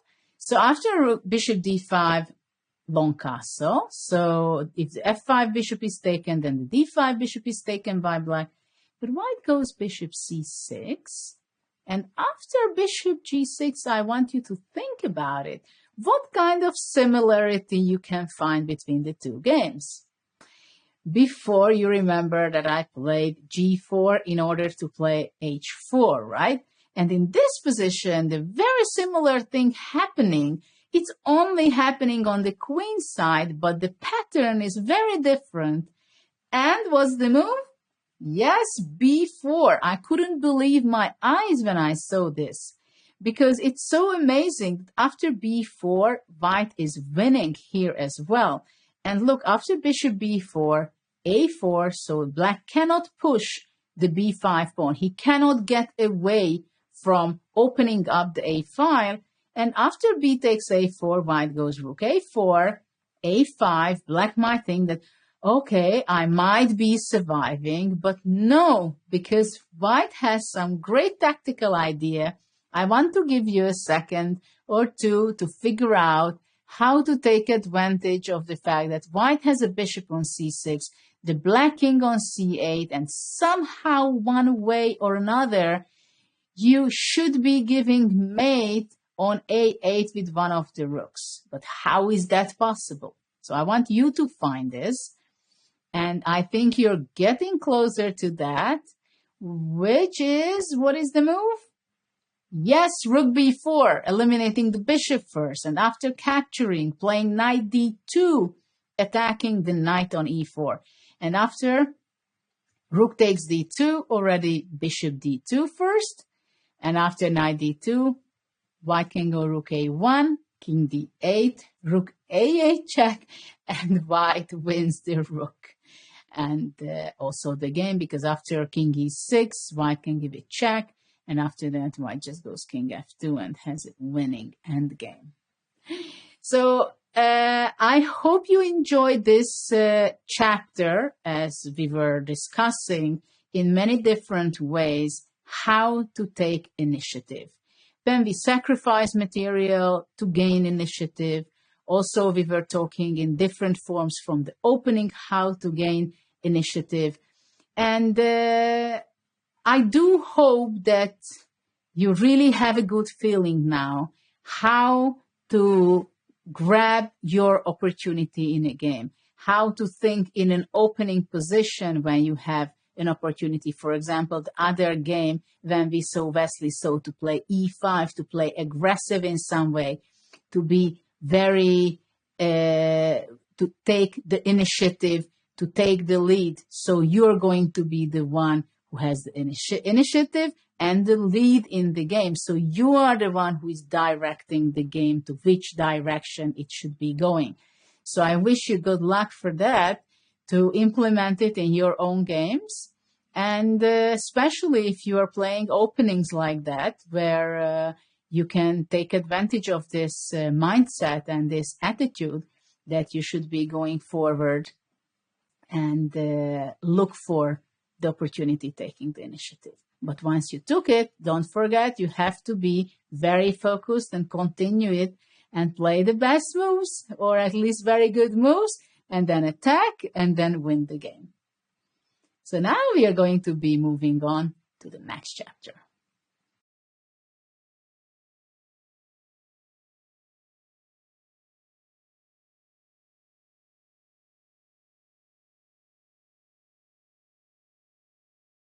Now we reach to the next chapter, which is called the positional sacrifices. In previous parts of the course, in course 1 and 2, we were talking a lot about sacrifices, but those sacrifices had to do with some concrete tactical matter. When you sacrifice something in order to give checkmate or to get something concrete in return. But when we talk about positional sacrifices, it's not at all about that. When we sacrifice, let's say, a pawn, the most common reason we do that to gain a very nice square, create weak spots for your opponent, or also to weaken their king. So positional sacrifice is something that we do in order for a long-term benefit, that we have a better position than before sacrificing the pawn. So on this, we're going to see some of the next examples in different forms. The first example going to be an old game from the very famous legendary tournament, from the Candidates Tournament, Zurich 1953, between Kotov and Gligorich. Gligorich was the person who played the King's Indian with great passion and great understanding. It was completely the way he played it. I was one of the student circle that I learned from his games how to play the King's Indian. This is a Samish variation, which was played by Kotov. And I want to go quickly to the main position where I want to be talking about the positional pawn sacrifice. E takes f5, G takes f5, and now white played queen c2. This is kind of a typical position in the King's Indian, this kind of structure, and white tries to play eventually a move g4. But the main idea is somehow to provoke black to play f4. That's the dream for white. Why? Because if black would go f4, then the e4 square would be fantastic for white. And also, of course, the bishop diagonal on b1, h7 would be something extremely promising. So this is absolutely, when you play the King's Indian, don't think to play f4 when there is no pawn standing on e4 from white.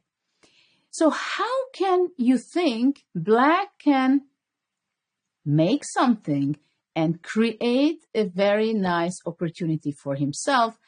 If you are a King's Indian player, you know exactly that the bishop, the fianchetto bishop on g7, is a great treasure. So sometimes you have an opportunity to open up the position for the bishop. And this is what's happening exactly in this position. So I would like to ask you, what would you play in this position? We are talking about positional pawn sacrifices in this part of the chapter. Black played a move which became very famous, and very typical. So when you learn the King's Indian, definitely, or it can be any opening, you will learn that there are some very typical ideas, which of course not always good, but you have to look for it when and how you can implement it in the best form. So e4 was played. It's a pawn sacrifice. White obviously takes. F takes e4, and the move is for black to push f4 with the tempo. It is very important that it goes with the tempo because otherwise white could be playing immediately, giving back the pawn and open up his position, the diagonal for the bishop. So after f4, white went bishop f2, of course, has to be moving away. Now you could consider to play bishop e5 at once, but black played knight d7, which of course, if you're not afraid of e5, knight d7 is a better move because the outpost here on e5, the knight stands much better, more powerful, because the bishop is also extremely powerful already on g7, standing on the diagonal. In this position, of course, if I would be playing with white, the first thing I would consider to play e5, somehow to get air, giving back the pawn, open up the position. But it's not necessarily good at this point because the knight on e5 will be standing extremely well. And now the c4 pawn is under attack. So if white would be, let's say, going b3, immediately f3 is already something extremely dangerous for white. So this is why e5 is not the right move for white. So he has to give this square, the e5 square, for the black knight. But on the other hand, white was not happy with that, to have a knight on e5 for black. This is why he made a kind of a strange and unexpected move. He went knight to g1. What's the idea? The idea is that he wants to go knight f3. So if black would be going knight e5, white goes knight f3, and somehow gets rid of the knight immediately, so eliminates one of the best pieces from black. And this is why queen g5 was played, because immediately not giving time for white to develop to f3 with his knight. So this was a very important move, queen g5, attacking the g2 pawn. And white had to make a move which is quite inconvenient, I must say. White went bishop f1. This is definitely not something you want to play yourself, but you want to make your opponent play something like this. So you can see that white was developed just 2 moves before, and poor guy, he went back to knight to g1 and bishop on f1. So definitely, I think you understand, you see how great position black has. He improved it just dramatically in the last few moves. Knight e5. So this is kind of a dream position for black, and I hope it is very clear for you that why the pawn sacrifice was good. Black gave up a pawn in order to open up the position for the bishop in g7 and also to place his knight to e5. So this is the best scenario could happen to black. White played knight f3, of course, continuing the idea to eliminate the e5 knight. Queen goes back, because this is also something you always have to consider.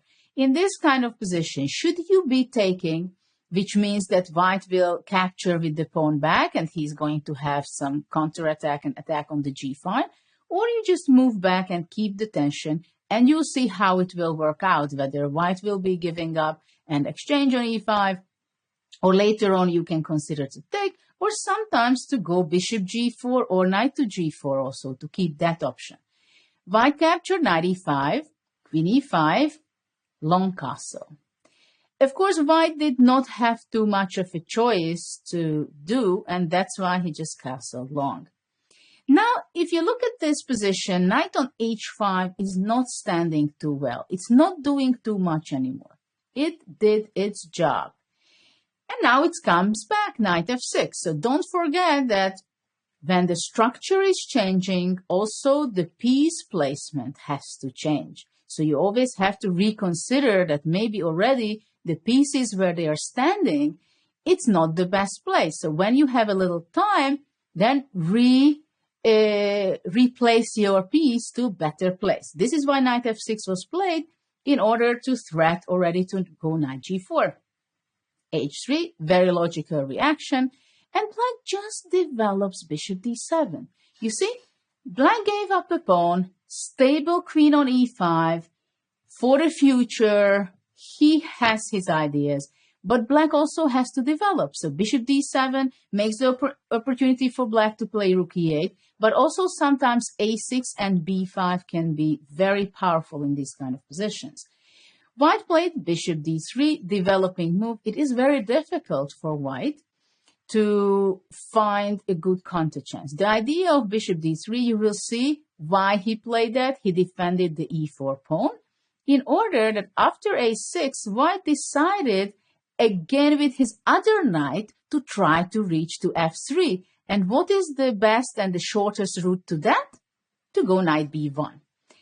It's not a very nice move, but of course, if white would have the time, he would reach out with his knight all the way from b1 to d2 and f3, then white would be better. But time is a very important element in chess as well. So black has to be fast.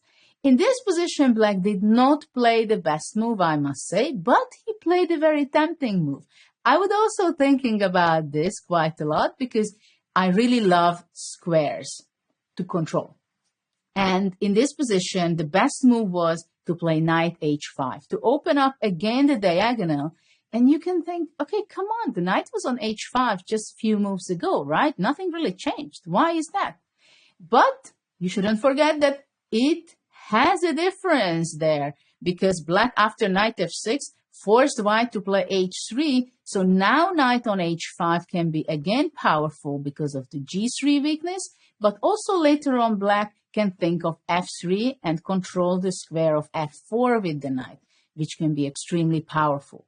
So knight h5 was the right move, and now by Grigorich there was a little shaky move. He played f3, g takes f3, and now he went knight h5. But actually already in this position, the better move was to play bishop a4, and after queen takes a4, knight e4, and there are some very interesting, sharp tactics going on, and it's a messy position. But, of course, the move f3 had the idea, Grigorich had the idea of playing f3 to play after that knight h5. So it happens often that you don't necessarily find a move like bishop a4 because that was not your plan. Your plan was to play f3 takes and knight h5 and occupy the square f4 with the knight as soon as possible. And also open up the position, right? The rook on f8, the bishop on g7. Unfortunately, objectively, there is a very strong move by white, and bishop e1 would be an incredible saving move, but not only saving move, but regrouping the bishop to c3, it would even give a huge advantage for white. But this was missed by Kotov, and he played the natural knight to d2. And now we will see really the power of controlling these black squares, giving up the position upon sacrifice, which was done earlier with e4. Bishop f1, poor white is just going back and forth to the initial squares of the pieces. How many pieces went back to its initial square? And then, to tell you the truth, I don't want to play on the whole game because I just want to tell you that look at this position, how fantastic black has. All his pieces are active, and it happens many times that when you get rid of these pawns, specifically the e5 pawn, in this kind of structure, it's a King's Indian or it can be similar from other openings as well, then it means that you gain much more in return positionally than the pawn itself. So now let's go to the next example, which is going to be my game between Boris Spassky and myself. We played an amazing match in Budapest where we had like 1,000 people of spectators daily. And I was talking about this match already in connection to other games of mine in part 1 and part 2, those courses. And this game It's game 7 already, so we were 2 verts heading to the deeply second half of the match because it was a 10-game match. And it was a Zamish opening as well. It was a pet opening of Boris. And you can see one slight problem for white. You can see the knight on h1, okay? So the idea is from knight to h1 that eventually it will get to f2, and then it supports the e4 pawn, so white can play f4, and so on and so forth. But of course, in this position, white played bishop e3 first to control the d4 square, because my bishop, if it can go to d4 with the check, it's very powerful. In this position, it was not the theory anymore, so I was considering that, well, bishop e3 is played to stop me playing bishop d4, right?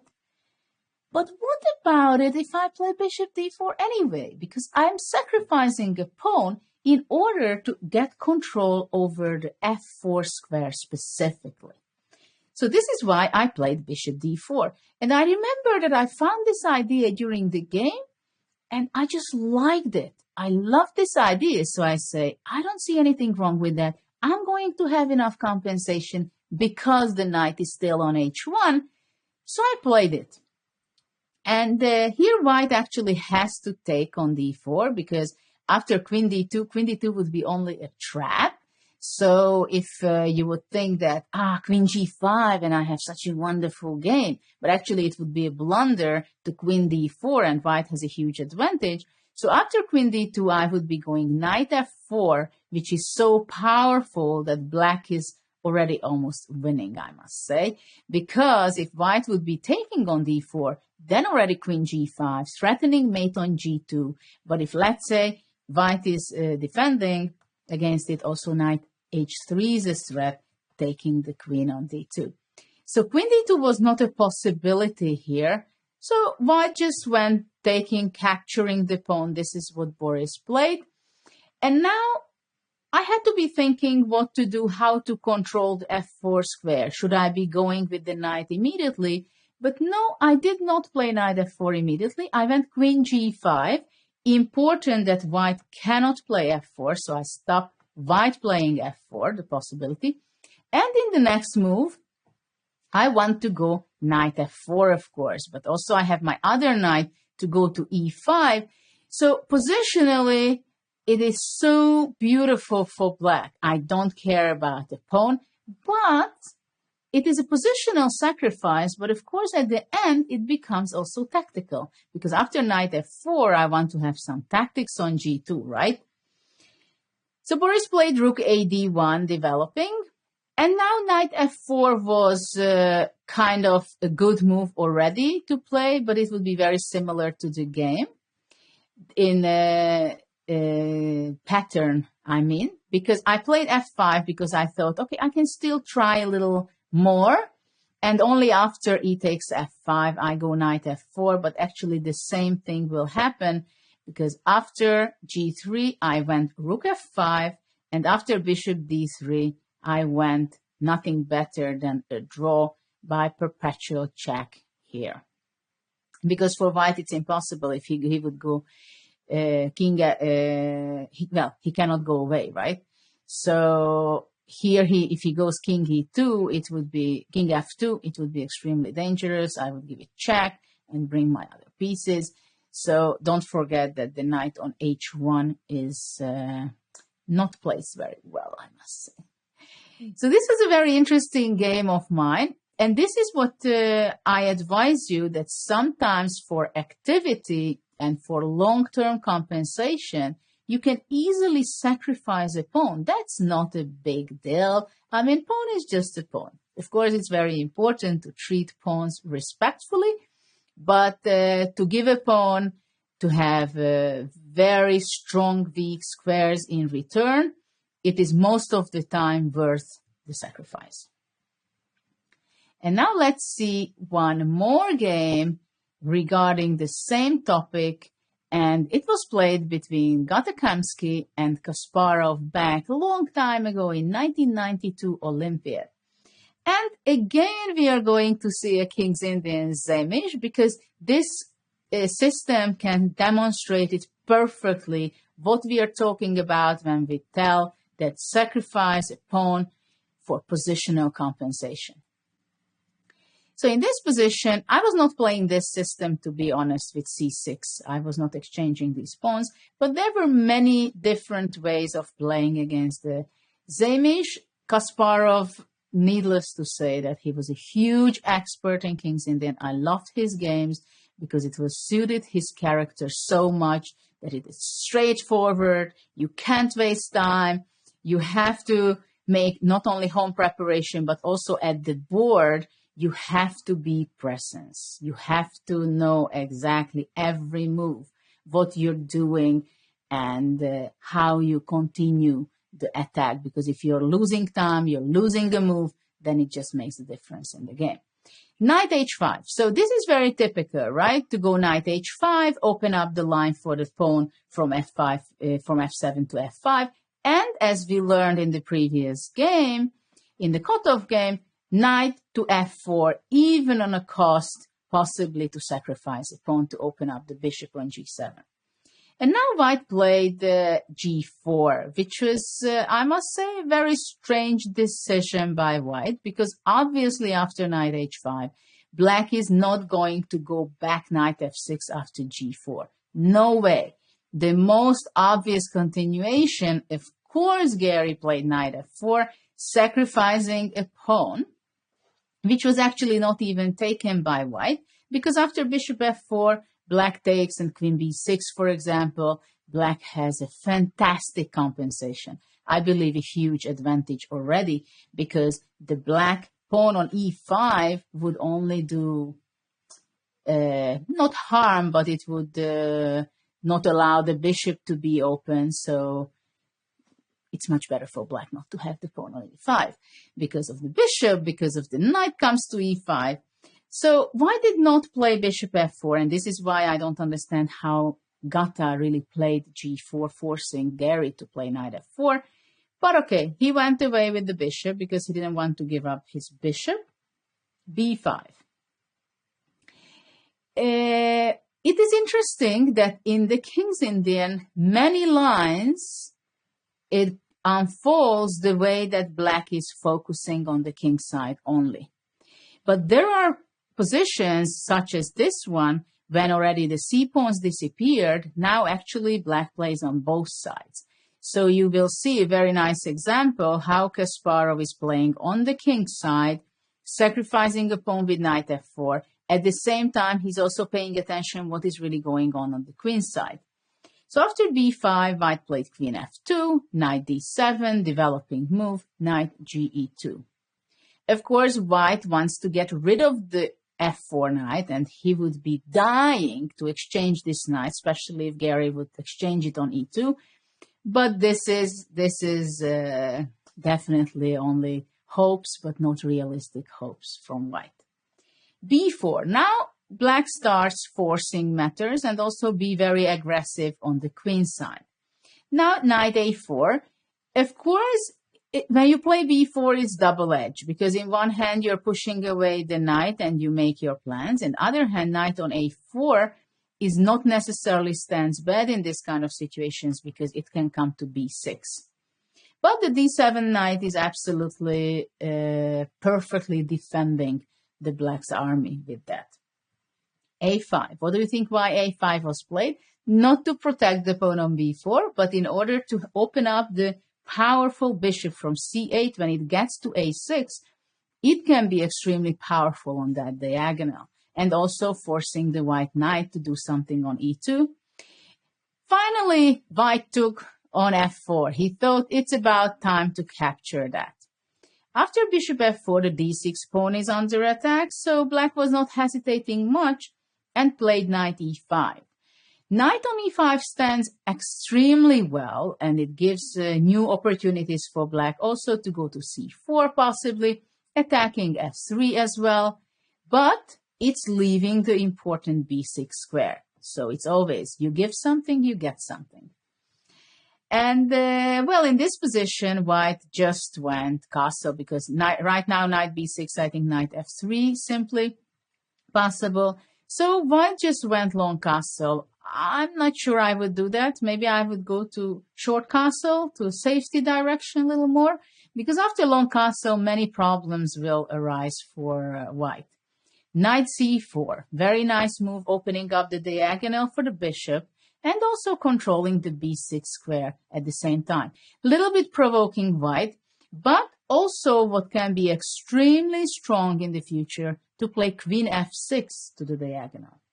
Bishop e3, white is already having trouble because he's giving up his bishop also. Of course, it is against queen f6 because after queen f6, bishop d4 would be possible. Black just took on e3, queen e3. Don't forget that black sacrificed the pawn. And there's nothing concrete in return. But when you know your openings and what is the spirit of the position, in this kind of position you understand that the power of your piece, that it has the diagonal, it is great exchange for a pawn. Rook b8, very quiet.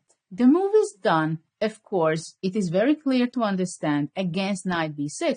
So this knight on a4 really stuck there.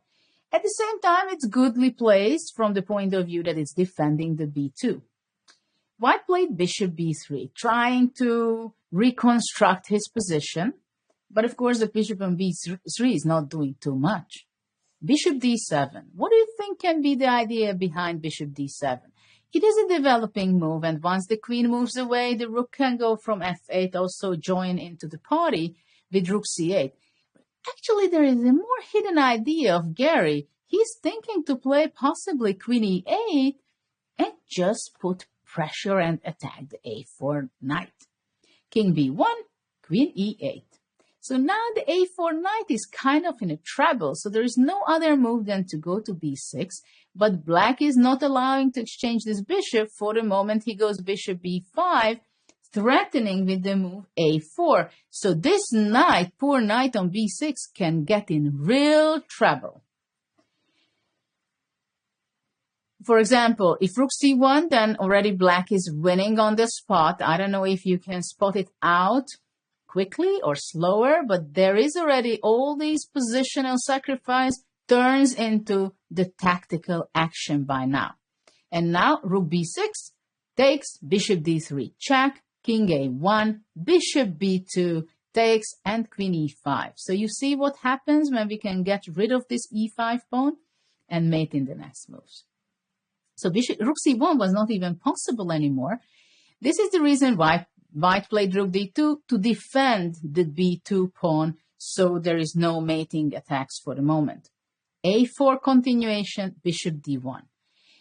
At the same time, don't forget that no matter how good your position is, you have to play good all the way and look and discover the new opportunities which is given.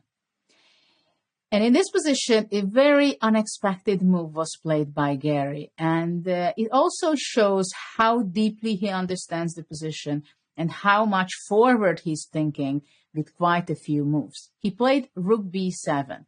The idea is that one day queen b8 can be very strong and it can be extremely powerful attack on the b2.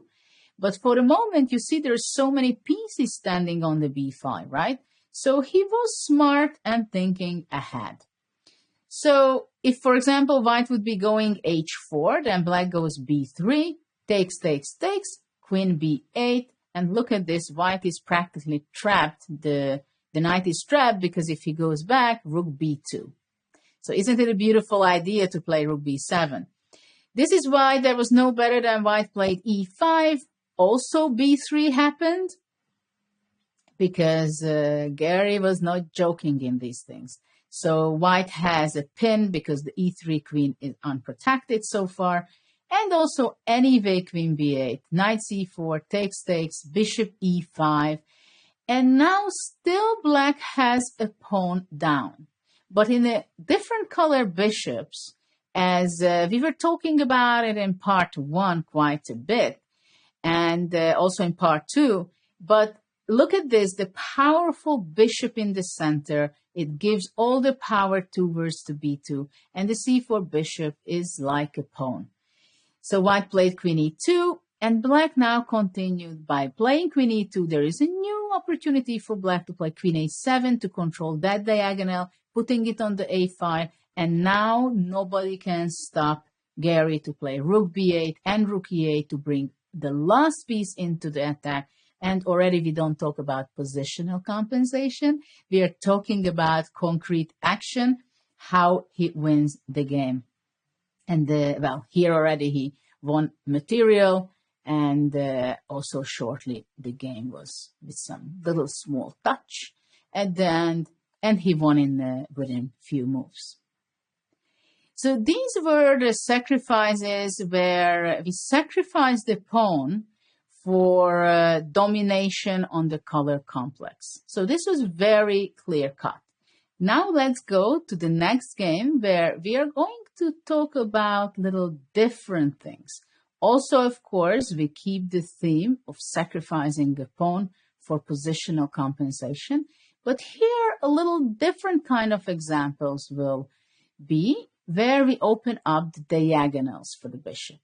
So let's see this position. I was playing with the black pieces, and from white, it was Ian Rogers, the best Australian player for a long time. He was in the 80s, 90s, and he played for a long time, being a very active grandmaster. In this position, we have to know that he is a tactician. He really liked tactics. So this position was not something that fitted to him so much, I must say. So he opened up with c4. He wanted somehow to get some tactics, some action. And in this position, you see my very powerful 3 pawns in the center on f5, e5, and on d5. So after c4, there is an opportunity for white to make these pawns extremely powerful. Even though the g3 bishop is not very active, I found a way how I can eliminate it in a way that I'm going to give a great path to my pawns in the center. So what do you think? How did I sacrifice a pawn in order to have something very, very strong pawn structure, even stronger, even more powerful than now?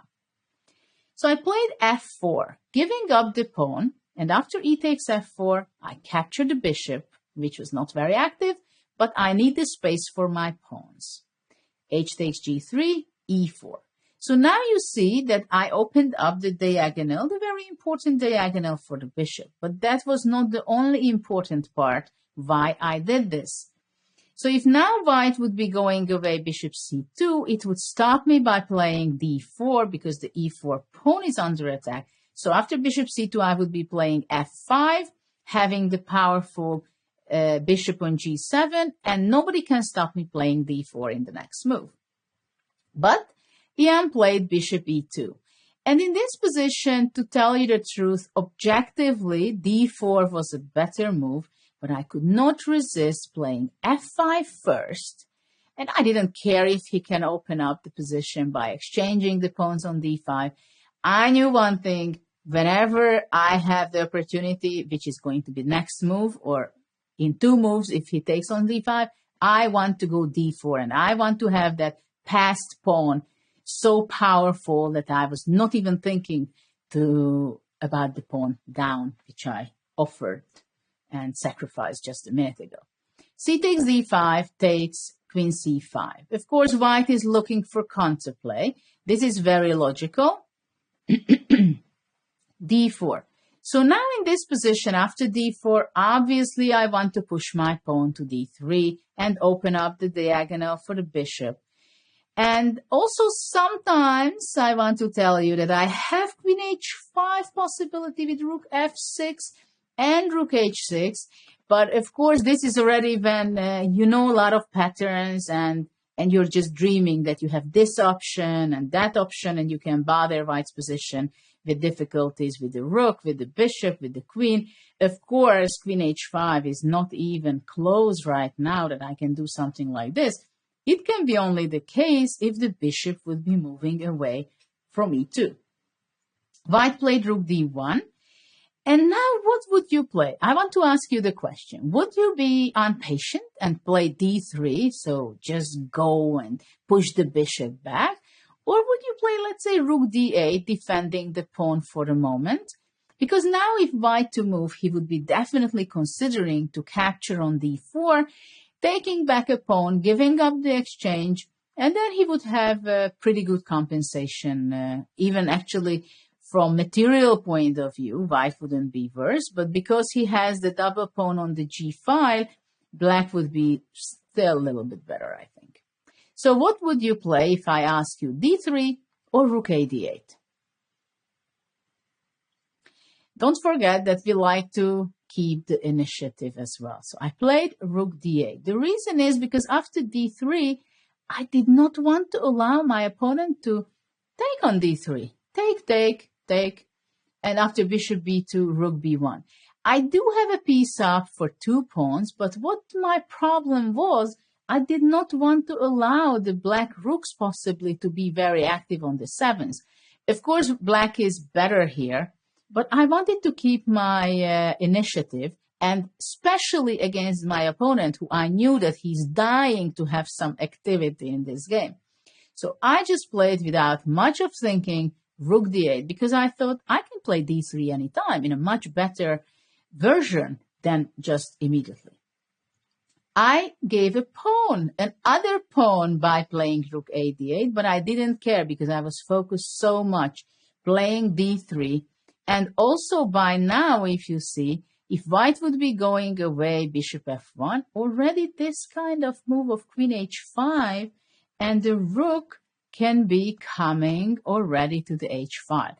So it's good to think ahead, and even when there is not a concrete idea like this of queen h5 because the bishop was on e2, just keep it in mind. And queen h5, of course, is not the only problematic move for white, because also bishop d4 can be extremely difficult. Actually, that would be concretely, I just wanted to show you that queen h5 is also an idea, because after bishop d4, when the queen moves away, then e3, and it would be practically very difficult for white. He can try queen e7, but there are many different problems for white here. So after d3, white played bishop takes d3. E takes d3, rook d2. So white really was desperate, kind of giving up a piece and trying to get back my d3 pawn. If he could do that, it means that he would save the game. But I have this passed pawn, right? I played rook d6. You know already with what kind of idea, right? I want to go queen h5. And after rook a d1, I don't know what happened to me. Because I played a move, rook e8, which was not the best move. And I'm even upset to say it, but I even ruined this game to draw. I remember it was so painful that I couldn't win this game. And this is what happens when you have different alternatives, how to win and convert your advantage into victory. You can go rook e8, you can go rook queen h5. But with queen h5, obviously that was the move which I really wanted to play, queen h5. But after rook d3, rook h6, f3, queen h2 check, king f2, I didn't see why am I going to be winning here, because white has a very strong counterattack of playing rook d8. But in this position, I somehow was not calculating far enough, and after bishop f6, practically, white has no move, because you know what is my threat? If, let's say, white is going rook d7 or anything, I'm just threatening with queen g3. And after king g3, bishop h4, and a mate. So, I don't know what happened with me, but I just messed it up with rook e8. But with queen h5, as I showed you, it would be win for black. So it starts out with a sacrifice of a pawn to get space, diagonal, pawn storm, and then it comes to the very concrete matters as well. Let's see the next game, which is also going to be a game of mine, which I selected for you. And I was very happy with this game also. Of course, I'm sharing those games which I'm proud of and I have very nice memories. This game I played in a tournament in 88 in Hastings. I was also talking about this tournament previously in part 1. And I was playing against Matthew Sadler, who was a very talented player. He was a big Najdorf player, Sicilian player. And in this position, it's kind of positional, we can see. And one thing I wanted to have in this position, definitely the first thing, I wanted to get rid of this powerful knight on e5, because that's the piece which is actually controlling the defense. This is the defense part. So I played knight d3. And Matthew played knight takes d3. He's a big thumb trouble player, I must tell you. So he was not already thinking too much on this move. He must have taken on h5 and play bishop e8 and to play knight g6 to keep the knights on the board. This was very important in the defense. But after knight d3, he just took on d3, bishop d3, e5, and he considered that now he's safe, because look at the pawn structure. White has all the pawns except the g5. I have this very stable pawn structure, but I can't really shift anything, really, because black has blockades here. And he thought that simply there is no danger for him, because he has his rook on the 7th, which is very important, that it's defending the 7th rank. And so he felt kind of safe. But now I want you to think for a little bit, how did I open up the position, the diagonals for my bishop, and why was that good? Because for that, I also had to calculate for quite a few moves. And this was move 40, which meant that my opponent still had to make one move. But I saw that this is the momentum to take my chance. And I played an excellent pawn sacrifice, playing c5. Because I wanted to activate my bishop on d3. So now black cannot take with the pawn from d6 to c5, because the e5 pawn is going to be falling apart. The position falls apart, and I take on e5. And suddenly my bishop's on c4 and on the long diagonal is very powerful. So obviously there is nothing better than take on c5. I gave it check. Now black has no other move than king g7, because after king h8 the queen is taken. And now I found a very important move, and this is what I think my opponent missed, because of course this c5 move, it is something you're counting on, you're thinking about, you just see, okay, c5 doesn't work, king g7, everything is under control. But I had my plan, which was extremely important, because this e5 pawn is defended by the d6, right? And I found a way how I can attack this pawn, which was queen h6 check, queen takes h6, and rook h6. So look how powerful suddenly my rook is on the 6th rank. I'm attacking the d6, and also sometimes I can think of playing bishop e5, taking the c6 bishop, but also the other problem can be for black, that I'm going to double my rook onto h5. So black played bishop e7, defending the pawn, and now I continued with rook h1, and I had to be calculating this quite a long time. I will show you that it goes on. It's a forcing line. Rook h8, g6, black is forcing me to go after bishop g5 to exchange on h7. But this all was calculated by me. And the important thing is that I can take on a5 the pawn. And now we are equal pawns again, but black's king is too far away to stop my a4 pawn to queen. And you will see just now in a few moves that after king was going to h5, I go bishop c7, I go a5, I go a6, and I go a7. But if d5 wouldn't be played, I would anyway go to a7 and bishop d5. So it was impossible to stop my pawn to march and become a queen. So you can see in this game also that I just played c5, opening up the position. Of course, you have to combine it with different things as well. But positionally, you always have to consider if it's worth giving up a pawn, for example, in order to activate your bishop, your knight, or any of your pieces. In the next game, we are going to see a very nice example between Smirin and Hikaru Nakamura, where white is going to be opening up again the position in order to have the extreme power of his bishop. In this position, white played rook b3, attacking the b7 pawn. And now black had a choice how to defend this pawn. And he defended with b6, but the better move was to play rook d7. So after b6, black seemed to have his plan by playing b6. Later on, obviously, he wanted to go knight d7, controlling the c5. And for the moment, rook b6 is not possible to bishop e3 check, right? So how did white continue in this position? After b6, he went bishop f2, putting pressure on the b6 pawn. And now black played knight d7, continuing the plan as he planned it with the idea of playing b6. And now he thought that in the next move, probably, he can go knight c5 or he can go rook b8 first, and he has the time for it.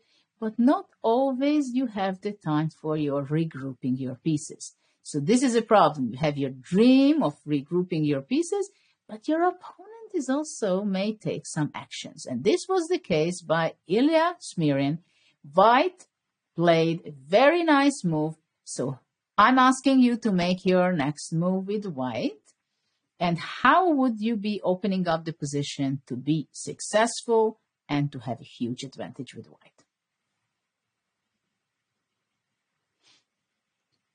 c5. Fantastic move. Very energetic, not hiding what his plan is. His plan is the following.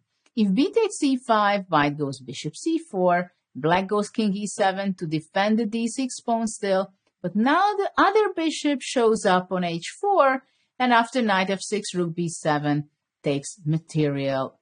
So the diagonals are controlled incredibly well. So this is why b takes c5 is not possible. What happens if d takes c5?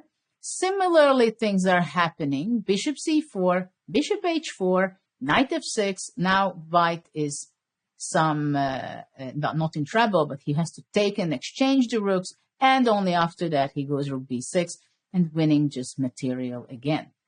And instead of d takes c5, if black would take with the knight on c5, then white just goes rook b6. Now the c5 knight is attacked because of the pin. And let's say black goes rook c8. Again, white shows up with his two bishops. And it's just like blades. So in this position after c5, of course, black realized how bad the situation is suddenly. And he played d5. White played c6, and just within a few moves, he just won the game. c7, he captured on b6, rook c6, protecting the pawn, and then showing up with his bishop on h4. So this is something very dangerous if you have such a position. You have your bishop pair. Sometimes if you can give space, it's like letting out a lion from a cage. Okay, so let's go to the next example, which is going to be between Yakovenko and Rajabov. And let's see, it's going to be again with the black pieces. And, well, what is this position exactly? Let's see. In this structure, black has the bishop pair, but he can't really do too much with it. Because look at this pawn structure. Specifically, just look at these three pawns, the double pawns on the c5. So how is this bishop on d7 will be able to break out? The e7 bishop is a little better bishop, I must say. So white played rook h1. And, well, he wants to improve his position. Black played bishop e8, just in case that maybe later on moving away with his knight to h6 and to put some pressure and attack over the h5 pawn. Now white started to go in a bad direction. He thought that he has time for everything. Of course, I understand the logic behind it. He went knight f1. The main logic was, I think, that he wants to go queen d2 and to put some pressure over the a5 square, the pawn on h5. But now that the knight left the control over the e4 and c4 square, there is an opportunity for black to take advantage of this. So I want you to think about it right now. What do you think? How can you sacrifice the pawn? How can you get little space for your pieces, especially for your e8 bishop? So let's see, wouldn't it be wonderful if, let's say, the bishop from e8 would be on d5 or at least on the long diagonal? It would be, right? So think about it, how you can manage this. Of course, nobody's going to be there for you, telling you, hey, you have an opportunity here. But I'm here right now, and I'm telling you that you have an opportunity here if you're playing with the black pieces. So how would you continue the game? d4, pushing the bishop back immediately. After bishop goes to d2, now the key move appears, the opportunity just in this moment, because black is able to play, sacrificing a pawn by playing c4, giving up a pawn in order to make space for himself by playing c5. And right now, nobody will stop black from having his bishop on c6. So the whole position, I think you feel it, that suddenly black's position is breathing. It's like really has the bishop. It was so powerful, as white has no white square bishop. It's a completely different story. Don't forget that if here on g2 white would have a bishop, then this whole idea would not really work out for black. Queen d3, bishop c6, and black is nearly winning in this position because suddenly the c6 bishop, it is just the most powerful piece. And if black can go queen a8 in a few moves, then you can see that white will not be able to defend. White played bishop f4 in order to try to save himself with the knight from f1 to go to d2 and strengthen the position with the defending the f3 knight, and also, of course, the control over the e4 square is also just as important. And right now, black did not play the best move because black played knight g5, but there is I think it's a winning move actually, what black just missed. And the move is my favorite move. I love this move. g4 with white, g5 with black. So g5 is the key move in this position because it's not dangerous for black to open up the h file. At the same time, white is not really able to stop g5, g4 winning material for black. If white goes bishop h6, then takes, king g7, and black can go just rook h8, and the bishop pair and the open h file will give victory for black. So these were the games where we were talking about the opening up the position for the diagonals, for the bishops, by sacrificing positional pawn sacrifice. Now in the next examples, we are going to be talking about thematical pawn sacrifices, with typical ideas and changing structures. Let's see the next game. And this game will be my game, which was played back in 2002 at the Chess Olympiad in Bled. If you've never been in Slovenia in Bled, I can only advise you to visit because it's a very charming place with a very beautiful lake over there. But this was something that we were playing. It was a long Olympiad as always. And here my opponent, Istratescu, played h5. He wanted to open up the position with exchanging the pawns on g4.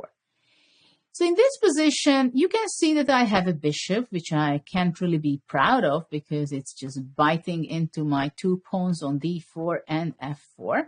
And I have my knight, which is also not very active for the moment on e2.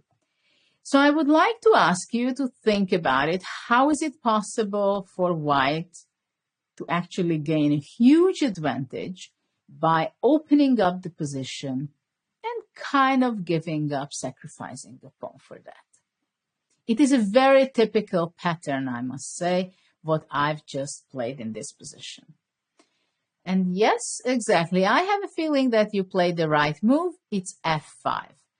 Giving up a pawn, it is very important to open up the square for my knight on f4. This is the most important. So in this position, I went g takes h5, and it is very difficult to make a move for black. I mean, instead of g takes h5, also you can consider to play g5, with the idea simply to play knight f4, rook goes away, queen f2. But this is also great position for white, but I thought that instead of g5, g takes h5, I just wanted to open. I said the h-pawn will be very powerful. And now, look at this, the e6 bishop is something that bites into his own pawns. And it can be also vulnerable because I can even win sometimes. So in this position, black realized that how dangerous it could be for him, this position, and he gave back a pawn by playing f4 instantly without too much of thinking. It's a desperation, that is very clear, but you have to feel it and see it in this example and also the previous examples, how much we care about our piece play. How much space, how much squares, how open the diagonals are or the files. So this is why we tend to give a pawn or give it back as soon as possible in order to get a better piece play. So after f4, I went knight f4, bishop f5. So black wanted to have time to play e6. But in this position, I could win practically almost immediately, but I was very solid and I thought I had a fantastic position. There's no need to rush. And I played the move b3, which is actually one of the best moves in this position. I just wanted to have safety. And then I thought I'm going to go e6. I'm going to come with the queen to g3. And I have a huge advantage, which actually was true. But after bishop f5, there's a straightforward winning continuation, which is going to go e6. But this is already going not a positional direction, but it goes very concrete, because after this I take on e6, takes, queen g3, important that I don't bring the rook first, but I bring the queen into play, into action. And after the king wants to go back, I just play queen g4, h6. But as you see, it is pretty complex. It was not just making a move, exchanging some things and giving mate. I had to be calculating and I wanted to go for the sure thing. And in this position, if bishop takes, then queen g6 wins because I control the 7th rank and I win the game. If after h6, black is moving back to f8, then also queen g6, rook df1. But somehow I thought that why to rush things? When I can play b3, I can make a little space for my king. I don't want to have any background problems anytime. But of course, when you look the position with computers, it is so obvious. Everything becomes so obvious, so easy. So I can only advise you also that when you learn and study, then try to think, try to understand the things which I'm telling you, which you're reading or whenever you're studying. Try to understand it first. Try to make your conclusions, your ideas, your plans. And only after that, when you have a picture, when you have a kind of a vision, what kind of position we are talking about, only then maybe it's worth switching on the engine. Because seeing the engine, that's easy and it gives us the answer most of the time. But when you play your game, nobody will be helping you out there. You're going to be on your own, and you have to make your decisions at the board.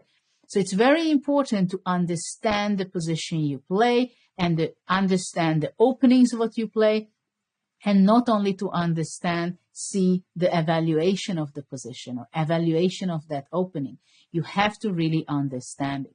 And sometimes there's nothing wrong with that if you don't play the best move, if you take the safer routes, the human kind of move. But, of course, I just wanted to show you that there was a straightforward winning after e6. Now let's go to the next example, which we're going to see here is a very typical Sicilian kind of middle game position where white played rook d1, replacing his rook to d1, because in this kind of position, this Scheveningen position, it's always a debate whether your rook should be on e1 or on d1. So white played rook d1 with some idea, of course. b5, black wants to develop also bishop b7, of course, and also sometimes to play b4 to eliminate kick out the knight from c3. And in this position, I want you to think, what do you think? If you are a player of e4 and you see similar positions and play similar positions, you have to know it by heart. What kind of position upon sacrifice is there out there? There's not too much. There is one main idea in this position, how to open up the position and change the structure here. It is very, very typical. And of course, if you're not a Sicilian player, it is also good to understand because you can use it in elsewhere similar ideas in your own openings, I believe. So white is playing e5, giving up a pawn for opening up the diagonal for his bishop also.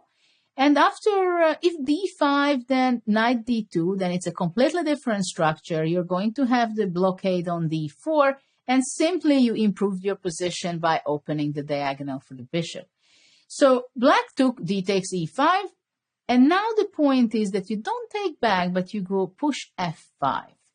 And the reason is why this is good, because after d takes e5, f5, white has this essentially important square, knight to e4 or bishop to e4.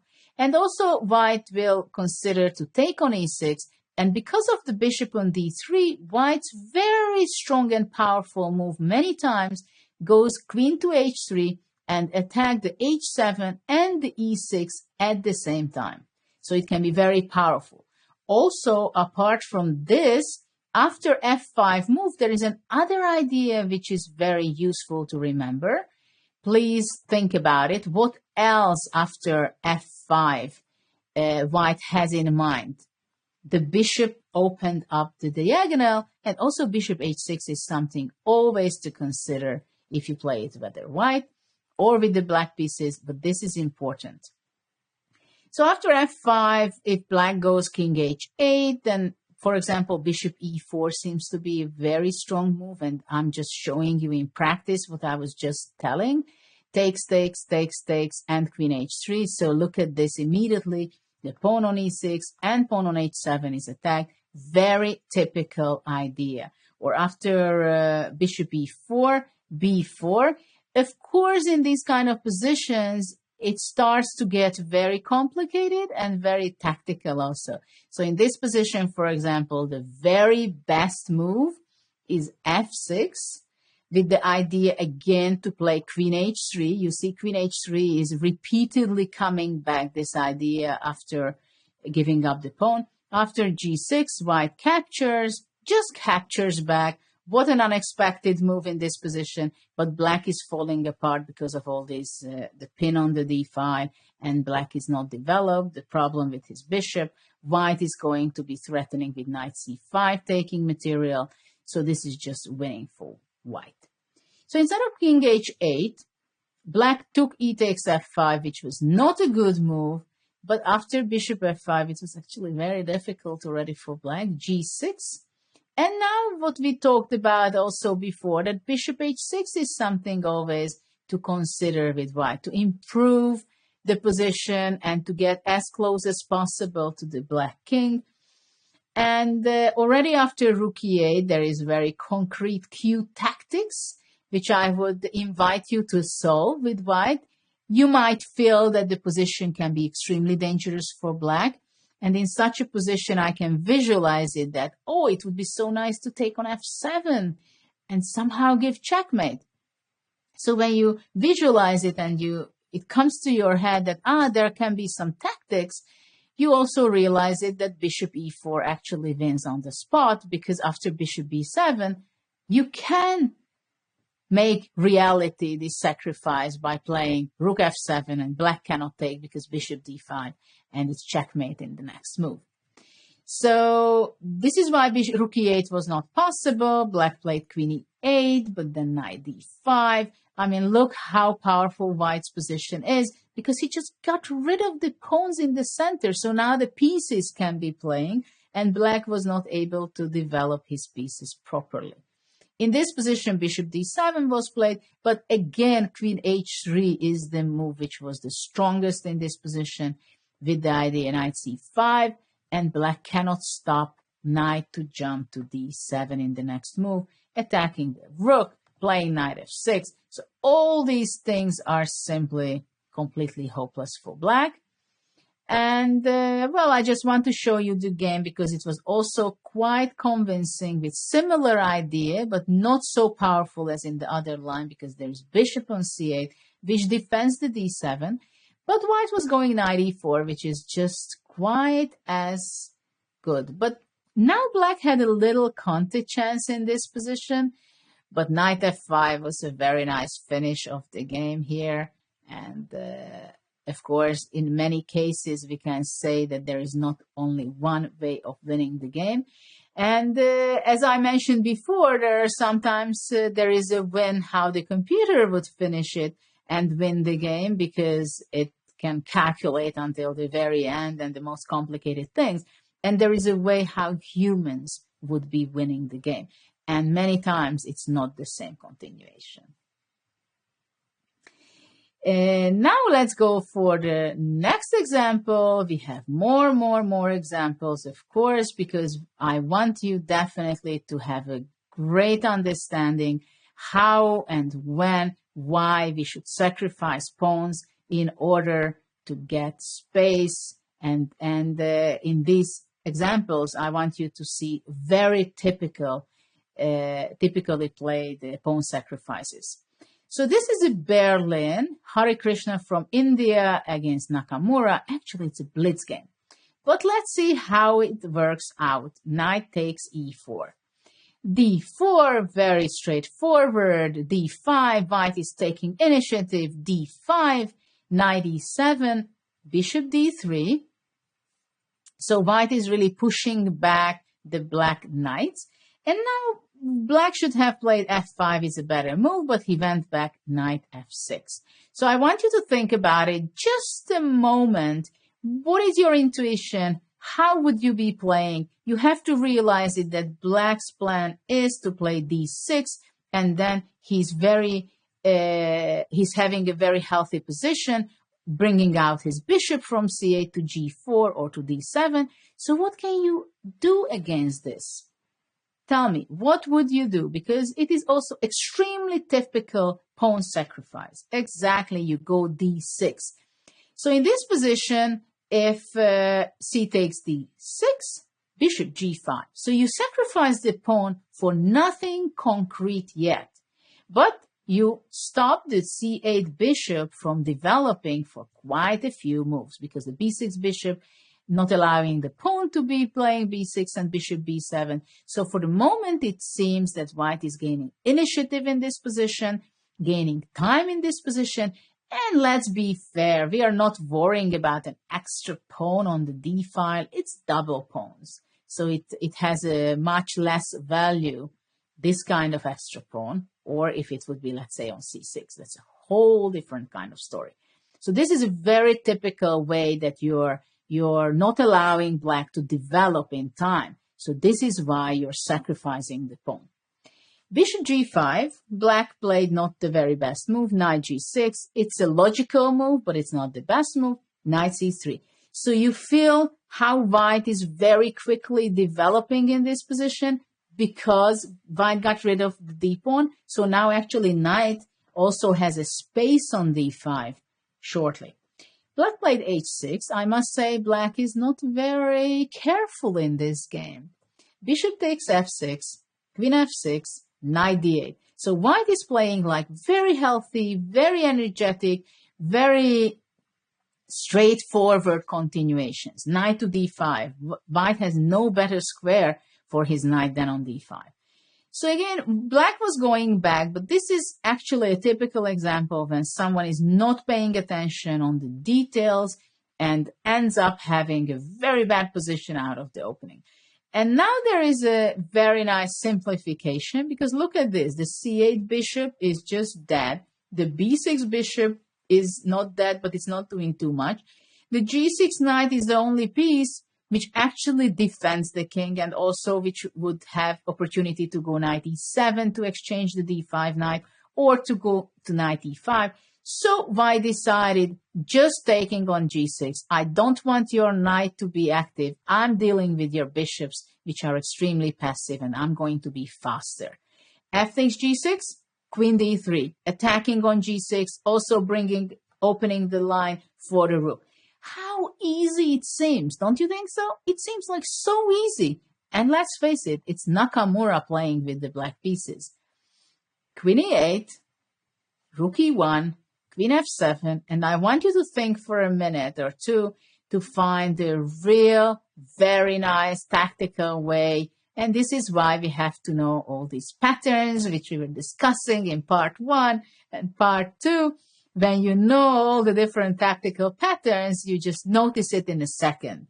Knight e7 check, king h7, and knight g5. So game is over because black cannot take the knight because queen h3 mate.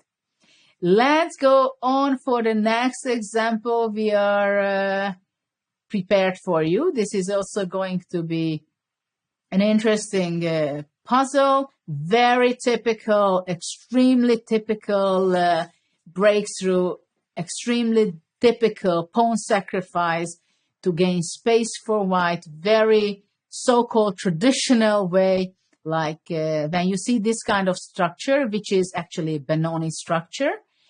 And if you play it with white or black, you always have to keep this in mind. Black played queen f7. And generally speaking, white most of the time has not enough pieces to support e5 the way that after capturing, white can capture with the pawn, because black is completely prepared against that with the rook on e8, knight on d7, especially with the queen on c7, and the pawn on d6. So everything is prepared to control the move e5 if you just want to simply break through. But white played queen f3, improving his position, going out from the e8 rook so that it cannot, make any trouble for white, and preparing the very typical, the most common pawn sacrifice, positional sacrifice, which exists in the Benoni and on this kind of positions. Also from King's Indian, you can get sometimes similar structures. Black played rook a b8, not paying attention exactly what is coming. So what do you think? What is white's next move? I think you know it, and you will play these kind of moves for sure in the game, because we are watching so many games of this type, how to sacrifice positionally sacrifice material in order to get a very nice position for your pieces. e5. Exactly. e5 is the move. So after d takes e5, as we discussed, white does not want to take back on e5 because simply from black pieces it's overloaded. So black receives this move, just a simple f5. So it's very similar if you think about it. In the previous game when we saw in the Sicilian one, when e5, d takes e5, f5 was played. So this is exactly the same moves, but in a very different pawn structure, right? What is the idea? The idea is, first of all, after the e5, white gets a pass pawn on d5, which can be very powerful. But he did not play d6 yet because for the moment f5, closing a little bit the center there, and the dream is to have one of his knights on e4, supporting both of his pawns, the f pawn and the d pawn as well. So this is something very typical. Please remember this, that if you play this kind of structures, watch out with black and definitely look for something like this when you play with white, because it gives a huge advantage. And actually there is very little counterplay for black from here on. I would ask you, what would be the first intention to play with black? If we have this discussion of giving up pawns in order that you have diagonals, piece play, space for your pieces, what would be the first thing comes to mind? E4 is something which comes to mind. So it's too late for black, but this is something has to come very naturally. So it has to be in your head that whenever something like this happens, let's look giving up the pawn, bringing the pieces in, etc. Here, unfortunately, it's not good for black because simply the position is too bad already. But his piece is standing on e5, the knight already much better, but white's piece stands even more on better places. And also white has more pieces on the king's side because white has 3 pieces. So this is only a general comment that e4 with black. Unfortunately for black, it's not working. He went h6. Bishop takes on f6, takes, and of course knight e4. What a beautiful knight we have in the center. And look at this bishop biting into the pawn on e5, but that's not the biggest problem. The biggest problem is going to be the d5 pawn, and also that white has a very powerful knight on e4. Queen g3 attacking on g6, rook b8, only b3, simple move. I'm not sure these are the best moves for white, but there are a lot of different options for white, how to convert his advantage into victory. But let's see here how white continued. Also, what I want to point out already in the move before, it was also something that I could tell, but I tell it here now, that look, black is actually leaving his pawn hanging on g6. So why white is not taking it? It's just there. But actually black is extremely happy to give up that pawn in order to bring his pawn to f5, kick away the knight on e4, bring his pieces and pawns into activity, and suddenly it would not necessarily win for white. I mean, here maybe knight g5 is possible, but now we are talking about the principal questions, you see, that always you give a pawn, and you get the initiative and you put pressure on your opponent, but you can do the same, giving it back. So this is why white did not play f takes g6, and he played just the quiet queen g4. It was queen h3 also possible with the same idea, because the knight wants to have his stable square on e4. Queen b5, f takes g6, and actually within a few moves, white just won the game. So don't forget this e5, d takes e5, f5 kind of pattern, because it is useful many, many occasions.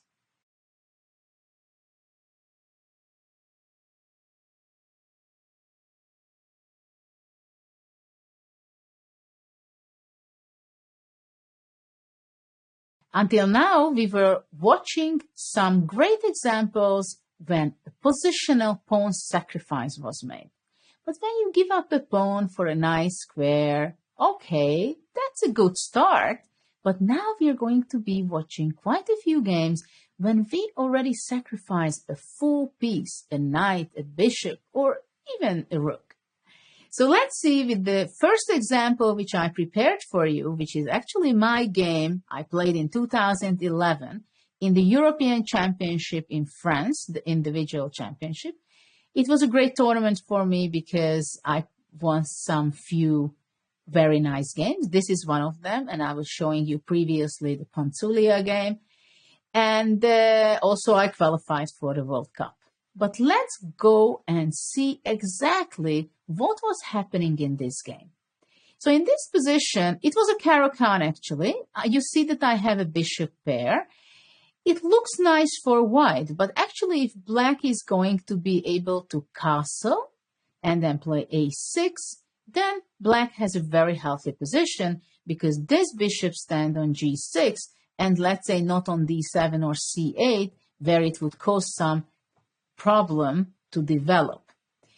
So in this position, I was thinking that how is it possible to stop black from castling? And I was just thinking, and I came up with a very unique idea, which I've never really played something even similar to this. But I got very excited when I started to figure out the first few moves. And I went c4. What's the idea? B takes c4 is not possible in this position to capture the pawn because my plan would be to go rook c1. And already if black goes a6 here, then I'm ready to take back rook c4 and white is winning. So this is not possible after c4. Black planned to play a6. And now black is happy if I would be taking the knight on d7. He would be just capturing it back with the queen, and life is fine for him. But I had something in mind. I had something very different in mind. The reason I got excited because I noticed that this kind of idea which I figured out, it may even work. So I started to calculate deeply. C takes d5. A takes b5, capturing my bishop, and rook c1. So the idea is very important that the black queen cannot go back to d8 because of my bishop standing on g5. So black has to move back to b8, where it's located very, very passively. But here, of course, I have to be extremely fast because if black can castle in the next move, then everything was for nothing and I'm just going to have a piece down. My plan was to capture on e6, takes, and now the important move, I'm not exchanging the rooks yet, I played queen b3. And right now I realize that the e6 pawn is attacked, but it's very difficult to react the right way for black, because now black has three options. Of course, the first move which you have to calculate is what happens if black castles short. And then I was thinking, queen takes e6, rook f7 is a must because otherwise the d7 knight would be taken. Rook takes c8, queen takes c8. I'm still bringing my other rook to the c file so that after queen b8, I move back the queen to b3 and now black has no move of knight c5. And now for black, it's extremely difficult because there's nothing can stop me playing e6 in the next move and gaining back some material with interest, I must say, because I will have a better position. So this was the first priority that I know that black cannot castle. So black should consider two other moves in this position, which is knight f8, which happened in the game. But I want to show you king f7 because this was the other move which could defend the pawn on e6. And this was the best move in this position, by the way. I would be taking on b5 and rook c6, which is not such a simple move. And maybe this is why my opponent went actually king f7, because he was underestimating. Maybe he thought that knight f8 was a must either now or in the previous move, and it would be only transposing. But here rook c6 was the smart move. And probably I would go g4, knight to e7, takes, I can go queen b4. And it's a very complicated game, but for sure I have at least good compensation here. But my opponent, after some time of thinking, he decided that he goes knight f8. I went queen b5 check, king f7, I went rook c8. It was a good move, rook c1. Why was it a good move? Because I saw that black cannot go anywhere else than to go back to b8 or a8, but a8 you cannot go because rook c7. So actually queen b8 is the only move because, very importantly, queen d7 would be losing on the spot because queen takes d7, knight d7, rook c7, and d7 knight cannot be protected because after king e8, rook c8, and I would be capturing the h8 rook in the next move. So this was essential that black has to be moving back the queen to b8 because it stands very passively. So what is my next move? Because I have a very active queen on b5. I have a very active rook on c1 as well. I have a well-placed bishop on g5. Only the knight on f3 is not so actively taking part in the attack. And this is why I started to think that f5 knight is something that bothers me, because I want to take use one day of the e7 square. And I don't like it when the f5 knight is defending it. So I started to push away his knight to play g4. It is weakening my king, but the queen is so far, far away from giving any trouble to my king.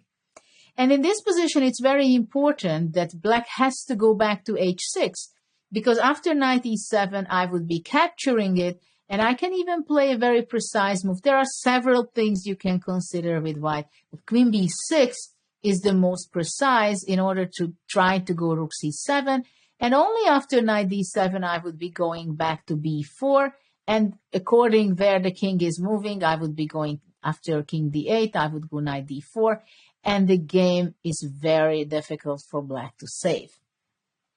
So after g4, black went knight h6, which was a great deal for me because the knight went away completely from defending the e7 square. My next move is queen b4. It is a very nice square for my queen for several reasons.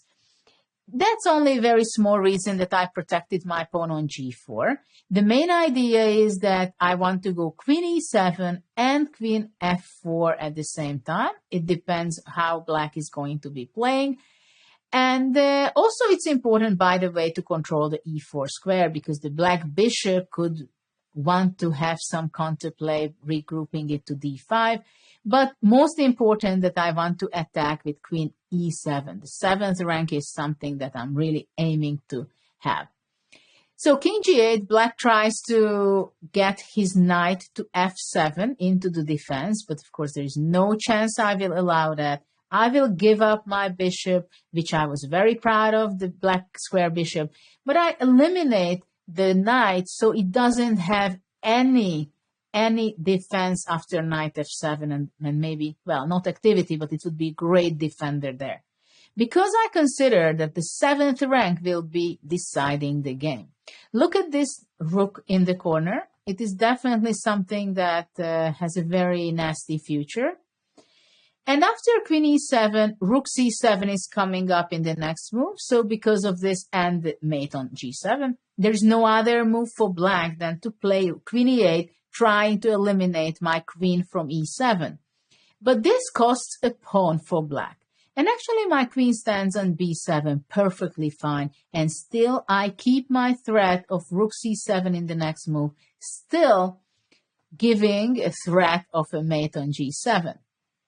Now black played queen a4, which seems to be a very good active move, which is, and actually it has several attacks, several threats. First of all, the g4 pawn is attacked, but which is at least as important, bishop e4 is threatening to attack my bishop, my knight and the queen.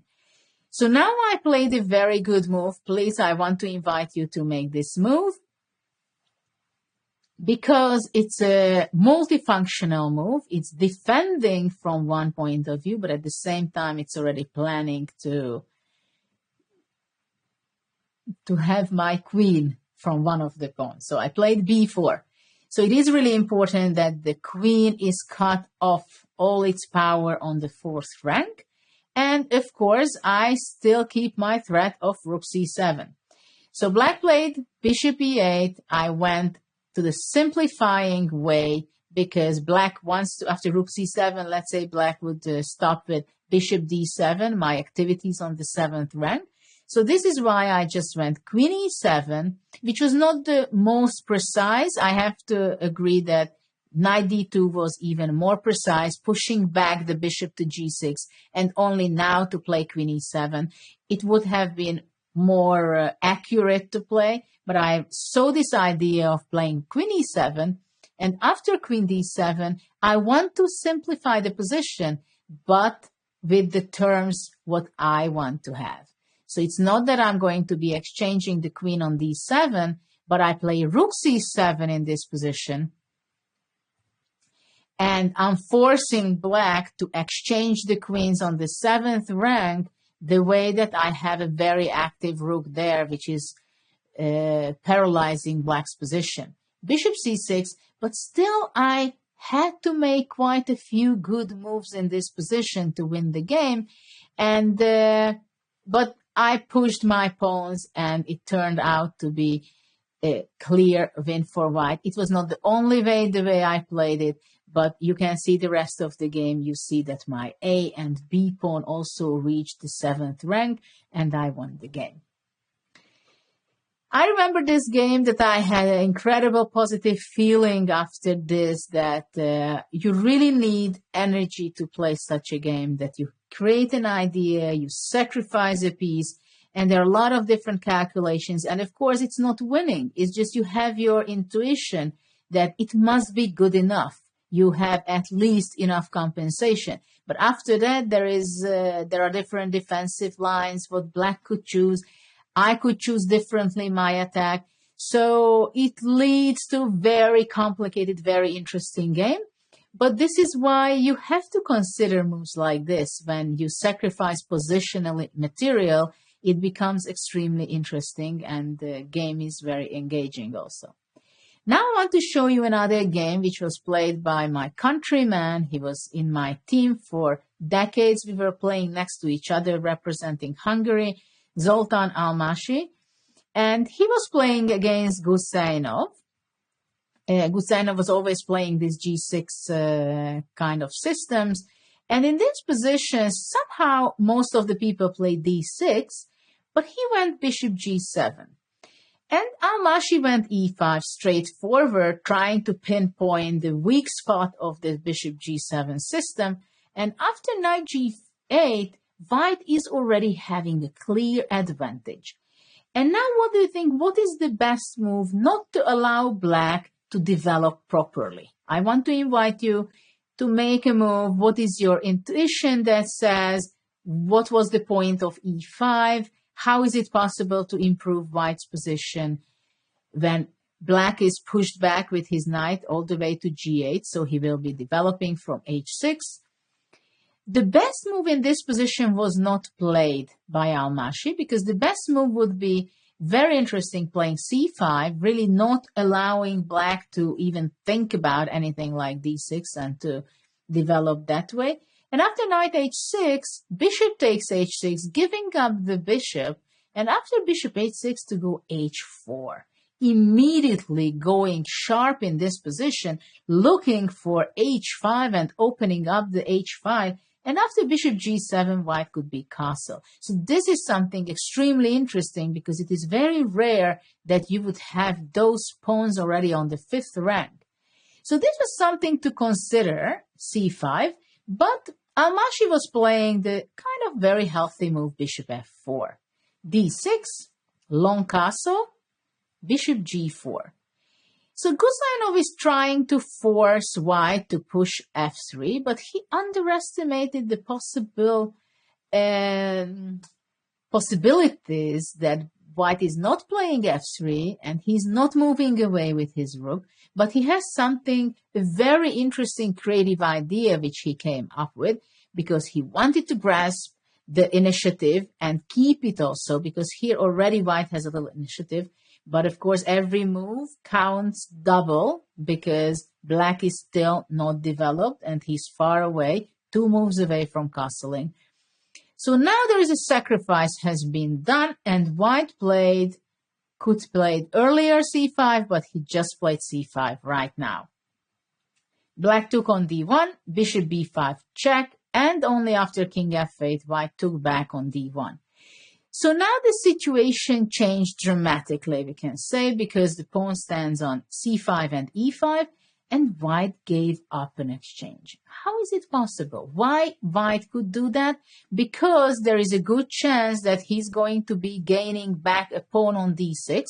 And look, the pieces of black, the g7 bishop is not really active and will not be able to get out of there. And also to develop with the g8 knight and the h8 rook, it will be very difficult.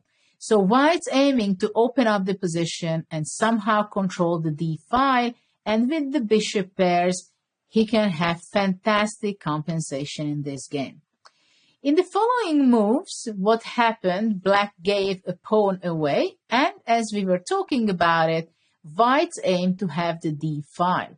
Of course, once white has the d file, it also means that if he has the opportunity, he's going to be controlling the 7th rank, right? So rook d7. Of course, white wants to be gaining the pawns and just to give a very difficult position for black. Now black played g5 in order that after the bishop moves, hopefully he can get the pawn on e5. So what was the good move in this position?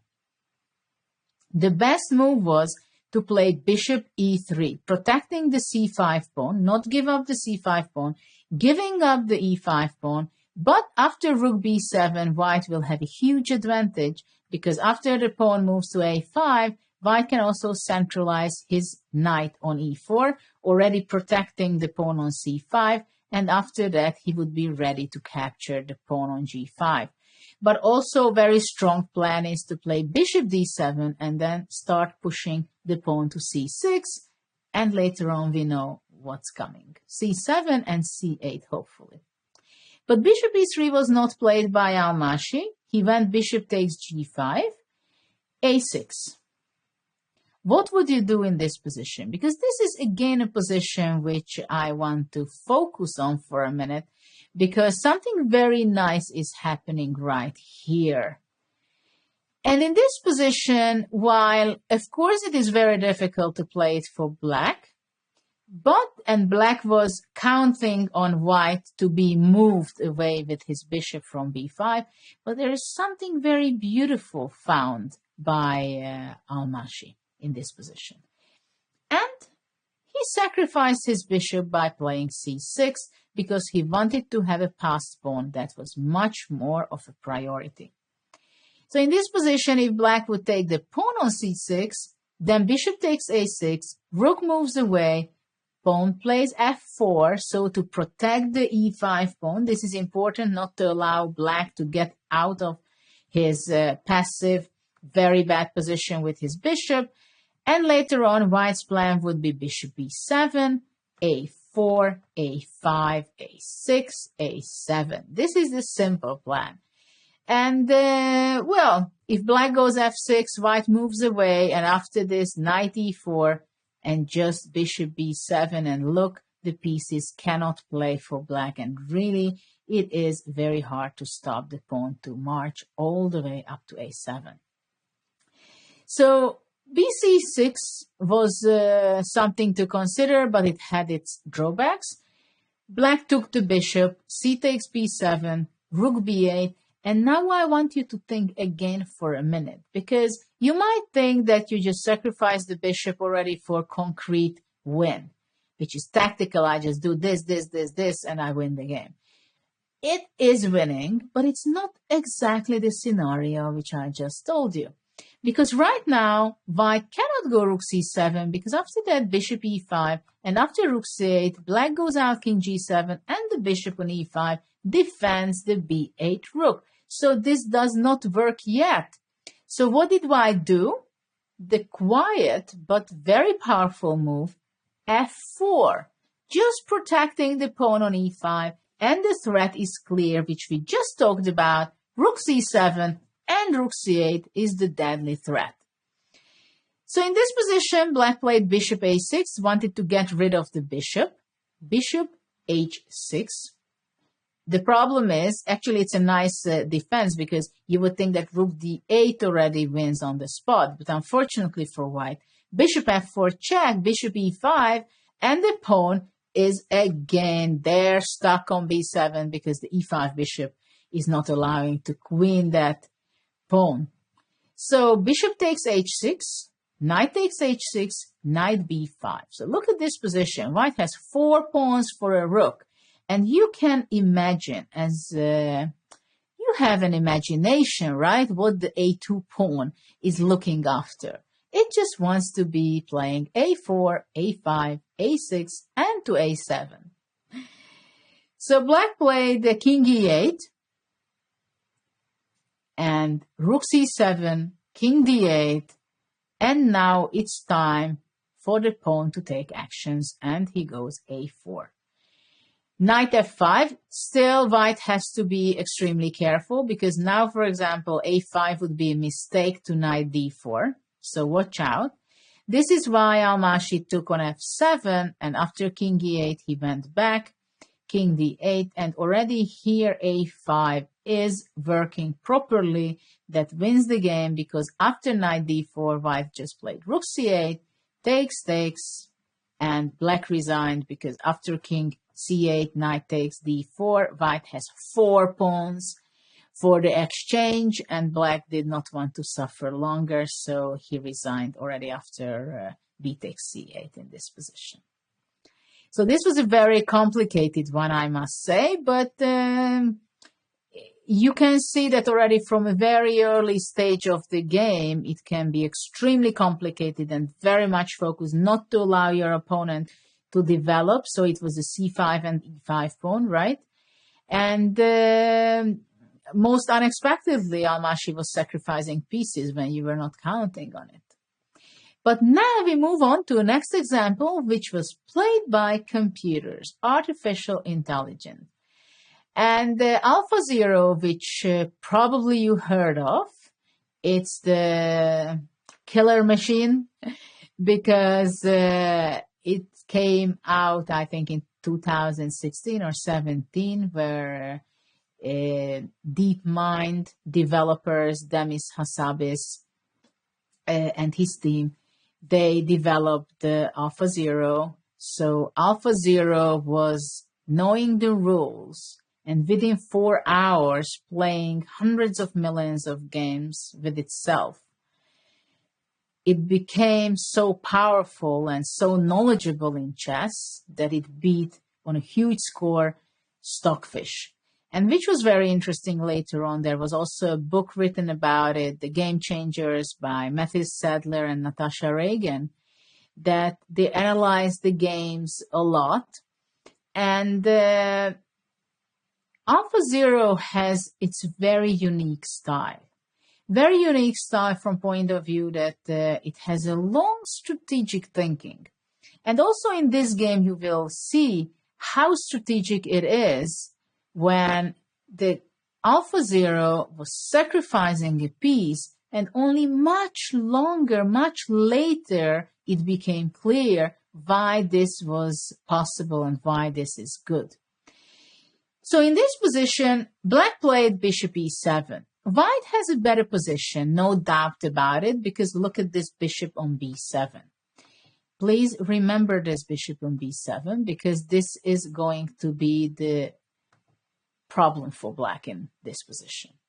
But very surprisingly, as a human being, I would be considering, of course, bishop g6, trying to sacrifice already right now because of the e6 is hanging. But can white play bishop g6? This is my question, because after bishop g5, white takes queen g5, f takes g6, and the human being would probably stop calculating further.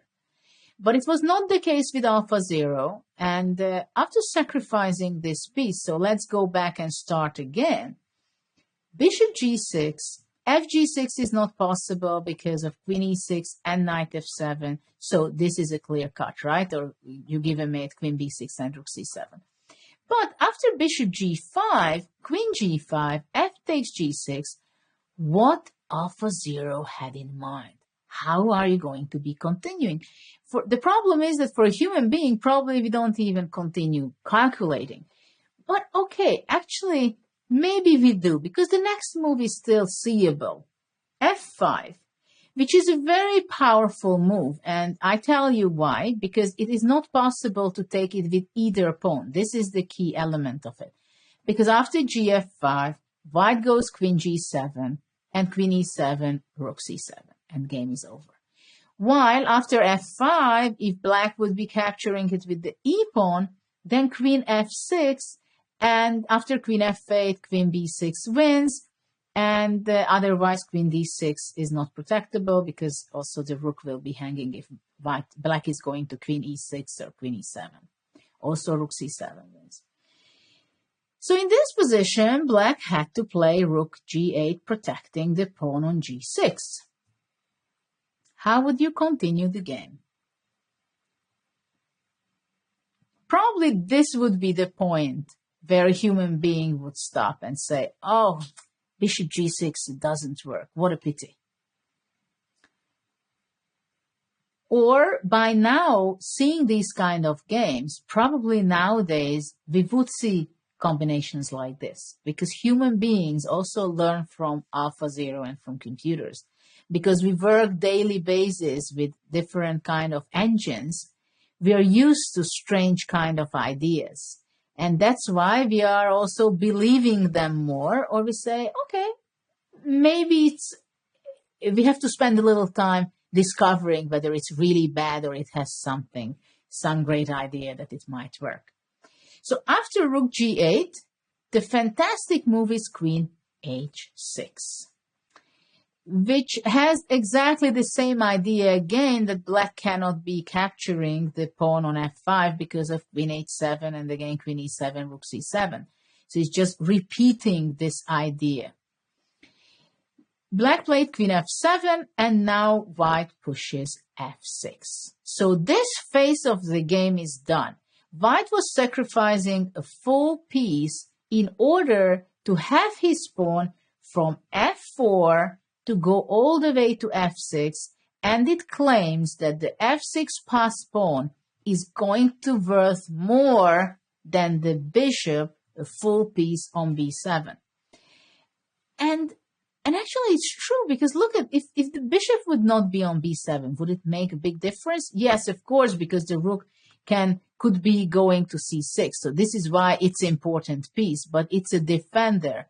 It has not even a shadow of idea to be an attacker in this game. And black is extremely passive. But let's see further the game.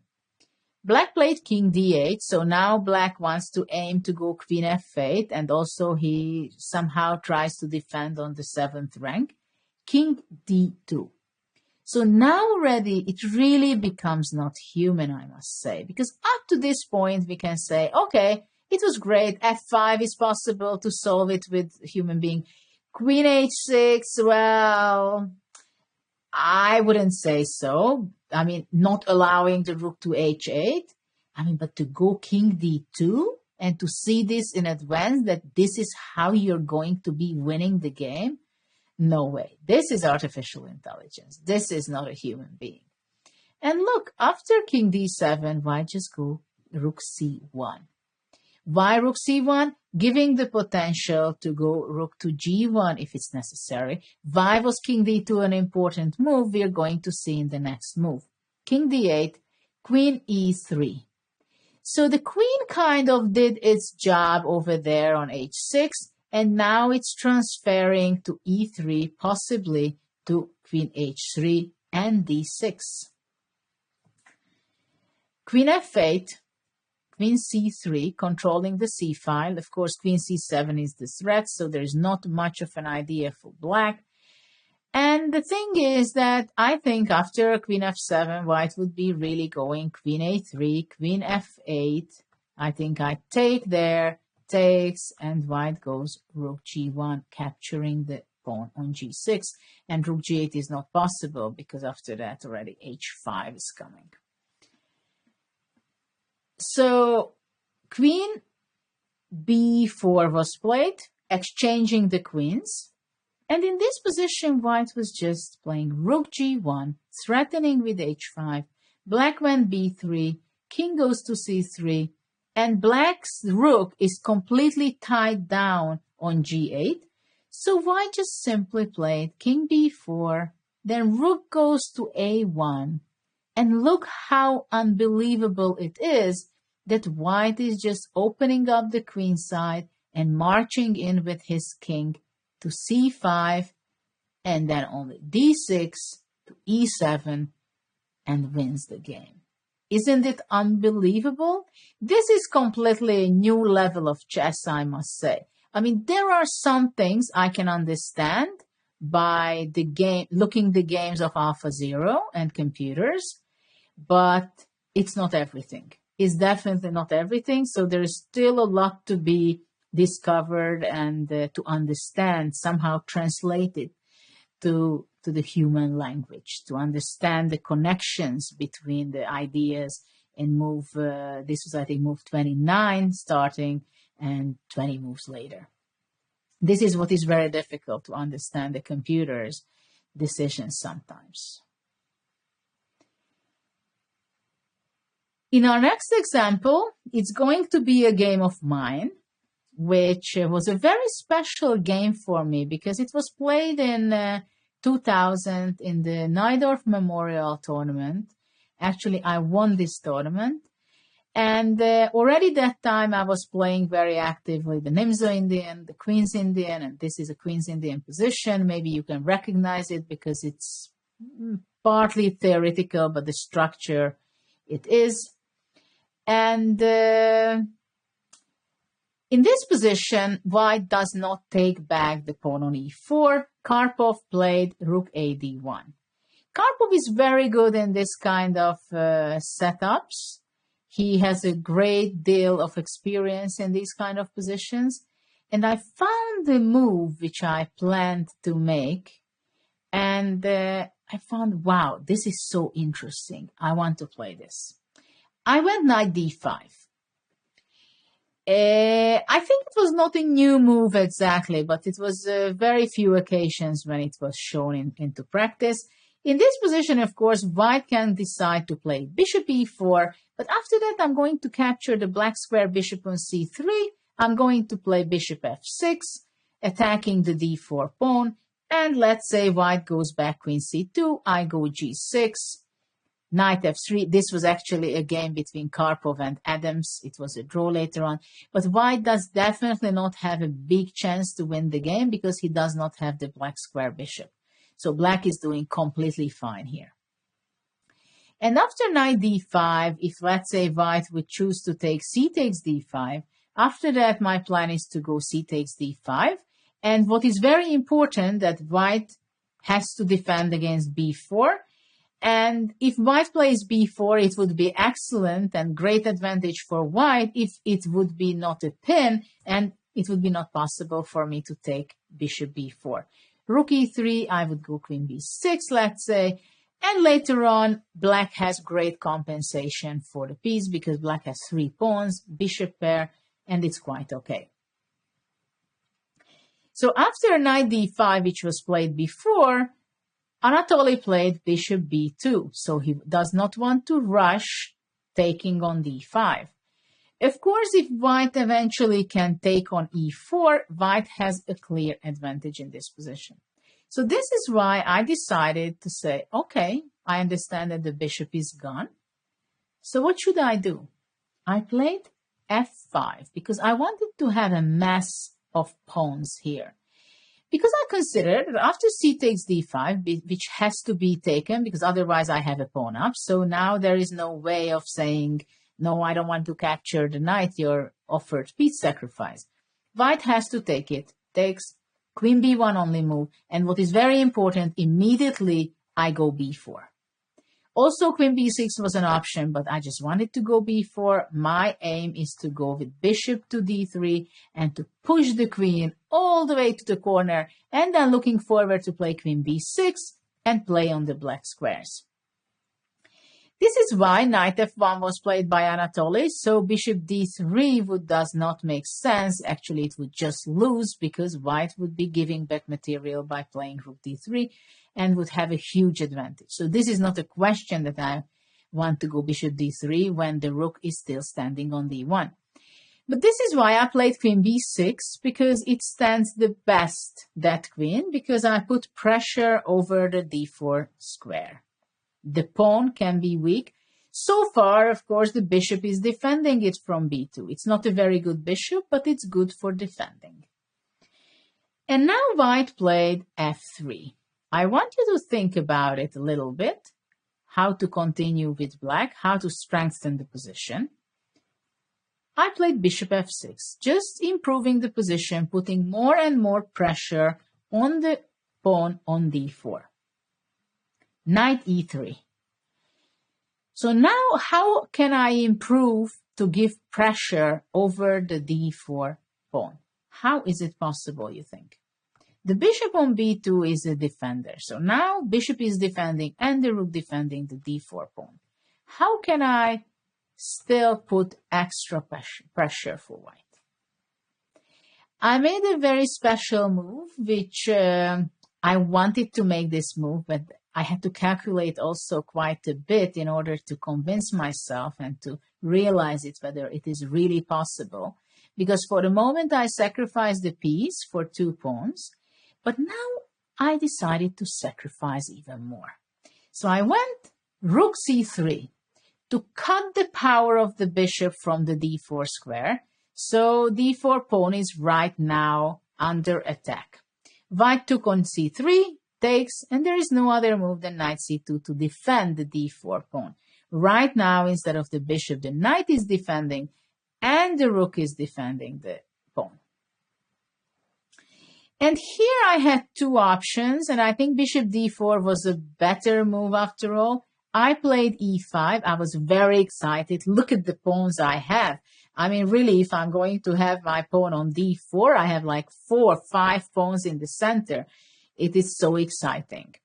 And now Anatoly realized that he can be in huge danger, and now he started to simplify, which led to draw actually the game pretty forced. He went back knight e3, which was very important because right now the d5 pawn is not protected anymore. Also the f5, but that's a secondary thing. So I went e takes d4, knight d5, queen c5, keeping my queen on the diagonal and of course keeping the control over the d4 pawn. But at the same time also at some point I might be playing c2. Knight f6, rook f6.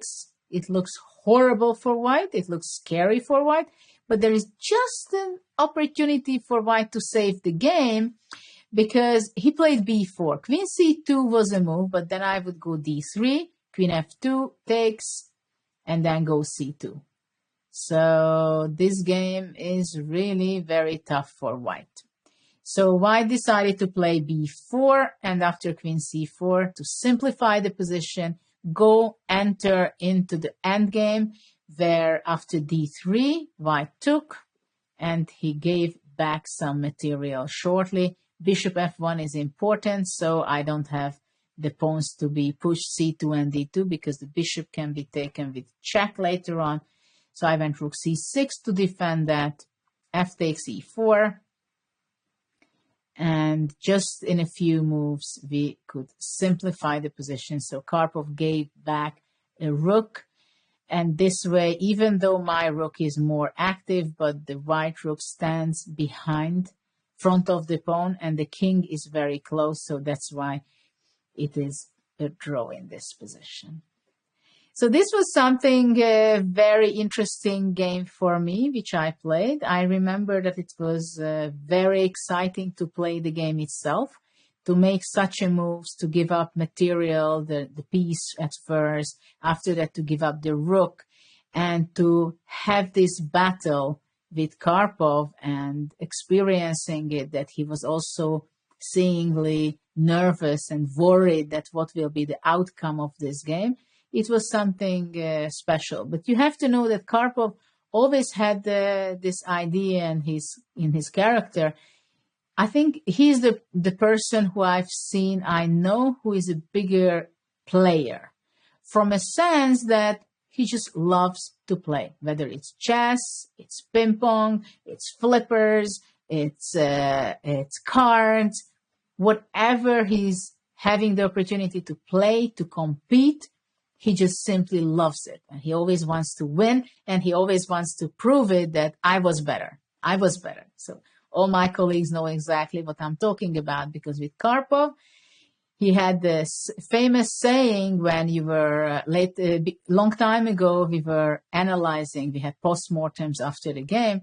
And whenever you were analyzing with Karpov the game, it was very clear that he wanted to point out at the end that he was better.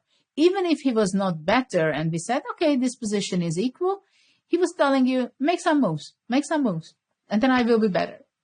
So he always wanted to prove he's right and outplay the opponent. This was always very much in his personality. But this was a very nice, memorable game for me against him. Now I want to show you another game, which is going to be the game between Anand. He's playing with the white pieces against Wang Hao from China. I remember when I saw this game for the first time, I was just amazed by this. How interesting, it's so captivating, motivational, that how beautiful chess can be. And I played this opening myself with the black pieces. And it's very interesting. Bishop e6. This structure is very interesting because white has an extra pawn, but black has, in many cases, enough counterplay the way that black is going to be playing knight d7 or a6 first, a6 first, then possibly either knight c6 or knight d7, rook c8, and going to be winning back the c5 pawn. Of course, white at the same time, he's not going to let this to happen. So this is what he's playing against. And in this position, after bishop e6, I want you to think in this position for just a minute or two before we move on in this specific situation, because what kind of alternatives white has here? Of course, rook d1 is something that comes to mind immediately to control the d file, and also the d6 square is weak. But Anand came up with such an amazing idea in this position, because let's see, the pawns on c5 and c3 is not very appealing for white. They are there, they are protected, but it's not so useful. So Anand came up with a move which drastically changed the whole structure of the position, and it gave a completely new vision to this position, what we are looking right now. So what would you play with the white pieces here?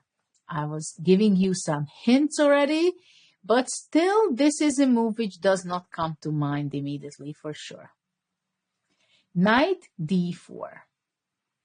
Isn't it an amazing move? Knight to d4. Of course, we know that knight stands best in the center, but it's not obvious that you can just simply play knight d4, put it into the attack of the pawn on e5.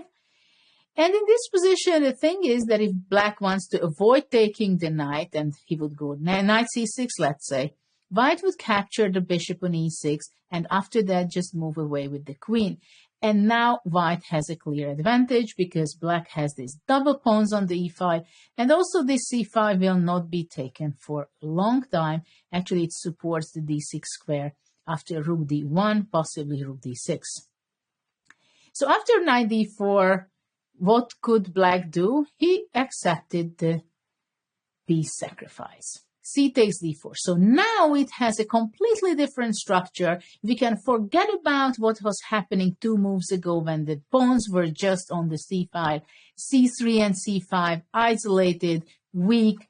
Now it's a completely different story. White has a fantastic center with the 3 pawn on c5, d4, and e4. But it cost him a piece. That's a fact. In this position now, white has 2 pawns for the piece and clearly has great compensation here. Black played knight c6, queen c3. Queen c3 stands perfectly fine, keeping an eye on a5 also, keeping an eye on the direction of the king, having support the c5 pawn, so it's just the perfect location for the queen. Knight e7. So my first question to you, after knight e7, what would you play at first glance? Would you be going to go d5, nobody can stop me? Or would you play, let's say, rook d1, rook fd1 to support the pawn and only later on to play it, or something else? In this position, it's very clear after black played knight e7 that his dream is that white would be playing d5, but he was not so lucky. Of course, Vichy did not play d5 because after that, bishop d5 would give back the piece for the 2 pawns, and suddenly black relieved again, and he can play the game quietly. So this is exactly why d5 was not played. And we were discussing this previously in many different positions when I'm telling you that on the top level, you always see people looking and going after initiative. And in this position, again, white is definitely would like to keep the initiative and play d5 in the circumstances where black is not able to give back the piece for the 2 pawns. This is why Vichy played rook fd1, supporting his pawn on d4, and already in the next move, d5 can come extremely powerfully. So black played rook a d8. Again, the same situation. d5 is not very advisable because black can give back, sacrifice back the piece. So that would be a dream scenario for black. How did white play in this position? Because white has to improve, strengthen his position.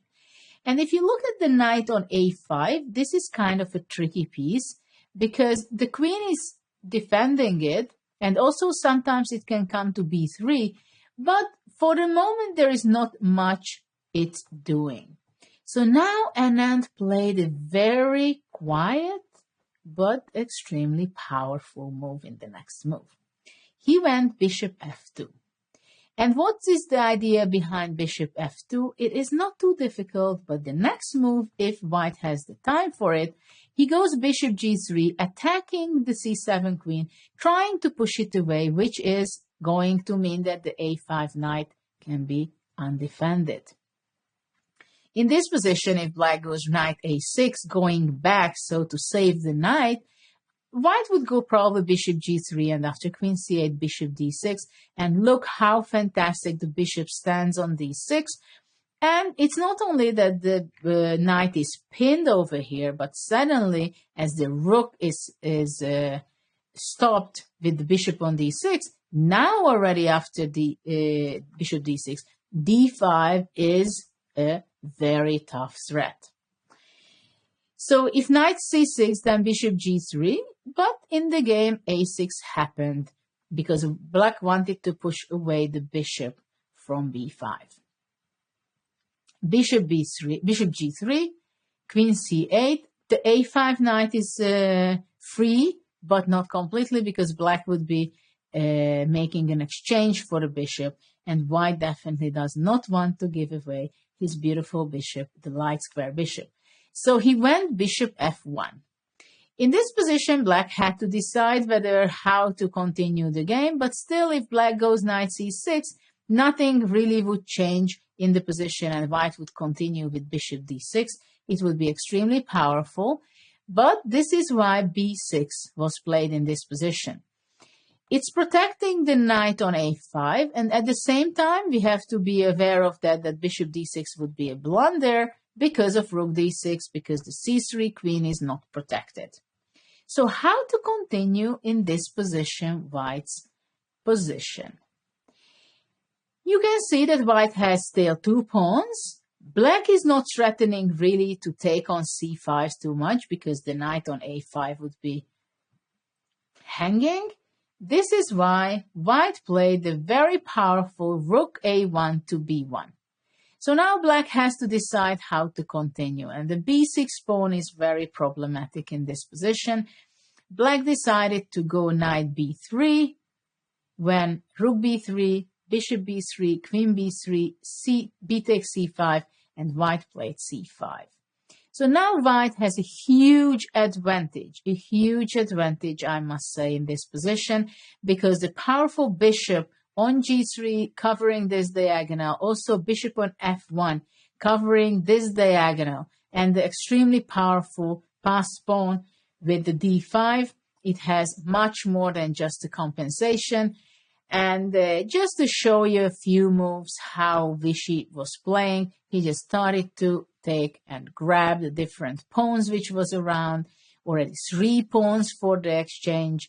And in this position, even black just resigned because he did not see any chance of counter play in this position. White pawns are just going to be pushed, the D, the A, and with the teaming up with the 2 bishops is just hopeless for black. So this was quite an amazing game for me, that knight d4. It was so powerful. Now I want to show you 2 more examples. What happens when you sacrifice a piece positionally for a long-term aim. In this game was, I can tell you that this is a typical computer game. This game is played between Leela Chess 0 against Stockfish. It was actually this year that it was played, this game. And I like you to see this because it's just move 7, black plays c6. And I want you to think about it as we are in the chapter of sacrificing pieces, right? In order to get a positional gain, right? So in this position, I just couldn't believe my eyes when I saw this. But after c6, obviously you're not thinking too much. Even if you're thinking here, you're going to be considering to play bishop a4 or to go back bishop d3, and then how to develop as quick as possible with your knight. And but now there is a completely shocking idea played by Leela Chess 0. And you will not believe it, d5. White just wants to take space advantage. And it doesn't care. It cost me a bishop? Okay, fine, I don't care. C takes b5, d6. Black goes knight c6, white goes e5. So you see the bishop, how frustrating it is for black. I don't know if you can recall the game we looked when Nakamura was playing with black against, maybe it was against Hare Krishna, when it was something similar, when white played d6, sacrificing a pawn, and then it was like 2 knights. This kind of bishop on c8, it is so desperate. Black has going to be suffering so much. So whenever you have the opportunity to push your pawn to d6, even to sacrifice on d6 a pawn, or just make sure that you push your own pawn to d6, as you see in this game, you can even sometimes sacrifice a full piece in exchange. King f8, there is no better move. I can't say that I understand every single move in this game. I can't say that it is so obvious that I would sacrifice myself this bishop on b5 in order to get this positional attack. But I can feel when I'm seeing this game that white has an incredible, powerful play by developing the pieces and having its pieces in such a comfortable, nice position. Look, just within a few moves, white keeps his pawn on d6, on e5, controlling the very important squares, so the black knight cannot be developed, the black king cannot be castled due to this problem, and also these 2 bishops are completely, well, c8 is completely paralyzed, right? And now the knight on d5 is simply so active that it doesn't matter that white gave away a full bishop in order to get this kind of position. Black went bishop d8, wants to go b6, and bishop b7, b4. Can you imagine that white is just playing for space advantage, ignoring that he has just a piece down? It is simply unbelievable. It is important actually to gain space, but also that with the white bishop, you can develop to b2. And black played a6. White decided after a6 already to go bishop e3 because of the weak square on b6. h5, trying to get out with the pieces with knight h6. Bishop b6. And you can feel already that black is really suffering in this position. So white has the time and will have the time to bring every pieces of his or it, so to say, and black can simply not get out of with his pieces, even though it's an extra piece, but with the extra c8 bishop, you're not going to go too far and have advantage with black, that's for sure. Knight b4. So it's getting even more complicated than already it was. And there is a shocking move happening here, which when I was looking this, I said, no, this is impossible, what is really going on.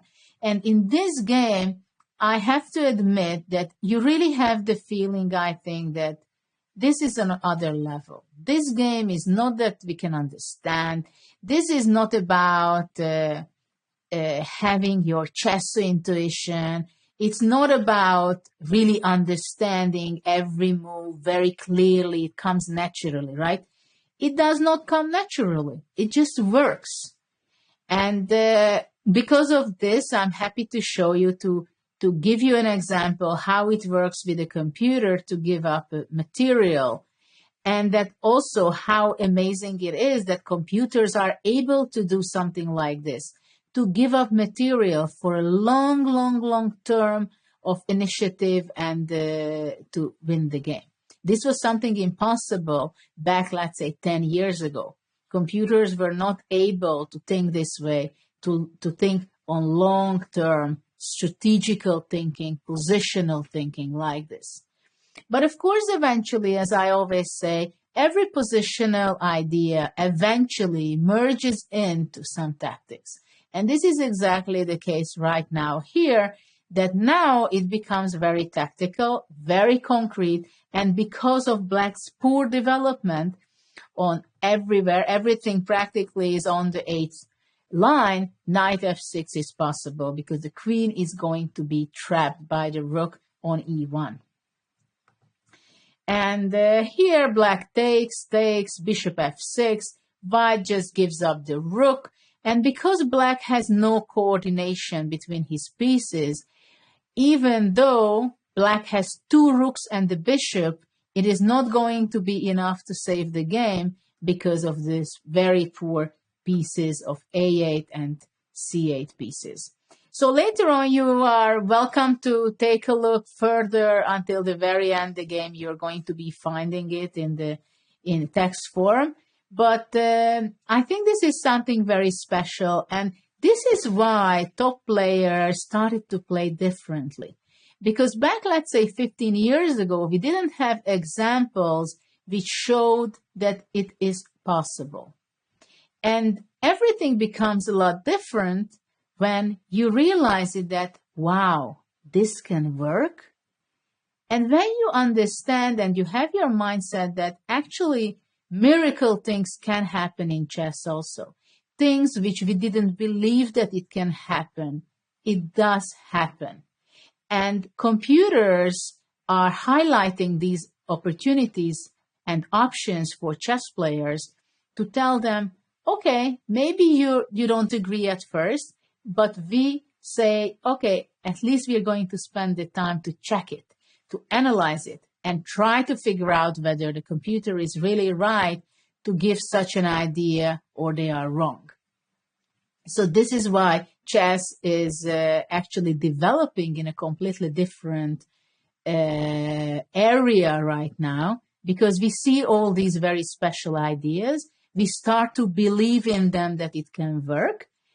And then if you think that it is a possibility, then of course you go into that direction that, okay, so maybe this is something kind of thinking to sacrifice for positional game in the long run, it is possible. And I've seen when I was commentating in Norway chess a few years ago, and Magnus Carlsen sacrificed the pawn in move 10 or something like that.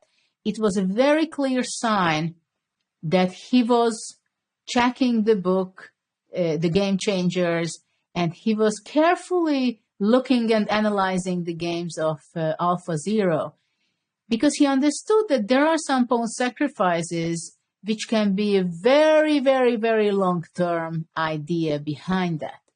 And it was very interesting to notice it, that the world champion got inspired from AlphaZero. And now there is a last example I want to show you, which was not a game yet, I must say. And but it's a very interesting idea, and it was the idea of a friend of mine who is a great coach, Gabor Pop. And he was telling me that he was analyzing some of these lines, and actually it was a game, Car Centauri, also in Norway, and I was pointing out that, well, let's see this position, which I got the information that Black has a very interesting idea, which is obviously also a computer move. So in this position, this is no game yet, but in this position, it's Rai Lopez, of course. White is playing for the white squares. As you see, the A2 bishop is very powerful and trying to control the white squares. White wants to exchange the knights, and then bishop will come to d5. And there is an unbelievable idea by the machine how to destroy the pawn structure, how to get every power out of the A2 bishop. And I want you to think about it. And, well, I may say also to guess the next move with Black, because it is quite shocking. At least it was for me. And this is what I'm talking about when I say that computers influence our way of thinking in chess by now. Because when I heard this move first, I said, oh, how does it work? Let's say 15 years ago, I would say, no, come on, this is impossible. No, now I think differently. And look at this, knight b3. Yes, you see it correct. You hear it correct. Knight b3, just put the knight there to be taken by the pawn. Of course, now there is two ways. Either white can go knight f6 first, takes, c takes b3, and then black castles. Can you believe this, that the bishop is actually stuck there? Because it cannot go to b1. So there's no way out, because the rook goes away, the bishop is hanging, the bishop goes away, the rook is hanging. And apart from this, Black has the plan of playing rook a5, queen a8, and win the bishop. So this is something unbelievable. And there is another form of it. If white wants to take c takes b3, and after knight takes d5, e takes d5, Black also castles, and Black has a great full compensation for the bishop. For me, it was something shocking, to tell you the truth, that positionally you create such a strange pawns by giving up a knight, just for later on that possibly you go rook a6, queen a8. So you try to get back the bishop, but at the same time, even if you don't want to get it back, white cannot get out of this box. So actually the rook on a8 controls fully the rook on a1 and the bishop on a2. So with this, closing with this position, I wanted to show you that you have to expand your vision, and you have to understand that there are a lot of different kind of ideas how to sacrifice a piece in order to get great compensation. Positionally, you destroy the pawn structure, or you get the weak king of your opponent, or you get a huge activity. And most of the time, you can focus on something like destroying an active piece. This position, for example, completely perfect example for that. That look at this in the beginning, the initial position here. White's best piece is the a2 bishop because it controls the white squares. And just after a move is played, knight b3, and after that, 3 moves later, it is the worst possible piece in the position. So things change when you sacrifice some material because you sacrifice it to have something very positive extra in return. So I hope you enjoyed this as well. And we move on to the next part where we're going to talk about exchange sacrifices for positional compensation.